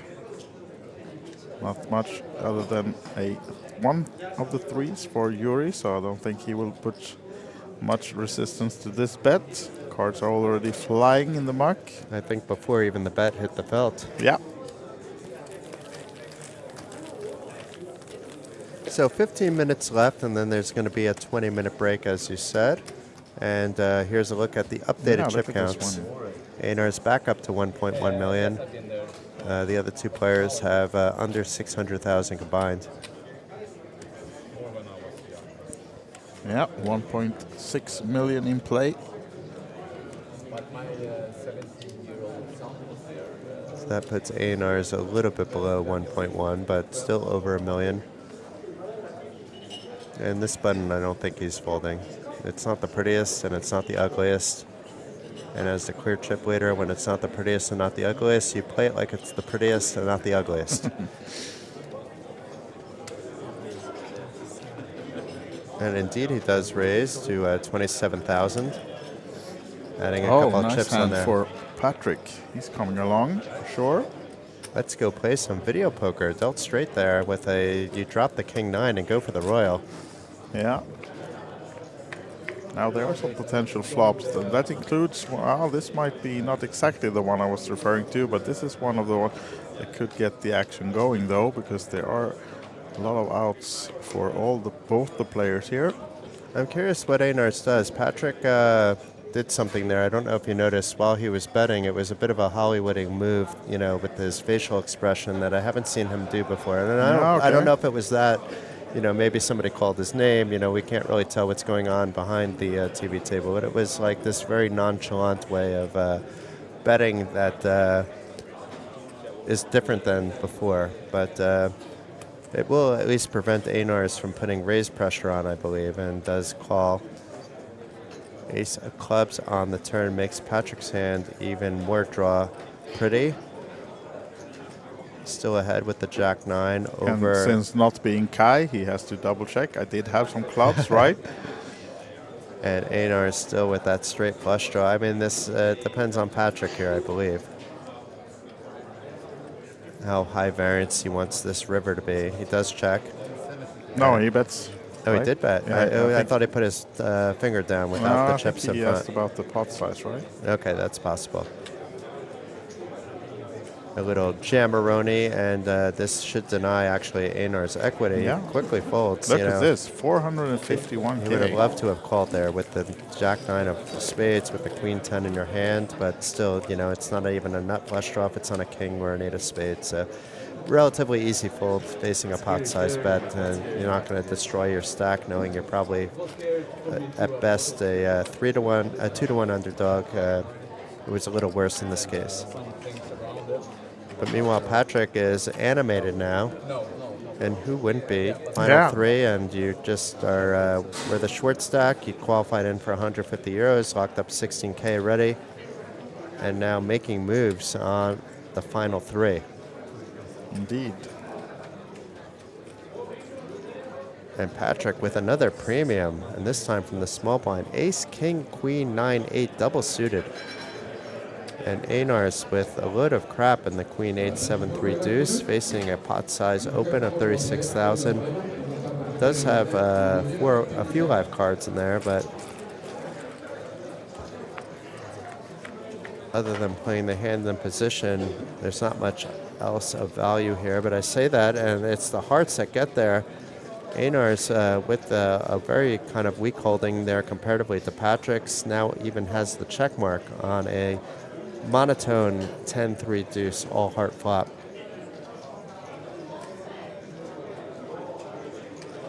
Opting to bet small and hoping to potentially induce his opponent, but Patrick having none of it. And Einar's did get back over $1 million in that hand.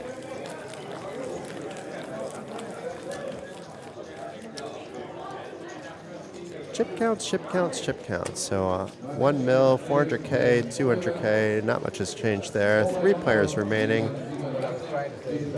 10 minutes until the next break and 50 seconds. The time between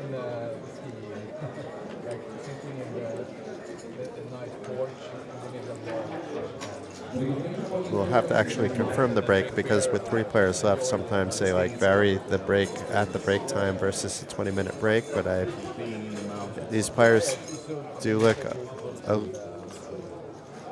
They do look a little bit tired, so I won't be surprised if, nobody says, hey, can we make it a 10-minute break? Everybody use the toilet and come back.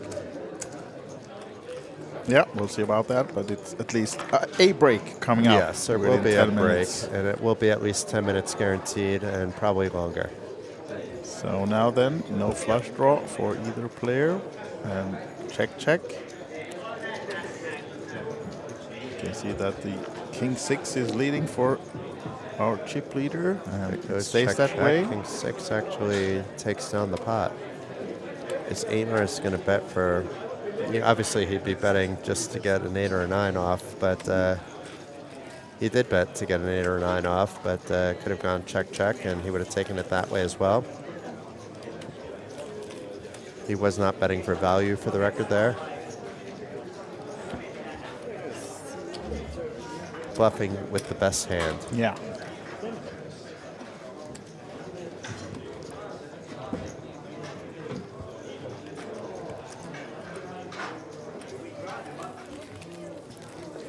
Yeah, and I said we would reach the heads up between 1 and 1:30, and I might be in trouble because with the break coming up, if it doesn't happen before that, it will be after 1:30.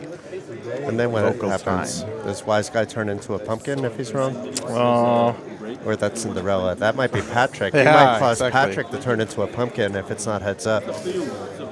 Being the Wicked Witch of the West. I'm probably confusing all sorts of fairy tales in this story. Yeah.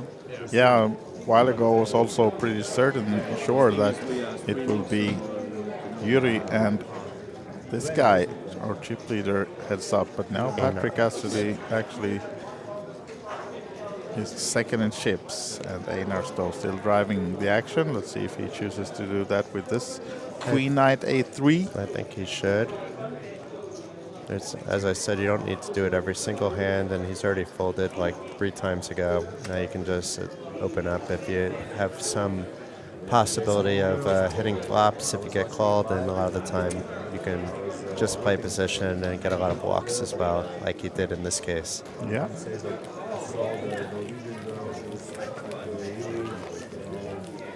A little different from Hold'em. You should still be doing that a lot in Hold'em too, but in Omaha, as mentioned, even in 4-card, as long as it's not bottom of the ranges, it's in the middle somewhere. You're not going to do that bad against most hands anyway if you have to get it in. Whereas in Hold'em, it can be vastly different getting, Ace King in against Ace Jack. You expect to win 70%. It's rare to get it in expecting to be ahead 70% in 5-card and 4-card Omaha. At least pre-flop. So 4-4, 3 deuce, a 4 high situation. 8 high. 8 high. So Yuri would have been ahead with his 4s.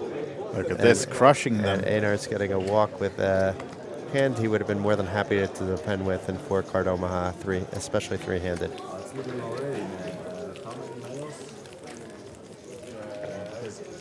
So I've been to Riga a few times in the past couple of years playing poker, and I don't think I ran into Einar's there. I haven't played cash games there since September 2024, and that's the only time I played cash games there. But I don't remember him from there either, but it wasn't the weekend night that I was playing cash.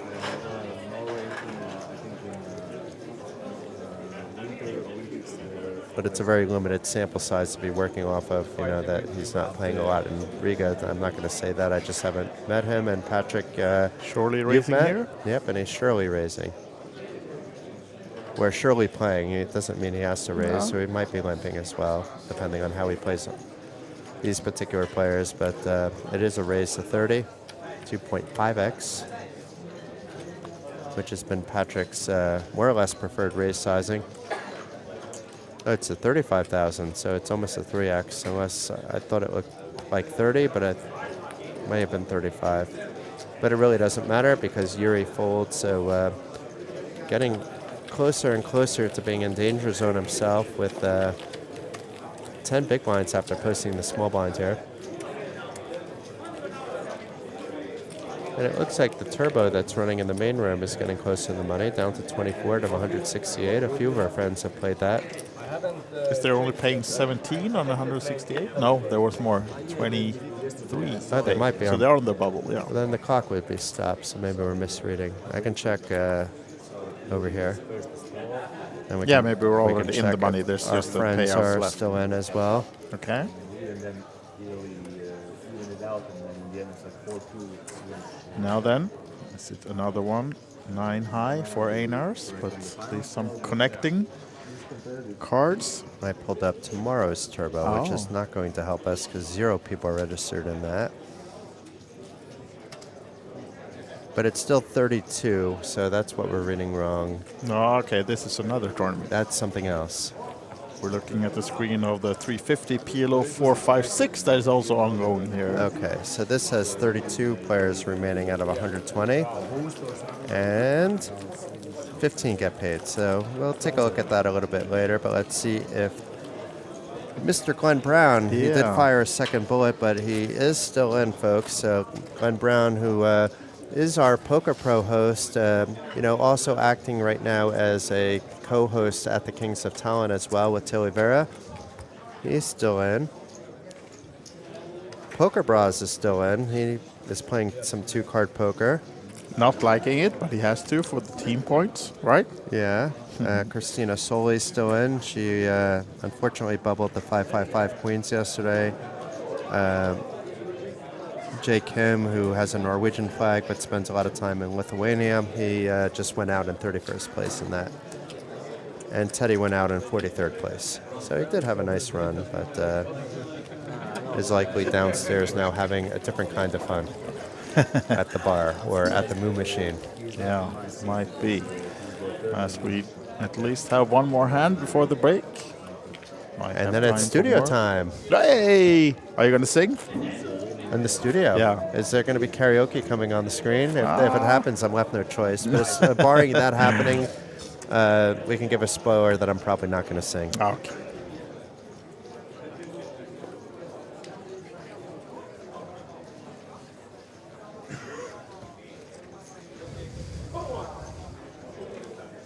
Now then, Patrick, does he find anything before the break? Not in this hand at least. See if we get one more, but look at this, trips. And now we're going to learn a lot about Einars. You said 4 kind 7s before. It's almost happening. It's only because he's not playing 5-card. Yeah, exactly.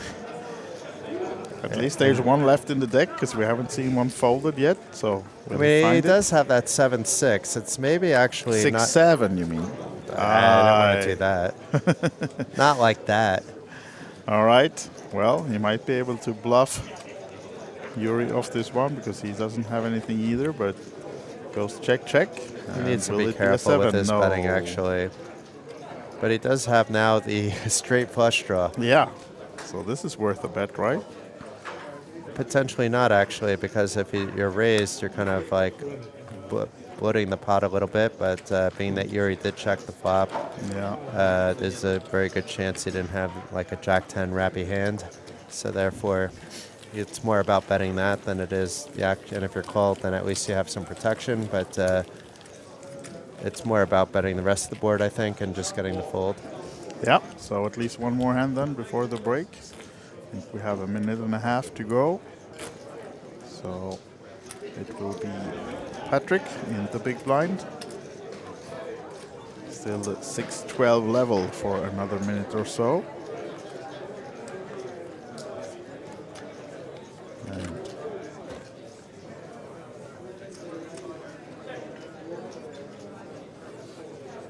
now then, Einars with the queens, surely racing from the bottom position this time. Pretty.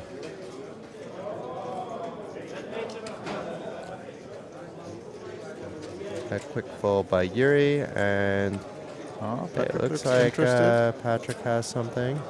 King Jack something, was it? That was very fast. Yeah, it's coming back once we've seen the flop.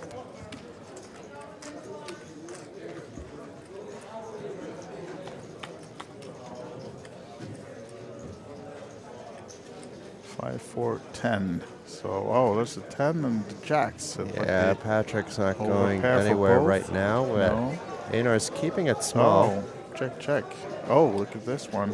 Jacks. Yeah, that's maybe going to be really good for Patrick, but I think Einars, if he checks... he's not going to check this now, No, I right? don't think so, because he didn't check before when he had that open-ended straight flush draw, but the problem is that like none of the draw is completed versus the other one where that 10 jack was completed, but it looks like it's the same thing. He's going to figure out a nice sizing, and then if he has to call, he has to call raise. I don't think he can fold this time, actually, with the overpair mixed in as well, not putting Patrick on a hand as strong as top set. This is interesting because it's just before the break, and can Patrick find? I think he get it in. Score here now. He just, yep, he is getting it in. While there are no flush draws on the table, there are too many. Oh, he calls actually. I thought he said all in. So, king or an 8 would give. Oh, the lead over back to Einars, unfortunately for Patrick. And Einars has to bet. And then it's going to be tricky for Patrick. Yeah. Maybe Einars keeps it small to keep some more value in, bets like 90 or something, and then it's not going to be the end of the world for Patrick. He's used to playing with a 10-ish big blind stack anyway, because that's what he was doing throughout today. Quite often anyway, more than half the time. Yeah. But it sounds like it's for the full pot, which actually could get Patrick away. I mean, it's also, he could be doing this with the 7-9 three-handed as well, so there's two hands that beat you. And I like that Patrick hasn't snap called. I think he's going to talk him into something. That could still be a call, but it's at least good that he's taken a step back and tried to think about the situation a little bit. Your nuts on the turn perhaps saved you by not betting over the top, but then you don't bet off the top, bet over the top for situations like this where you're facing a lot of pressure. Oh, he finds wow, the fold. Disciplined fold there. That could be the play of the day by Patrick, at least Patrick's play of the day, folding over there. Yeah, so that means we are on the break. I think at least. Yes, that's in the background even, so coming back for the studio a little bit. And yeah, we're still three-handed. Three-handed, it's a lot of fun. They've locked up 16,300. It's the cream of the crop, the top 10% left. The podium players with Einars just giving a clinic. It's been holding almost all the chips since it's been six-handed play. Yeah. And just showing, putting on a school right now, actually. But the other two players also sticking around and showing quite a lot. I'm looking forward to seeing how this concludes, Wise Guy. Indeed. Yep. So we have about 14-15 minutes left of the break. We will go on a break from here as well and have our clock in screen for you. So be back shortly for the three-handed action in the 3K high roller. It's time for popcorn? It's time for popcorn, and there'll be popcorn after the break too.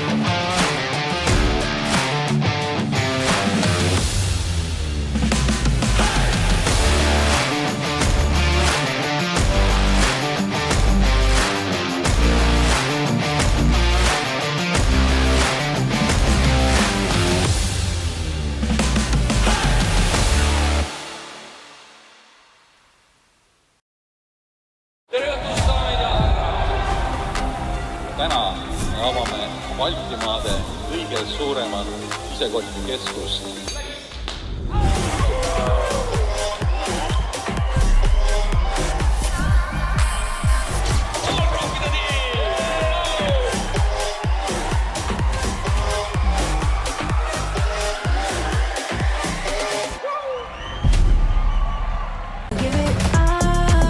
When a woman realizes that she's not alone in this big poker world, she gains motivation, confidence, just becomes a strong warrior. A lot of people think that in women-only poker tournaments, the skill level is not the same. But a lot of people keep on forgetting that anybody can beat anybody. Women play poker a little bit differently than men. They are more sticky players, but I have never seen a female poker player flipping over the poker table because of the bad beat. Queens of Tallinn stopped being just women's tournament practically when it was just announced in 2023, because this was the first time in Europe when we had the 3-day non-stop poker games. So this was something fantastic. One in a million, one in a million, one in a million. I really hope that the future players, when they hear the Queens of Tallinn, they will feel this warmth that comes out of the players that we have over here, and that this is something that they will be, trying to participate and achieve and get that crown. Competition at Queens of Tallinn can be tough. It depends, of course, on the table, but at the same time, it's a friendly competition. It is very important to see women lifting trophies, no matter the tournament. Of course, in Queens, it's especially nice because everybody, is so friendly and familiar with each other. But just in general, to see a woman win is always nice, and it's very motivating.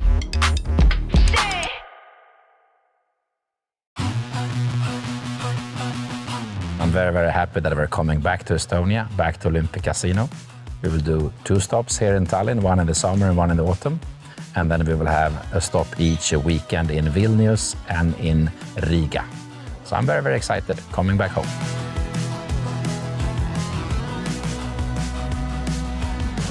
I think we at the festival, we bring a community like no other event, in the sense that it truly are as many people from Hungary, as from Germany, as from Ireland, as from Sweden. Somehow with the mixed games, but still a lot of Texas, but with the mixed games, the road is open to get to know people from all walks of life, from all countries. So we bring a different community.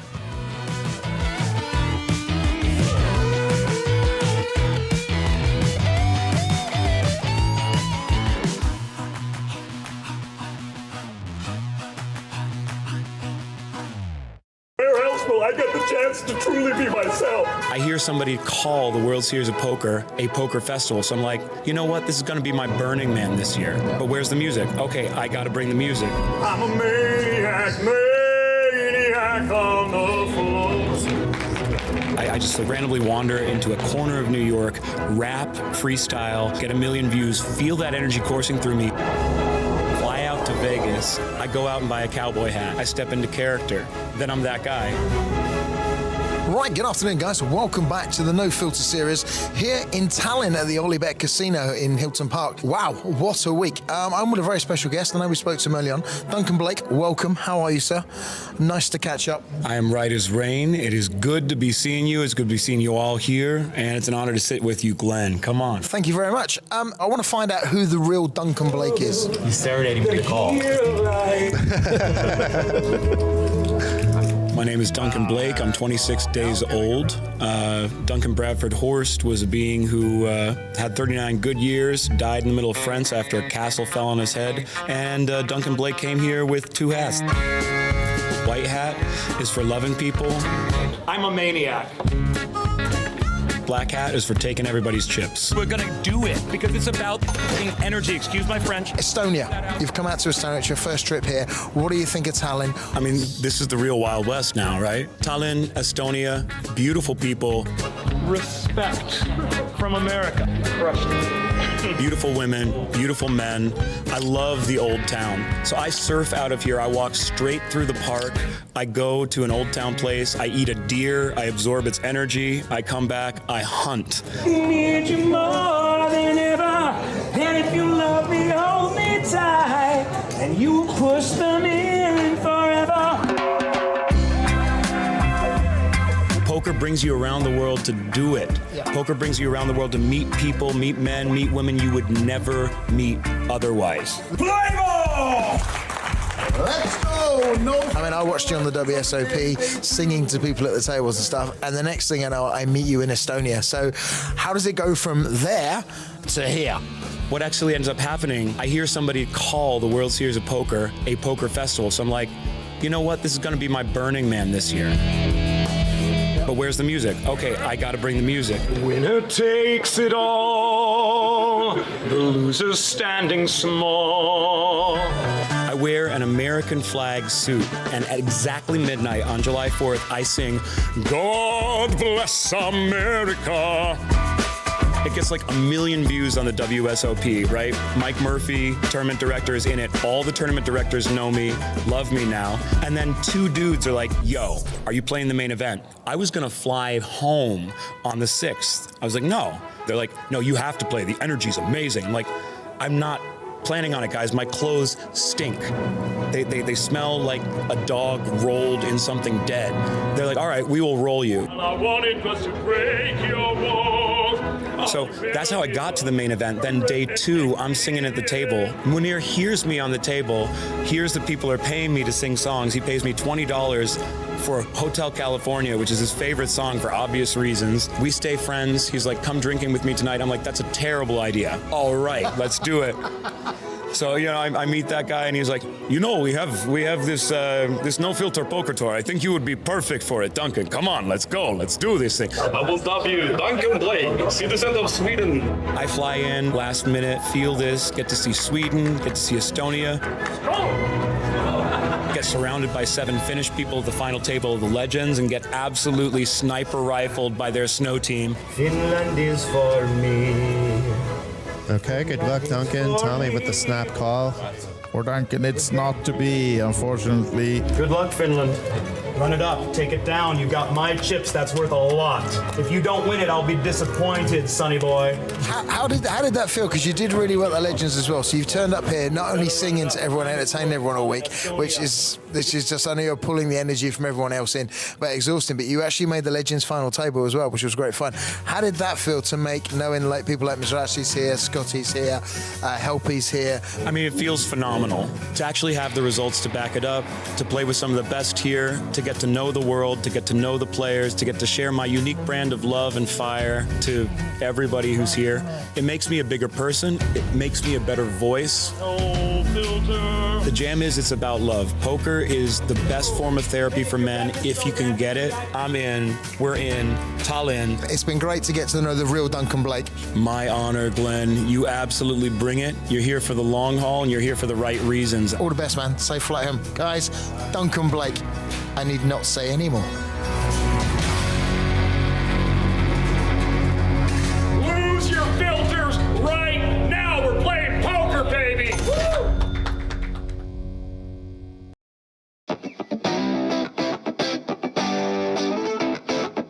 So why would you come to Estonia to play poker? Well, it's the epicenter of Nordic poker. It's the only casino of this size where you can have players from not only the Nordics, but actually all of Europe nowadays playing games of different choices, not only Texas. A good component of any tournament series out there is, of course, a great community. Prize pool doesn't matter. 90% of us will lose money. So we need to have a good time when we're at location. Yeah, there's a special community always here when you come to play Olympic Casino tournaments in Tallinn. I have formed many friendships with poker. I think Kings of Tallinn is a lot of fun, nice challenge for everybody because the level of play is nowadays quite high.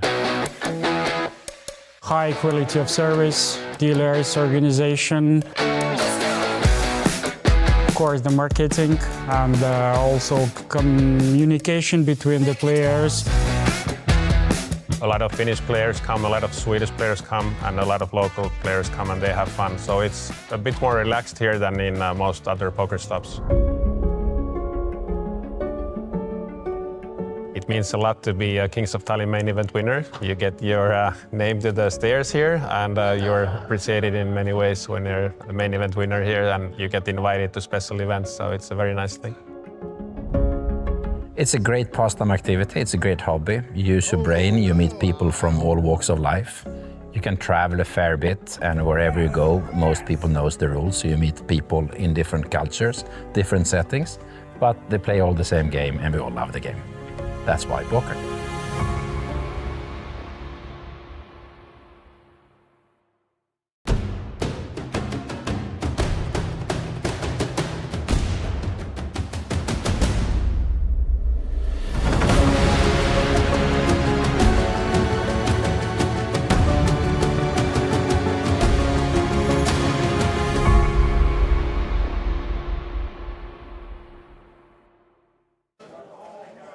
Welcome back to Tallinn. This is the Kings of Tallinn 2026. We are getting closer to the heads up, I was about to say, but we are inching in on crowning a champion of this 3K high roller. We're not there yet. We still have our 3 players. And what do you say, Jason, so far of this event? Yeah, it's been a lot of fun. We've seen Einar's, a player that we didn't know before, just steamroll over the competition. We'll see if that continues with the final 3, but he's had like 3/4 of the chips in play, at times 3-handed, and more than half the chips at times from 6-handed all the way down, most of the way actually. And the 3 remaining players each locked up 16,300, and it's sort of like a battle between Yuri and Patrick to see who can get to heads up just to face Einars. Now, of course, if Einars just starts doubling opponents left and right, he can easily go out third, but it's unlikely in comparison to him actually being heads up against one of these 2 other players. But Yuri with a pretty hand. Let's see if it's something that happens, maybe fireworks right away on a raise of 45,000 from the button. Patrick should fold and does, but the story is different for Einars. Possibly should fold as well, and indeed does. So Yuri adding already some chips to his stack. You could see it's 10, 15, 15, so that means he added 40K just with opening the button.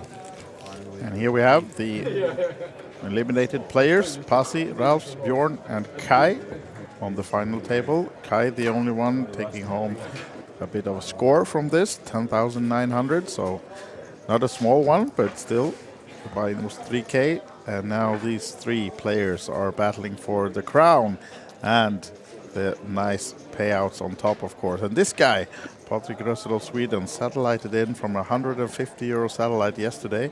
Start this earlier today, this tournament. And he's surely free rolling a lot on this one, but he's not satisfied yet. He, of course, wants to win as well. And has all the chance to do it. Now then, a friendly pot between Einars and Yuri and a limped small blind, big blind situation. Yeah. And Einars first the act on the ace, queen, deuce flop, 2 clubs, nobody with clubs. Yuri technically ahead because he connected with the deuce, but that's not going to be enough if he's facing a bet. So let's see if Einars starts betting into him, and indeed he does. And Yuri, I think, showing the 2 and then folding.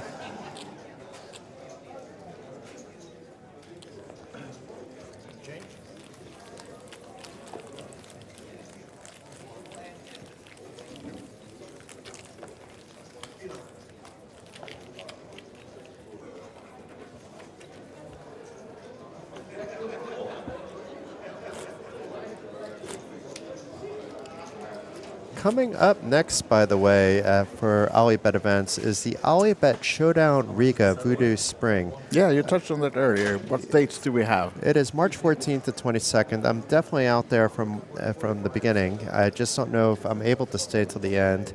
But that's the plan. I mean, I really love these tournaments in Riga. They all fit my appetite, you know, in terms of buy-in, in terms of enthusiasm, in terms of field sizes being a little bit bigger during the day, and the nightly turbos are more, you know, like the double-digit field sizes, sometimes the high double digits. So, I mean, I love these fields because you really get to know the local players quite well, and then you see them again in places like Tallinn and Vilnius, and I enjoy it quite a lot. Yep, for sure. Hopefully we see some of the viewers out there. I don't know if you're planning to make the journey over there. Poker Pro has some media to do, but you know, for me it's a pleasure trip, I have to say. because I want to be in Riga. I've enjoyed every time I'm there. And then coming up after that, it's back to Tallinn for the OlyBet Showdown. So we're looking at something a little bit different coming to Tallinn. It's the same OlyBet Showdowns that you see in Vilnius and Riga, but only bigger because the venue has more space with the convention area able to be used. And before you know it, we fast forward to the OlyBet Showdown Vilnius on May 9th to 17th. And straight after that, just 2 weeks later, less than 2 weeks later, will be the festival series over in Vilnius as well. So a lot of hotbed of activity where I live. I'm going to try to make a lot of it. The Battle of Malta, which is here, does overlap with the festival series Vilnius. So it is complicated, but if you're not looking to travel to Malta or just more interested in mixed games, I would recommend the festival weekend. But it is a weekend affair versus the 1 million guaranteed Battle of Malta. So if you're more of a Hold'em player, you have some choices to think about. That's all I'm saying. I don't want to tell you what to do, but options are there. And then it looks like we already have a save the dates on the WSOP circuit listed on OlyBet events, July 24th to August 2nd for yet another version. That'll be quite exciting. And the Queens of Tallinn, of course, we announced earlier, is back on August 27th to 30th.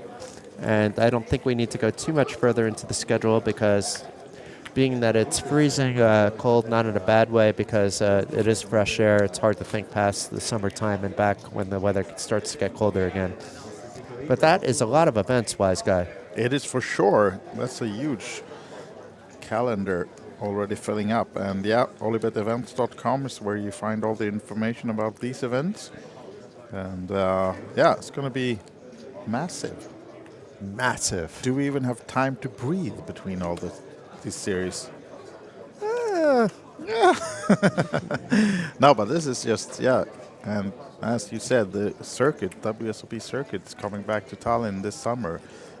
That one will be massive for sure. Yeah, that'll be massive, and I have big expectations for this OlyBet Showdown Tallinn, which I need to find out more about on April 10th to 18th.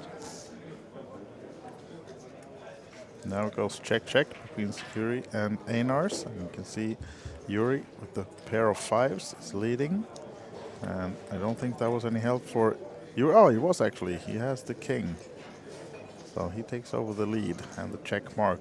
But it's possible he gets bet off this, to be fair. It depends on what Einar decides to do. If he's betting like 70,000 or something, why would Yuri call here, actually?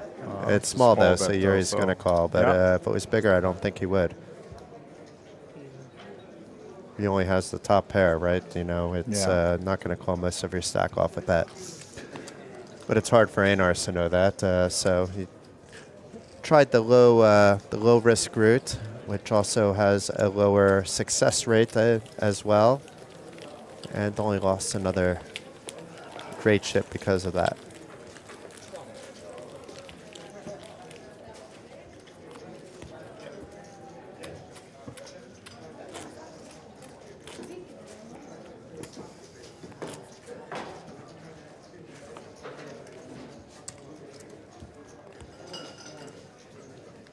All right, back at it again, still at the 4-card format, and Einars in the button position. Should we tell them that the commentators' eyes are maybe beginning to get tired after 11 hours and they have to stick to 4-card Omaha going forward? Exactly.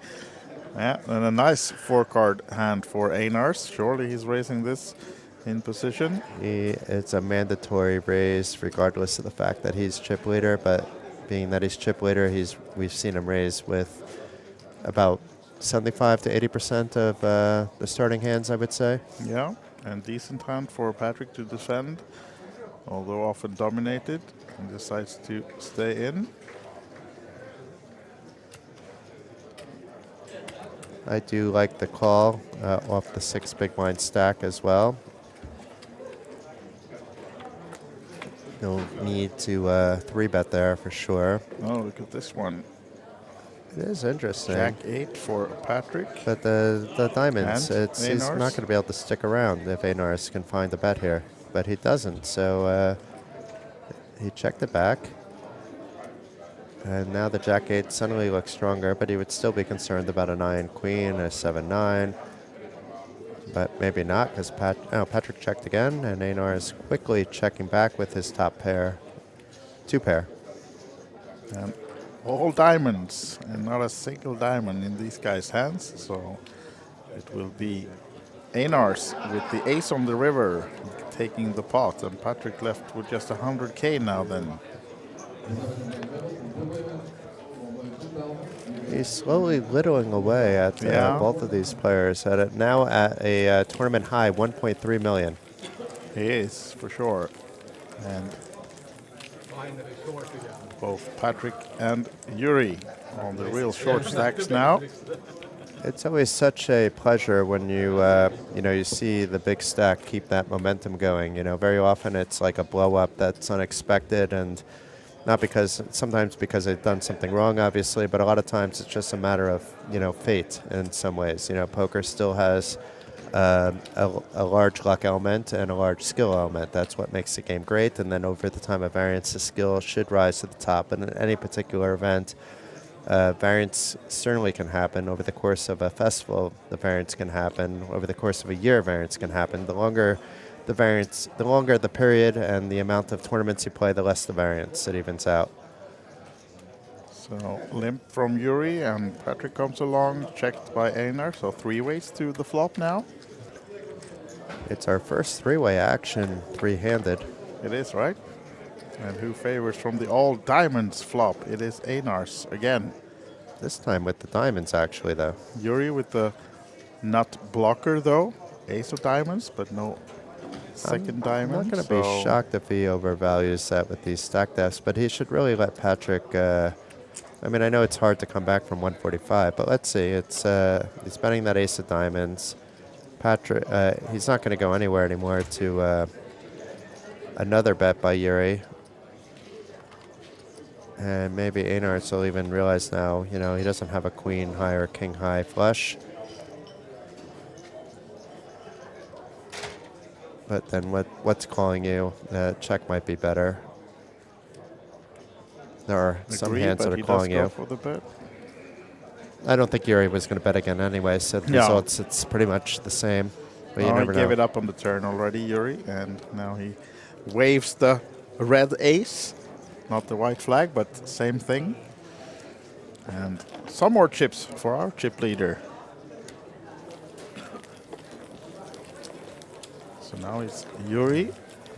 It'd be like the funny case where players make the deal. They would actually probably already lock in first place prize for Einar's and just even the variance between second and third. Yeah. Einar's would maybe take a little bit off because something can happen. The first trophy I won here, I was in that spot. I was chip leader from 27 down.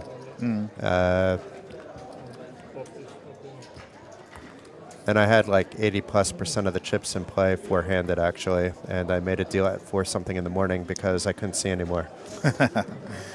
I couldn't see at 2 a.m., let alone 4 a.m., but it didn't really matter so much. Yeah.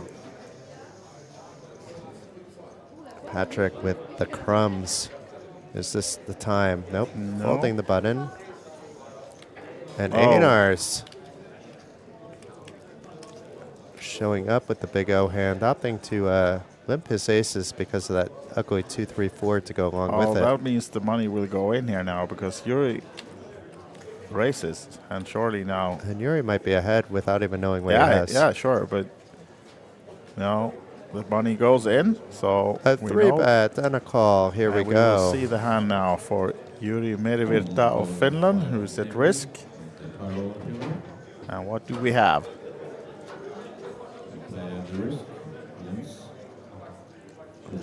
Still a mystery. I think it's going to be a mystery the entire way, even with they're going to... No, but we'll see it on the screen. So no, they're going to blur it out. Face up. Okay. You think the producers are really keeping us on our toes? Yeah, I think we need a secret hand every once in a while. But we have a king, queen, 5-9, so it's quite unfortunate actually for Yuri. That's not the hand that faces off well against ace, 2-3-4. It does to some degree. Yeah, it's the spades and the hearts as well. But it's better not having that king, actually. They block each other. So almost 50-50. And this is the diamonds. Not good for either player, that draw, but still aces are in front. And now only the kings can save Jiri Merivirta from being out, which he is. Unfortunately, our third place finisher, this man, Jiri Merivirta of Finland, 16,300 euros, as he says his goodbye to Patrick Russell and Einars in the driving seat for sure now in this heads-up starting, as he sits with at least 90% of the chips, right? It's got to be. I mean, unless the chip counts are wrong in the system, Patrick had a 5-figure stack. Yeah. Which is rather insane. And Patrick, we remind you once again, he's in from a 150 euro satellite, now locking up how much? 23,850. Wow. Okay, they're going to move one of the players to the other side of the table so that they have more space. How's heads up is working? Everyone posts the lines like it's showing or so who's the ante? Is there who's on the button? Yeah, we have We've been informed that they are not moving seats at the moment, but that might happen a little later. And if so, you'll see us in the studio again. But it's 23,850 locked up, 34,070 up top, and unless the chip counts are off, the Cinderella story is going to have to be a miracle Cinderella story for Patrick. I mean, just to get to the money was a Cinderella story enough. He had under 5 big blinds at one stage, and he's basically just been hanging on. Most of the final table, he's been under 10 big blinds while everybody goes out one by one. Yeah, this is just... As you said, I would name it already a Cinderella story, of course, with these payouts. But if he could turn it around, it would be even better. And let's see, anything can happen. But he needs to find a quick double up to start with, of course, because, as you said, Jason, he's probably left with just a few blinds. And this is a good enough hand for Einars to raise from the bottom position versus a short stack, of course. He has a suited ace. And I assume that you're rooting for your country-mate to mount the comeback. I like it for the Cinderella story as well. But I really like the way Einars is playing, and I think I'm going to be kind of rooting for both players in a way. They're both you like the Cinderella story, but you also have to respect Einars and what he's done so far in this event. But you can see there was actually 50k for Patrick to start the hand, and now he has 125 behind, and sneaky checks his flop boat, and small bet from Einars. It makes Yuri's play make a little more sense. We thought Patrick was down to like around 4 big blinds, and it's a bit more. But he should be able to. Nope, he didn't get very much value there. But up to 200,000. Winning the first hand never hurts. And honestly, if Patrick does do the comeback, Wise Guy and I are not streaming tomorrow. I don't mind. It may be adult beverage time if we make another break. That is certainly the case. But I can stay here all night, Wise Guy. No, you can. Okay, I'm off. Yeah, you can leave at the break. I can find a guest, but it's. No, we're good. It's a pleasure. The break is in an hour and 42 minutes. Do you think it will take that long, even if he turns it around? If he turns it around, it could, but it would be very unlikely. We have 10, 20, 15, 30, 20, 40. Those are all playable. Keep in mind, it's little around 1.6 million chips in play. So the 2040 would be only if they're doing a lot of limpy, but it's still not out of the realm of possibility in the PLO tournament. And now it seems like Patrick raised it. Yeah, he did. And Einars is coming along. So it's 120k in the middle. Tasty, tasty.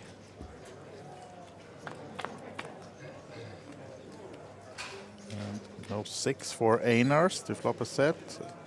Not much else either, but the open-ended for Patrick, so good flop for him. He's starting to show some signs of comeback. That was a bet with confidence there. Yeah, sure was, right? And Einar's, gave him all the respect in the world, and the draw's not that good here. He just has the 4 and the ace. The 9-8 is the bottom end of that draw, which is not usually what you like to see in a game like Omaha, even if it's heads up. But I like it. Patrick is mixing it up heads up. All right, so nice. now I guess they wanted it to go a few hands to see if Patrick was going to lose the first hand when he was almost all in. But no, they're now finding chips for Patrick and finding the trophy to put on the table. And we got chips. Look, under our names, we can play heads up. We could actually. So they're reseating for the heads up, but I think we're ready to get back to the table just shortly. And hello, look trophy. at this. Look at that trophy. I mean, we need to get a better angle on it, but it's definitely a piece of art. It is for sure. Yeah, really nice trophies here. And all glass. Now you can see it to the left. And Pretty. with a nice hand. So will it be the first hand after the reseating that we get it in? No, because this is one of the worst hands to defend with, actually, even with the diamonds. I say that he's defending. No connectivity. Basically set mining a 7. I mean, it gets dangerous if you have an ace. Obviously, the diamonds are pretty.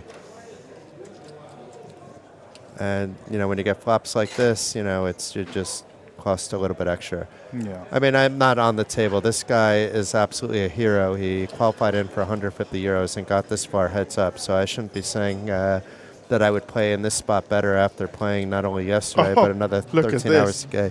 That's absolutely insane. So Patrick beginning his comeback with a check mark. And he should be able to get 1 street of value, especially with the 30K bet. But maybe not, being that the 10 is already paired, but I think he's going to get 1 street of value.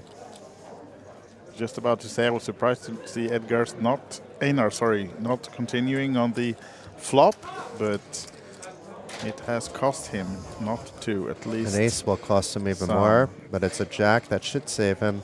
There's really nothing doing anymore. It may even slow down to the case where Patrick checks and it accidentally induces a bluff by Einar's, but I think Patrick has to bet here. Yeah, he does. Einar's should quickly fold. So Patrick with some momentum and a little bit of frustration shown there by Einar's. I mean, he's still smiling and happy, but you could see the frustration right when he folded there. Yeah, I mean, Patrick now up to 350, so doubling up now would be costly for Einar's. It would be almost even Steven, and my prediction of going past next break might continue then. Yeah, then you might be right.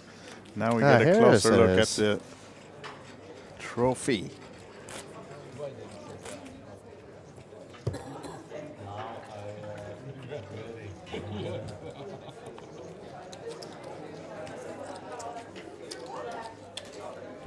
Still 10, 15,000.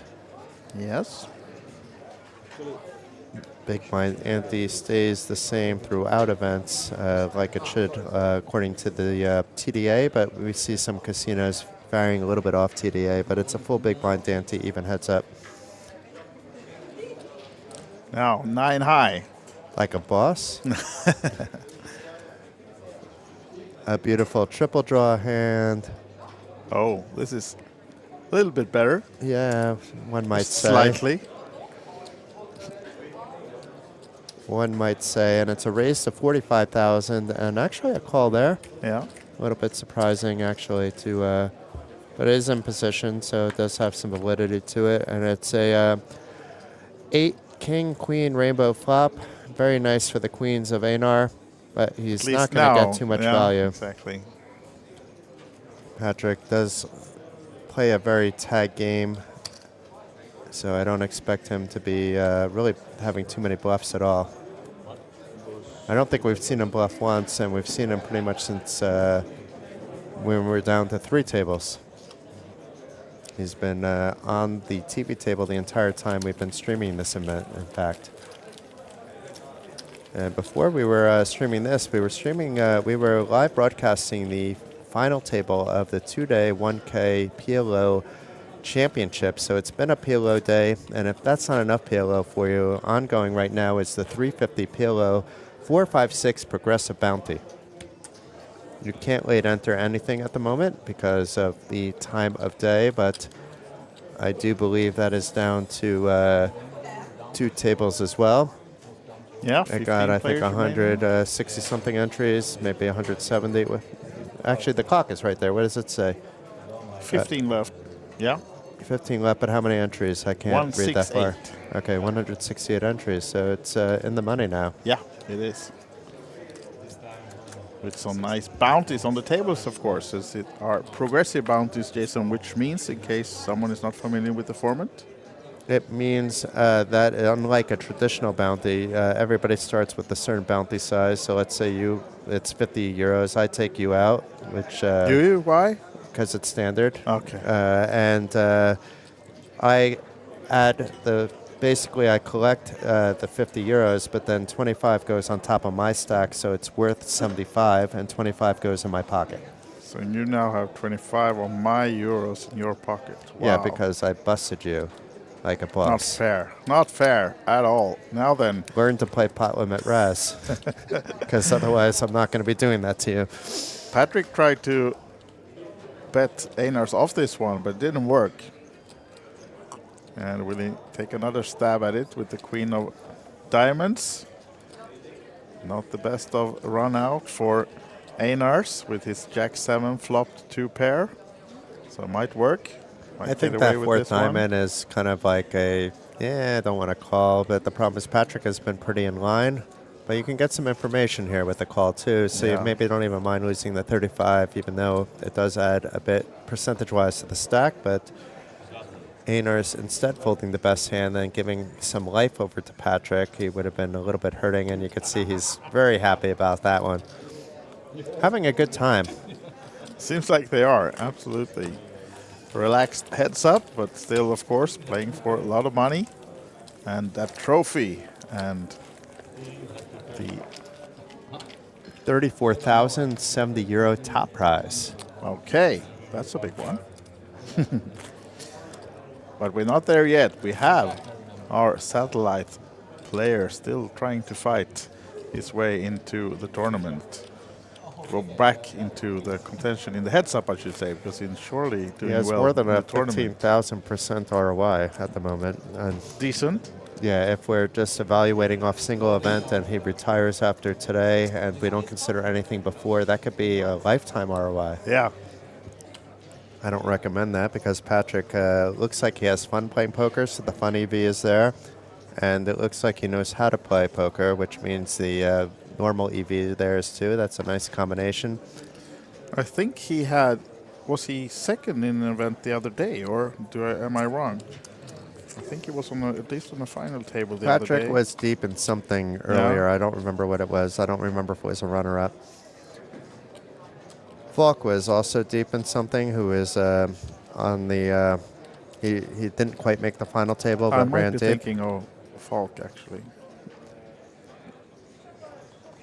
I did see Patrick Russell's name. But it was Patrick also was deep. Yeah, okay. I just don't remember in what. I can look it up while we're... because I did write about it. We do have a search function on poker.pro, so we will look what I wrote. But a perfect time for you to show me that function. It's easy. There's a magnifying glass in the upper right corner.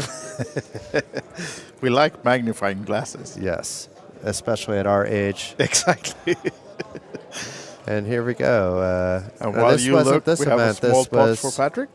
This was last Kings of Tallinn, so it's not his first rodeo. Oh, okay. That's from there, when I remember. He took 10th place in a PLO 456 progressive, but just with a 150 buy-in, similar to the satellite. He likes the 150. And that's the only thing he cashed in, actually, at the Kings of Tallinn, because all right. So actually, I don't know that, but it's the only time his name comes up in the search. So unless I forgot a result, which isn't likely, because it happens every 200 years. It happens. I mean, sometimes you lose access when you're writing the article, and you've already captured the big winners, and you may miss one or two, but I like to give everybody the love. you cover the bigger stories, meaning the bigger winners. They're not always the bigger stories, in a little bit more detail because that's what people care about for the most part. But the friends and families of people winning a 150 euro buy-in, I want to give them as much love as possible too. And if I have a backstory, you better believe I will try to include it as well. Yeah. My articles are not the boring recaps usually. Sometimes they can be, but typically speaking, I try to add a little extra love and information to these morning recaps because I'm more or less retired as a live reporter now, so this is how I still can be like a little bit creative. I'm training others to take the reins and trying to support the entire team as well. Now we have no dealer. Should I go to the table? Can you please? I can add to my resume. Oh, you lucked out. I have been dealer L4 before in an emergency situation, but I'm not sure if I'd even be able to do that here legally, being I have no license and I've been playing. Oh my. So, 5 card coming at them. And I'm not nearly as good as the dealers here. It's like an artwork. My hands get tired after like 40 minutes of doing it. Now they have too much fun, too much table talk to look at the cards and play. We stop here. We just why don't they play talk blind? a little bit. That could be fun. Yeah. Hello, sir. It's on you. You can only look at 3 of your cards when it's 5 card, and 3 of your cards when it's 4 card. Yeah. So limp from Patrick and one of the not good hands in a 5 card format from Einars. He checks it over and 2 diamonds. Mystery hand from Patrick, but we can see that the 7 is the only thing for Einars, and he checks behind, and now maybe we'll get to see Patrick's hand as he spreads them in the box. Oh, he did bet. Okay, so probably had something, but we'll never know. I don't think it was much because it was a min bet based on like my small reads I have on his bet sizings, but it's not like it's anything I would really act upon.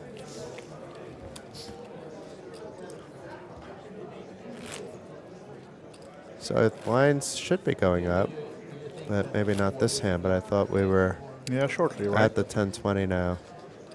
It depends where you're from. But for me, it's convenient because it's so close. It's great to see how friendly this is. It's like playing on a kitchen table, other than the fact that it's like in a very prestigious location, but the attitude the 2 players are treating each other with is a kitchen table game. Poker should be friendly. The only ones that should take it themselves super serious when playing poker, other than, always try to improve, but not have fun while doing it, should be those relying on it to put food on their tables. Otherwise, come to the Kings of Tallinn to have fun, and maybe you can win some nice prizes. If maybe you can satellite into a high roller and win yourself at least 24K. Yeah, I'm pretty sure Patrick isn't professional. Look how much fun he's having. We don't know too much about Einars, but he's been calm, cool, and collected. I'm pretty sure he's been in big spots before. He's certainly maybe played in like massive cash games where, this kind of situation that we can't find on the internet, that he's heads up in a 3K buy-in event on stream in front of family, friends, everybody else, and he's acting cool as a cucumber. Yeah. That's not easy. Kudos to Mr. Russell. Both these guys. Absolutely. Good sports, and now the blinds are up, 10-20. So a bit more costly. And we are ready for the next hand of the heads up in the 3K PLO4-5 high roller here in Kings of Tallinn. In case you just woke up back home and turned on this show. We could have some East Coast people on the States, we could have some people in the States and Canada just randomly finding us and tuning in. We're over in Tallinn, Estonia, where the mecca of poker action is in Northern Europe. Easily the largest festivals happen here at Olympic Park Casino in the region. Now Nothing is close. I think Patrick, did he limp or raise? No matter what, he has been raised by Einars. Interesting. He raised and got 3-betted, so this is going big if Patrick is going to stay in. Is he going in? I called. That's interesting. Committing half the stack with this hand. That well, is it's interesting. a nice flop for him since he has the flush and the king. He has a full house. Oh, he has the 4. Wow. And the king.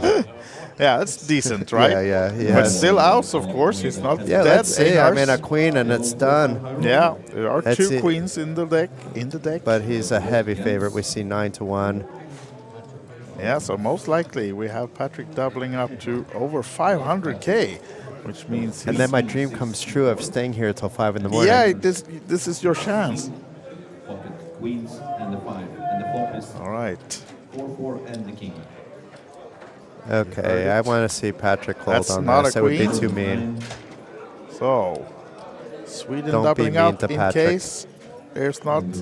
It's not a queen, and we have the full double up for Patrick Russell, 500K. And this brings a whole new dimension to the game, as we discussed earlier. It's not quite that double up that would have been earlier when he had about 375. That would have been almost evening up the stacks, but 510 to 1.3, and a double is actually a chip lead change.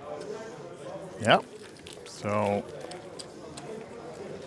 back in the game. He was never totally out, but we almost counted him out when he came to the heads up with some. He's like a cat. I 10 mean, big blinds or less. I think he's on his 9th life now. He's got to be very careful of it because he's really like a cat. He's just springing like I can just hang around, you can do what you want, but I have 10 big blinds. Just keep doing what you want, and when I find my spot, I'm going to attack.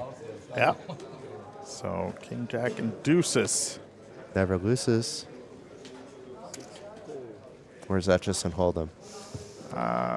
It's never correct. Never correct. Except, and not correct still. No, still not. But there is a flush draw for Einars, and Patrick not really connecting with much other than 9. Did he lead out, though? He did, right? I think for 40, no, for 20, for a minute. Now he's got the momentum after that double up. He A just whole want to new play them speed. all.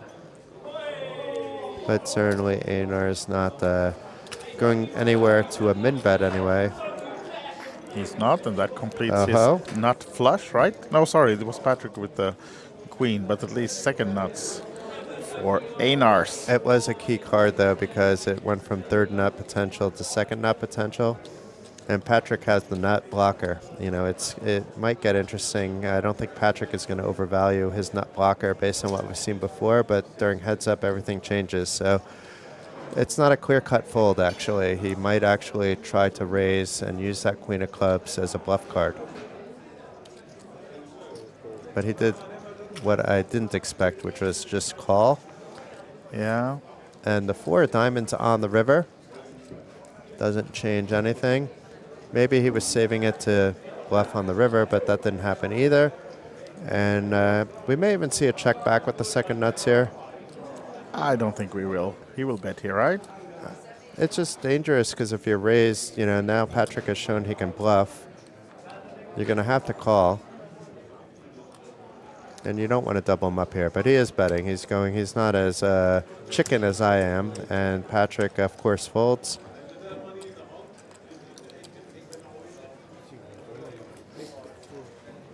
And as we can see, up to 1.3 million. It might be 1.2 million-ish because we think there's 1.6 million chips in play. But there's rounding that goes on once you get past a million in the stream system. So usually it rounds up. Even if it's like 1.21 million, it would list usually as 1.3. But I'm not quite sure if that's still the case. But it is a 3-to-1 chip edge at the moment. At one point it was 9-to-1.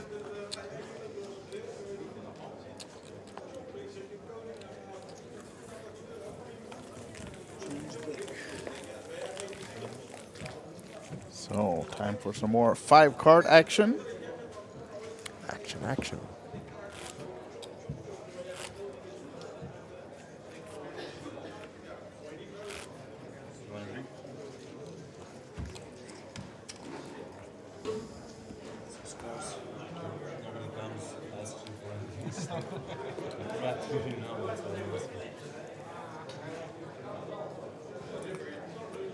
A lot of cards to put in that little box, but he did it nicely, and we can see the hand.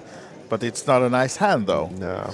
So maybe even over. Nope, he's gonna at least complete, which is fine. But a fold would have been okay too. And let's see if Einars checks back, which is the expected play, but he may try to put pressure on his opponent. He is reaching for chips, so that's exactly what he's doing, and it might work in this spot. I mean, Patrick does like to see flops, so he's proven that he'll call with marginal hands.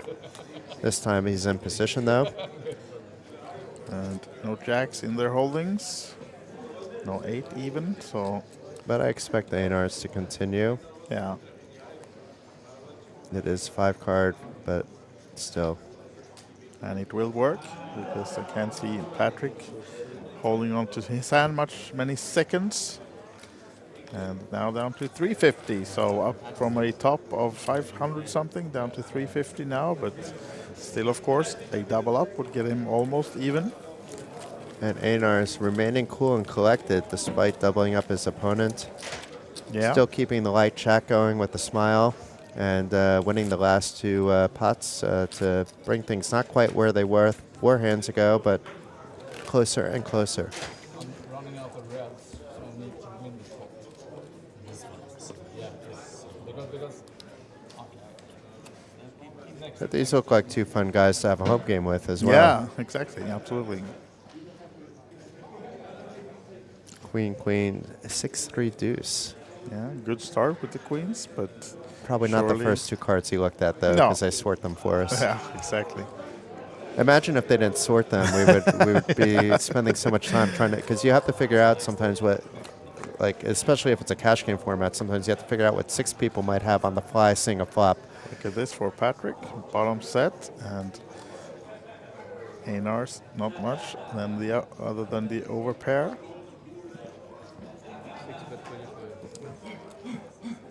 And the 6-7 would be the nuts. There's no backdoor clubs for Patrick, so it's not as pretty as it looks, but it has to call. And now it looks prettier with the full house, but Patrick checking again. There are better fulls. 9-8, for example, 9-5, pocket 8s.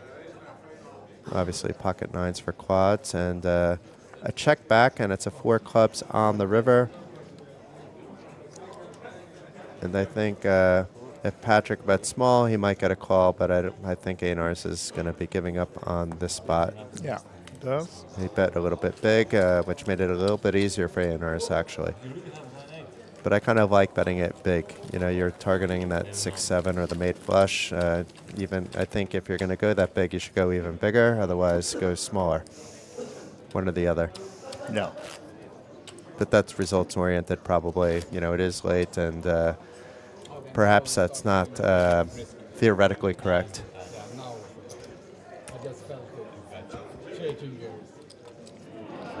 I often find myself in these positions, especially when I was playing more, live versus online for a little bit of time, where it could be like 3, 4 in the morning, and instead of making bad decisions, I find myself just taking a deep breath once in a while.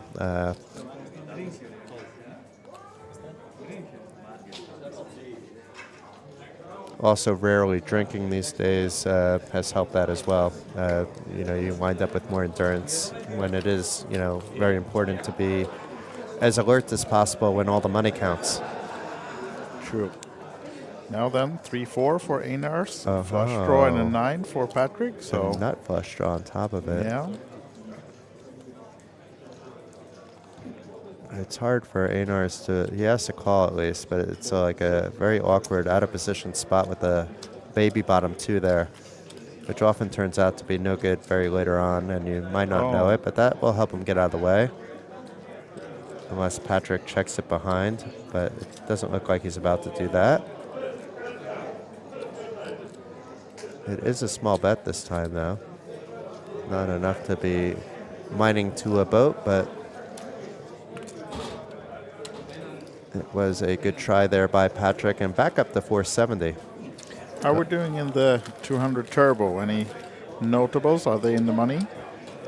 Well, let's check it out. We have 16 left. It looks like they might be on the money bubble at the moment with 2 tables left. Unfortunately, our guest commentator, Scott Poker Bros Kenyon, finished in 19th, just out of the money. We know where Teddy finished, but let's look at who's in. We have Anni Huudinen, who had a deep run in the, what was it, the 555, right? Yeah. And we have Tarjei, of course. Baptiste Kam is a regular here. Ooh, look at this name. And Glenn Brown is still in on the Money Bubble. When I checked them on the break, Glenn Brown is my partner in crime at Poker Pro, our host in many cases, helping out with social media. All-around good guy. Not, he's a salt of the earth kind of person. Let's see how it goes for him. Yeah, now we have a 3-bet, big one from Patrick. Oh, hi there. Einars choose the 10, 9, and deuces to go with. And unless deuces are as much of a favorite for him as for George Chansford, I can't see him calling this one, but instead of calling, I think he's coming. No, he's just calling. Just called. It looked like he was coming over the top with that many chips. But massive 380 pot with these holdings, actually. Neither player with much. I mean, even the ace-queen is okay, but the rest of those cards. Oh, look at this. That's the deuce. Ho, ho, ho. And yeah. And I mean, Patrick is so committed, he just snaps it. Einars then. Wow, wow, wow. But there's still some hope here with this ace-3, so it's 2 of 5. A lot of backdoors. We have the heart backdoor, we have the club backdoor. Yeah. Probably some I'm not even able to comprehend at the moment. Some 4-king combination, perhaps. 4-3 combination. Yeah, there are. Oh, ace combination. Might be it. It could be all over, Johnny, but let's see. The 6 of hearts on the turn makes that flush draw live. You can see his outs in the top right corner. Hearts or 5s. Oh, it's not to be. That's the tap on the table for Patrick Russell as he is eliminated in second place in this 3K high roller won by this guy. Our congratulations to Einars Muhajevs. 34,070 euro and 23,850 for the runner-up, and look how friendly they still are. This is something I'm going to remember for a long time, not just because of the way Einars played and the Cinderella story of Patrick, but the camaraderie between these two. They're probably going to be friends for a bit of time. You can see how well they've gotten along. Yeah. Absolutely. So huge congratulations to Einars and also to Patrick, of course, who satellited in for a 150 euros, taking down almost 24K. And they're both big winners in this one. Yes, in my eyes, for sure. And the biggest ROI to Patrick, as you just mentioned. Einars with the biggest win, the trophy. Yeah. And also the memories that he's going to have off this event. Absolutely fantastic. And I hope you guys enjoyed it as much as I did. I mean, I wasn't joking when I said I would be happily still here at 4 or 5 in the morning, being tomorrow is light. Wise guy who does commentating more regularly may have a difference of opinion, but he would agree with me that this was one entertaining final table. Absolutely. Always fun with those PLO days, and today we got to experience both the 1100 and the 3K all the way till the end. And speaking about the end, that's where the trophy is handed over, so let's head back to the table to see the winner presentation for this winner, Einars. Okay, ladies and gentlemen, we have a winner in the pot limit Omaha 3,000 euro PLO4, PLO5 high roller. Please give a hand to Einars Muhajevs from Latvia. I'm so happy we've been pronouncing his name correctly the entire time, Wise Guy. Yeah, Einars Muhajevs it is. And here we have Teresa to the left, our tournament main director, handing over that nice glass trophy. Now she's taking it back. Wow. You just want to take some photos as well. I think Lenka is coming as well, or someone else to take some winner photos. It may be late for Lenka. I just realized that when I said it. Like, hopefully she's already home in bed because she has an early start tomorrow to take photos from the start of tomorrow, which we'll have a lot of tournaments, of course. I mean, it's headlined by this day 2 tomorrow, which I think is going to have lines. So what I'd recommend is if you want to get into the action from the very start of day 2, you do have 4+ hours of late registration, and get here early. Don't wait till noon because there may be like a small, at that particular time, between, let's say, 11:50 and 12:15 is the absolute nut low to come if you want to play the main. Get here at 11:30. get a little bit comfortable. Coffee is good here. Lots of food options. If not, people are mostly friendly.